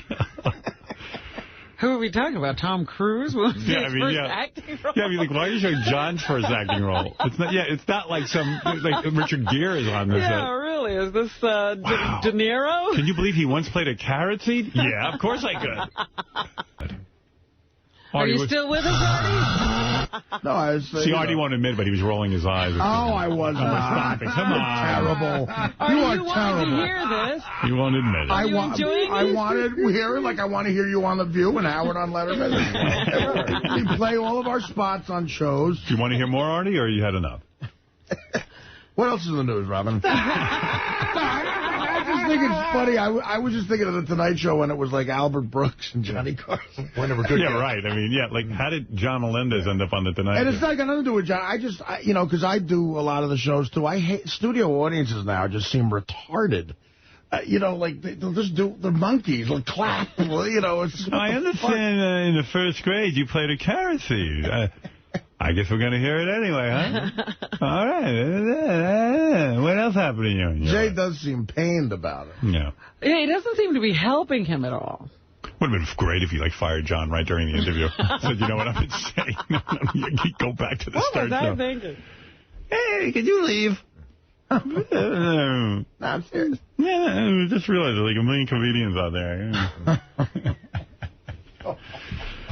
Well, I'm sitting here to listen to Carrot Seed. I'm happy for John. He's got a great job. Cares. Yeah, he does. I can't believe his daughter's 11 years old. Wow, Lily Bell. Winning track of it. Well, Greta, Lily Bell. Greta and Lily Bell. Greta and Lily Bell. Greta and Lily Bell. We're having a party. I have to go back and do this. Yeah, play a little more. Play a little more? Okay. Fred Garrett's good. Fred Garrett's fun.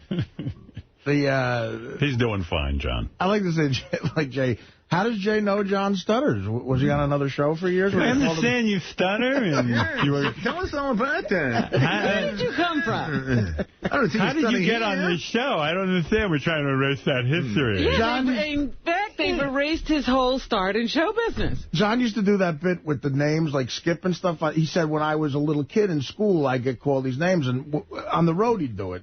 And John would ask me about his act sometimes, and I would go, well, you got to change the setup, because one of the names was MC Stammer. Right. And I said, MC Stammer was 8 years old when you were a little kid. Like, MC Hammer doesn't work there. You know what I mean? Right. And he never corrected it. It doesn't make sense. There was no MC Hammer when you were 8. Right. Good. You might have to rewind the clip a little bit, but John almost reuses the same joke Brad Garrett uses. Like, I heard that. That's very good. Let's change subjects quickly. No, but that's... it's a dead-end story. That's a fear, like... really good. Hey, what Brad, happened with Conroy? John gave him... I don't even understand the story. Conroy grew up. But John gave him a pad and pencil? Told him to use a pad and a pencil when he went on the date. And John brought him in his office? What office? He went into, the principal asked him to talk to him in, I think, the office. In the school office. But that's one of those things, that's a fear when you're on a talk show, because you got to, call an audible. Because a lot of times, I'll think of jokes, and I'll go, I want to tell this, that, the other thing. And JD's right. Brad Garrett told the same joke, basically. Right. But and then he just repeated it. It's like what did it take, 3 days? And he said the Q&A was 5 hours. And it didn't get what it's supposed to, because they just heard the joke told by a professional comic. It took me 3 months to narrate 60 minutes. But they just heard a way better version of the joke by an incredibly good comedian. No one knows. I hope he's going to tell the story. If he had any balls, he'd tell the nose hair story I know about John. So it was the writer's fault that he was late. No, when we were at the old place, we'd go to that Astro Diner to eat all the time. Yeah. And Jay and Will were there, I think. They can attest to this. This is classic John. We're eating, and the booths were real small, so your face, if you're sitting across from somebody, is like a foot. And I'm trying to eat like eggs. I look up, and John grabbed the nose hair at the table and was pulling it out of his nose and trying to cut through it with a steak knife. Oh, motherfucker. All right, and I was like, oh, it was like, Belushi saw flounder, and he's like sawing at it. And the Polish waitress was just glad to be in this country. She was disgusted. It was just the gross. I'm sorry. You want more, or we had enough? You want to hear the rest? Come on, You're this is enjoying classic. this. Let's hear the rest of it. Cheers. Yeah. Okay. This is like a pointless scene. Quickly, let's end this. I want to hear the scene. Hope you don't make another movie to Kelly. Jay saying, don't ever bother me again with one of your side projects. That's the other thing I was funny about the movie is that he casts himself as like a womanizer. Right. Like he cheats on all these chicks constantly. He's getting laid all the time. I have to beat him off with a stick. I mean, I didn't even have the audacity to do that. At least I was playing like a guy who just can barely ever get laid. The guy in review said, who would want to see John kissing girls and, like, making out and fucking and... Well, whatever. Sometimes the reviewers... That movie I did with David Spade, I'll never forget this review in Entertainment Weekly. The guy said...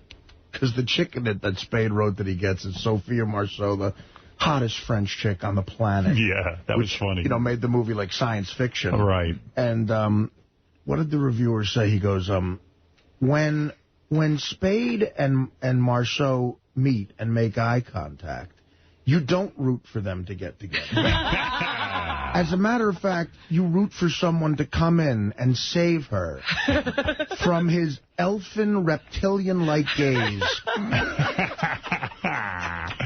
All right, Robin, what else is in the news? I was like, oh, my God. What a punch in the face. You know what? Someone just wrote me, John wanted to cast Jillian Barberie as the chick him and his girlfriend have a threesome with. I guess she would. I guess she turned that down. I guess she has standards. Howard, yeah. The last thing on that nose hair story, when he cut his nose hair at the table, the guys were telling me that he used the knife to, like, eat his food. Oh, that's right. That's right. Will was there. Yeah, and he's using the knife. All right, what else is in the news? Listen, I wish John luck with his movie and in DVDs. I'm going DVD. to go buy it to support him. All right, there you go. Anything else, Robin?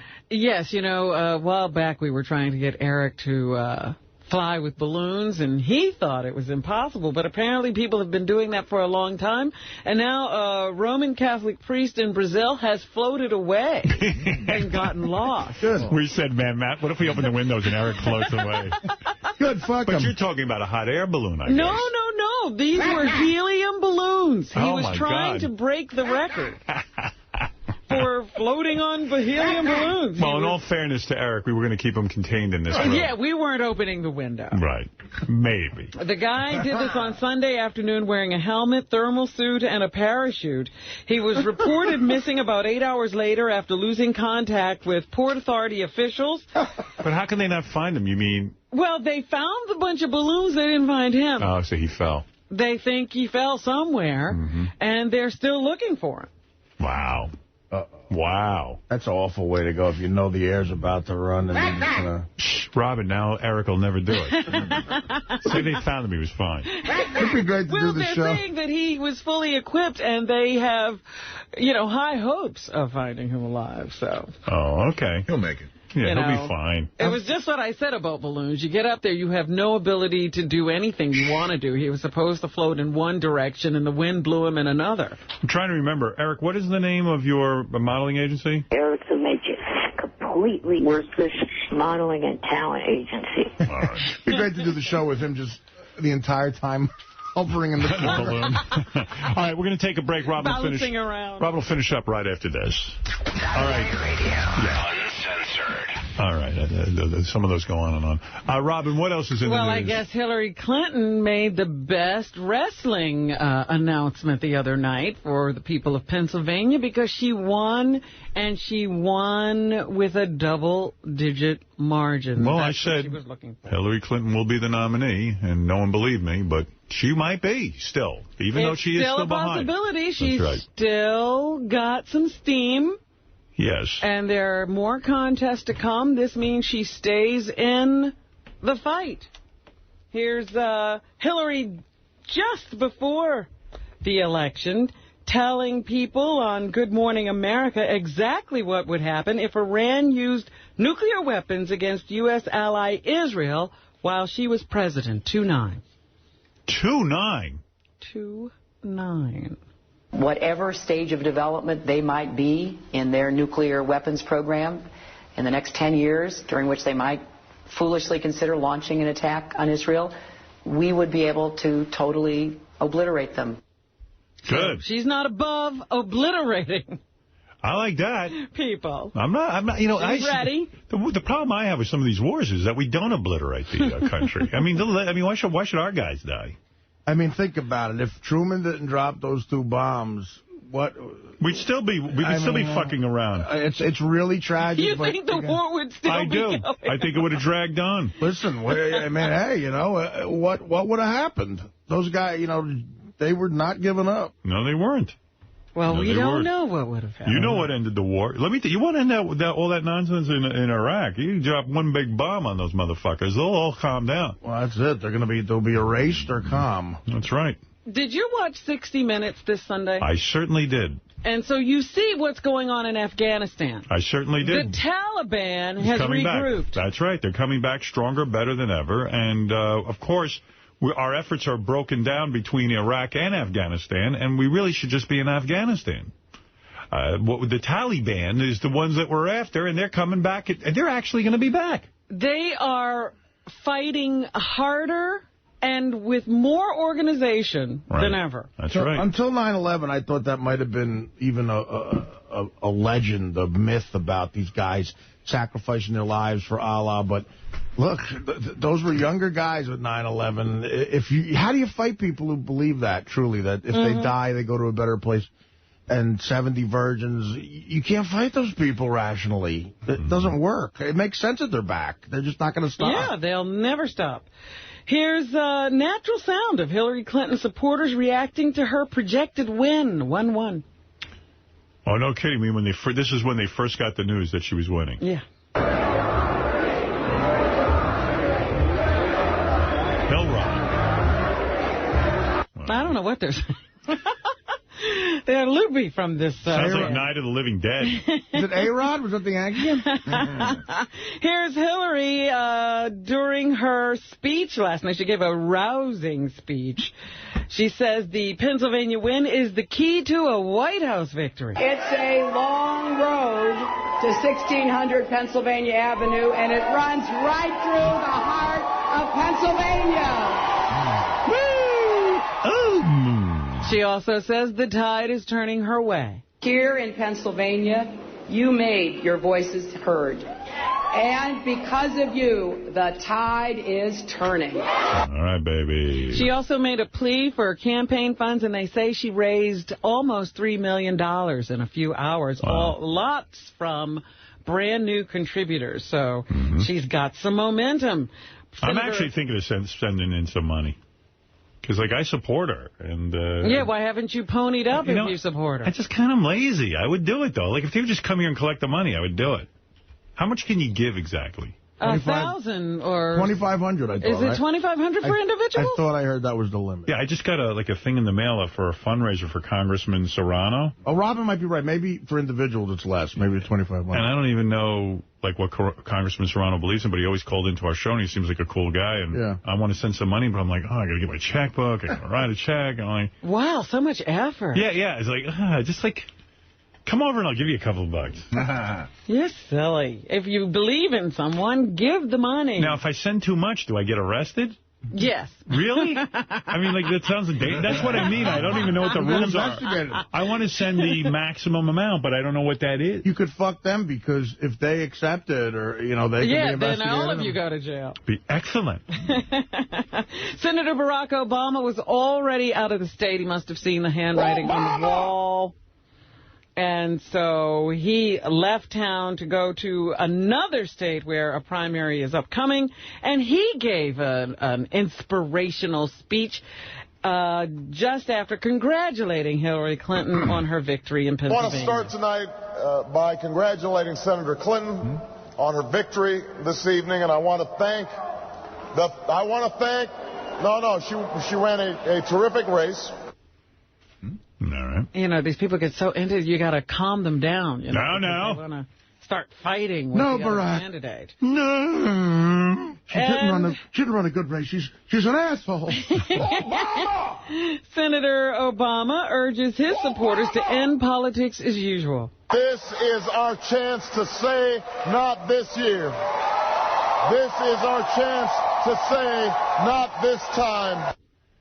Wow, he's a very passionate man. Yes, he is. Is that a Hawaiian punch you're drinking with your healthy lunch, Artie?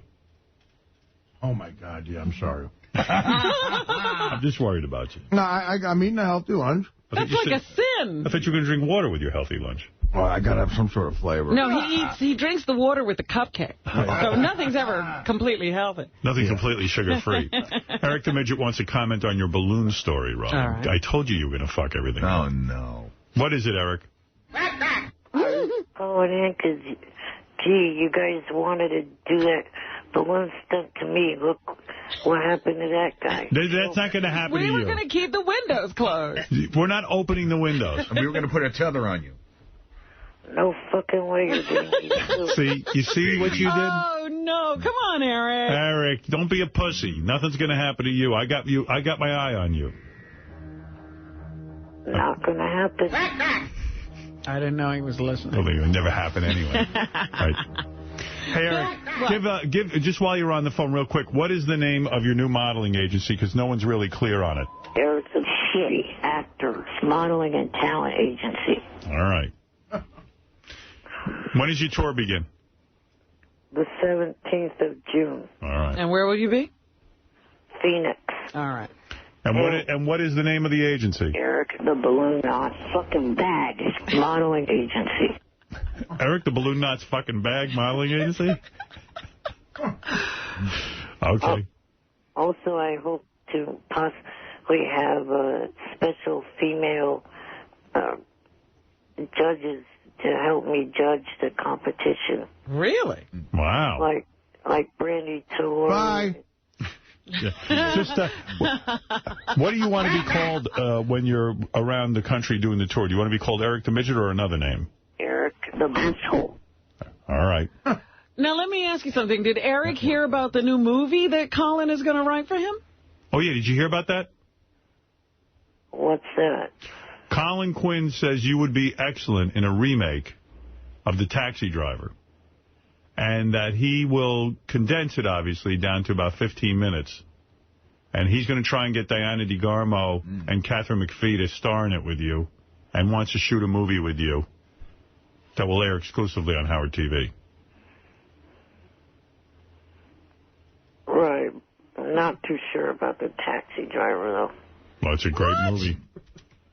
If you don't want to do these things, man, then get out of show business. Someone's finally offering you a role, and you call You're turning down The Taxi Driver. I guess I won't be calling you Eric the Actor anymore. What should I call you? Eric the Bag. No. All right. Not even close. That's appropriate. All right. Eric, think about it and get back to me. I got to go. It's going to be a great script. If you don't want it, there are other people waiting in line. Right. Thank you. Okay, bye. For now. I love him. All right, anything else, Bill Rob? Clinton has accused Barack Obama of using the race card, 1-6. Really?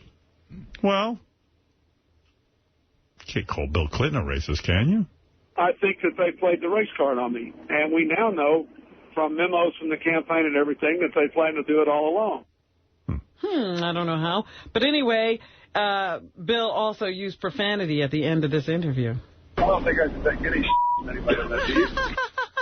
Good thing he bleeped it. He walks around with a bleeper. Beep. Meanwhile, there's a lot of analysis of what's going on in these big states, like these big diverse states like Pennsylvania. And some people are now saying it's becoming clear that certain white people will never vote for a black man. They'd rather have a woman than a black man. Right. Do you feel that's true? I'm sure there are people who won't vote for a black person. But, I mean, in large numbers. I don't know. If you think that's what's going on, I mean, Like, I know I'm for Hillary Clinton, but I would vote for a black man. I don't have any problem with black But guy. they say that Hillary runs very well in these working class, white, rural areas. Absolutely. I believe it. It's unfortunate, but I totally believe that, yes. And they say that people are lying outside of the polling booths.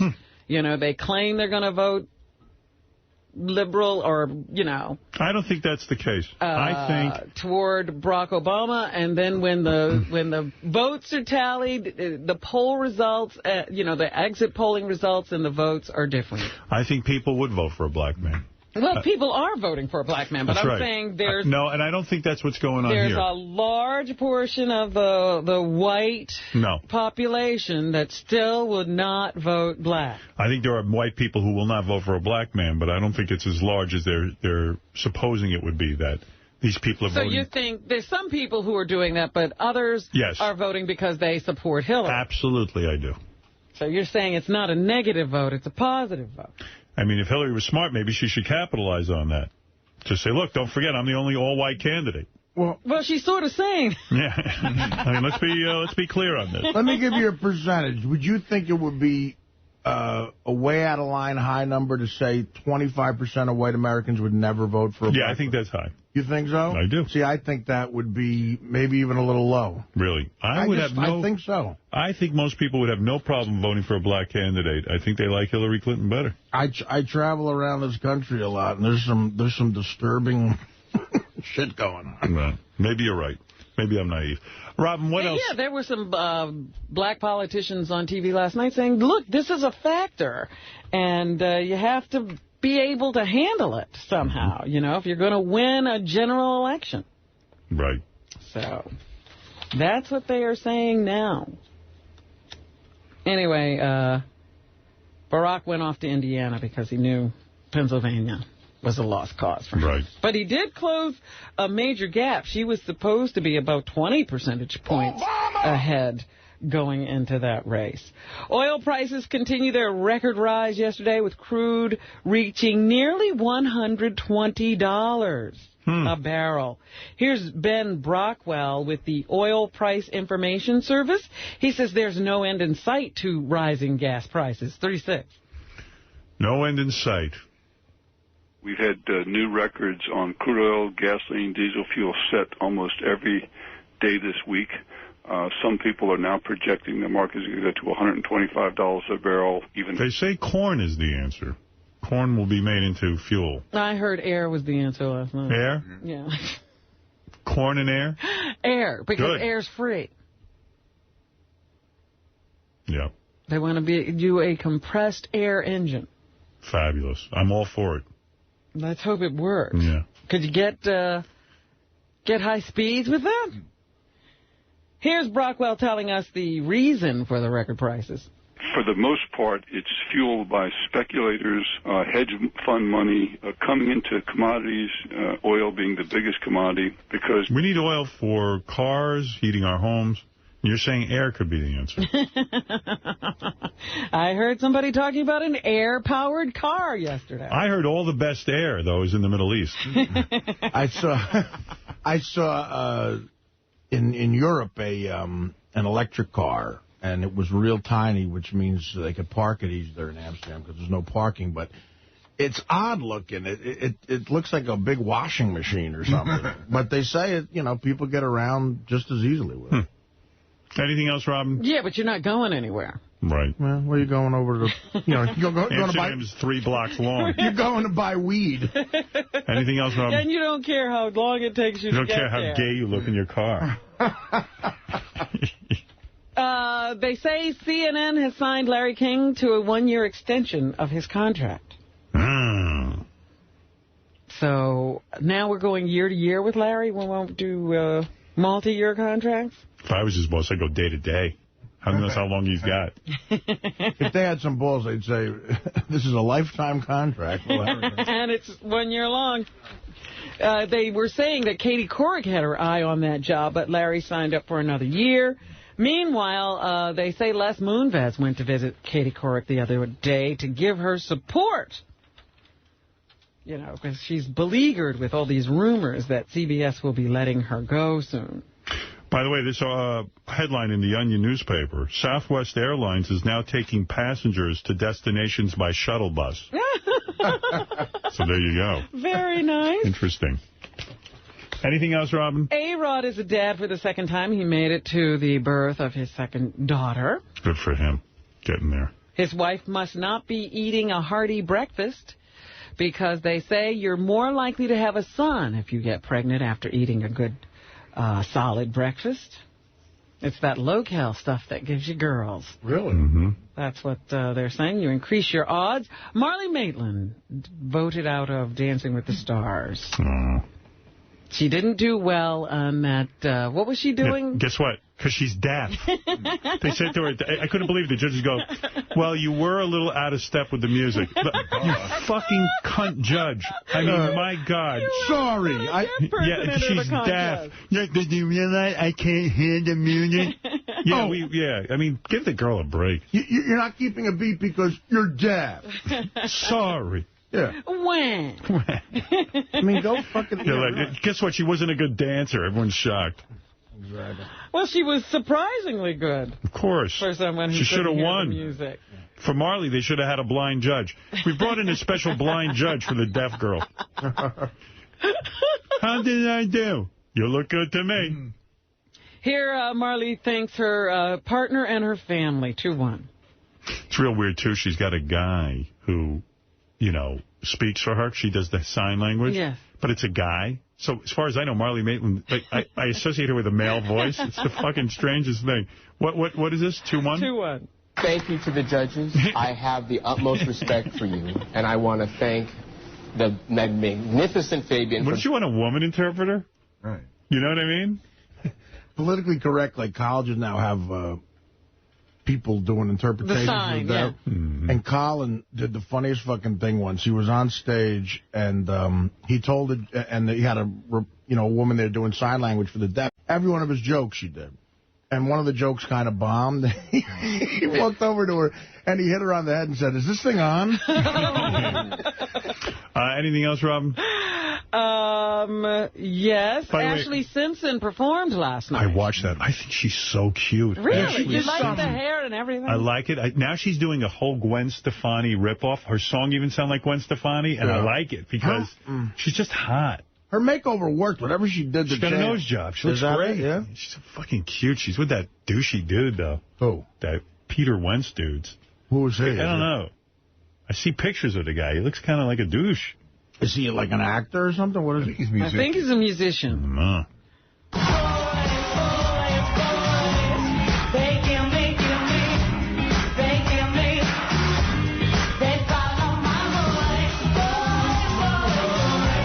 Like Gwen Stefani. It's shit. She's wearing a little mini skirt. She's sounding like Gwen Stefani. It's fine with me. I like her. I don't think Gwen will be too pleased, but... God, if I was going out with her, I'd spend all my time trying to fuck her and her sister. Getting the two of them in bed together? Oh, my God. I'd constantly be putting out the move.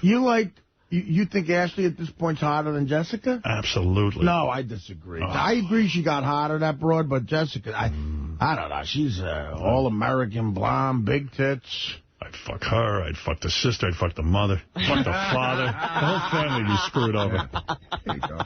Everybody, just like a marauder went through that family. He won't stop fucking us. Finally, this morning, police in the Congo have arrested 13 suspected sorcerers. They're also good-looking. I can't stop fucking you. Sorcerers? Yeah, they've arrested 13 suspected sorcerers accused of using black magic to steal or shrink men's penises. Wow, where was this? In the Congo. In the Congo. Congo's wild, huh?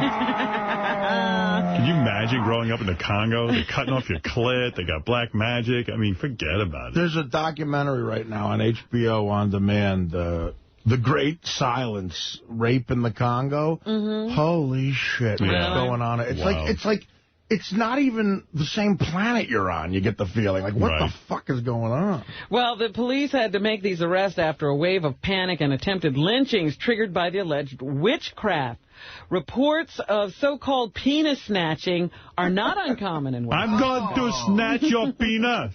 Yes. Penis. Booga, booga. No more penis for you. Did anybody bother to look down and see that their penis was there? You should help them next year with that Girls' Night Out charity. Really? Men with shrunken penises. There's a cause. Hi, Donnie Deutsch. Yes, I have a charity. You know, in the Congo, there's a lot of guys who think they have a shrunken penis. Penis, penis, penis. I want my penis. I think one of those sorcerers got a hold of me. I can pack in 1 inch. Rumors of penis theft began circulating last week in the capital. Where's my penis? Penis. They quickly dominated radio call-in shows with listeners advised to beware of fellow passengers in communal taxis wearing gold rings. Well, my penis on black penis. Look ahead, no penis. Yum, yum, black penis. Victims claim that the sorcerers simply touched them to make their genitals shrink or disappear. In Africa, there's some big black guy going, I only have 10 inches left. Yeah, I know, right. It's probably healthy he lost a few inches. Send some extra cock over here. Going to steal cock, give it to this white man.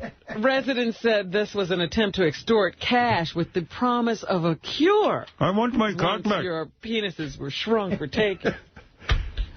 So that's what's Thank you, Robin. Good penis for you. is a very tough addiction to kick. It certainly is, Mike. Tell me about it, Mike. All right, we got to go. So. Get ready for King Norris April 25th, Friday at the Fireside in Denville, New Jersey. Go to thefireside.net for information. See the Killers of Comedy April 25th at the Venue in San Antonio, Texas. April 26th at the Planeta Bar Rio in Houston, Texas. May 9th at the Roberts Orpheum Theater in St. Louis. And May 10th at the Music Mill in Indianapolis, Indiana. For more info, go to RevBobLevy.com. Check out Levy's Comedy Club at the Ramada Inn, Levittown, Pennsylvania. Call 215-945-LEVY for upcoming shows or go to RevBobLevy.com. Meet Ronnie the Limo Driver, a.k.a. Ricky Man, at the grand opening of Rick's Cabaret, Philadelphia, Pennsylvania, Thursday, April 24th and Friday, April 25th. Also appearing on Friday night, Gary Delabate. That's the grand opening weekend featuring over 100 beautiful girls. For more information, go to Ricks.com. Vote for Benji on ParisBFF.com. He's listed under Benji, and that's Benji with a Y. The book Benji and his naked lesbian bachelor party strippers for all your party needs. Go to dialadancer.com.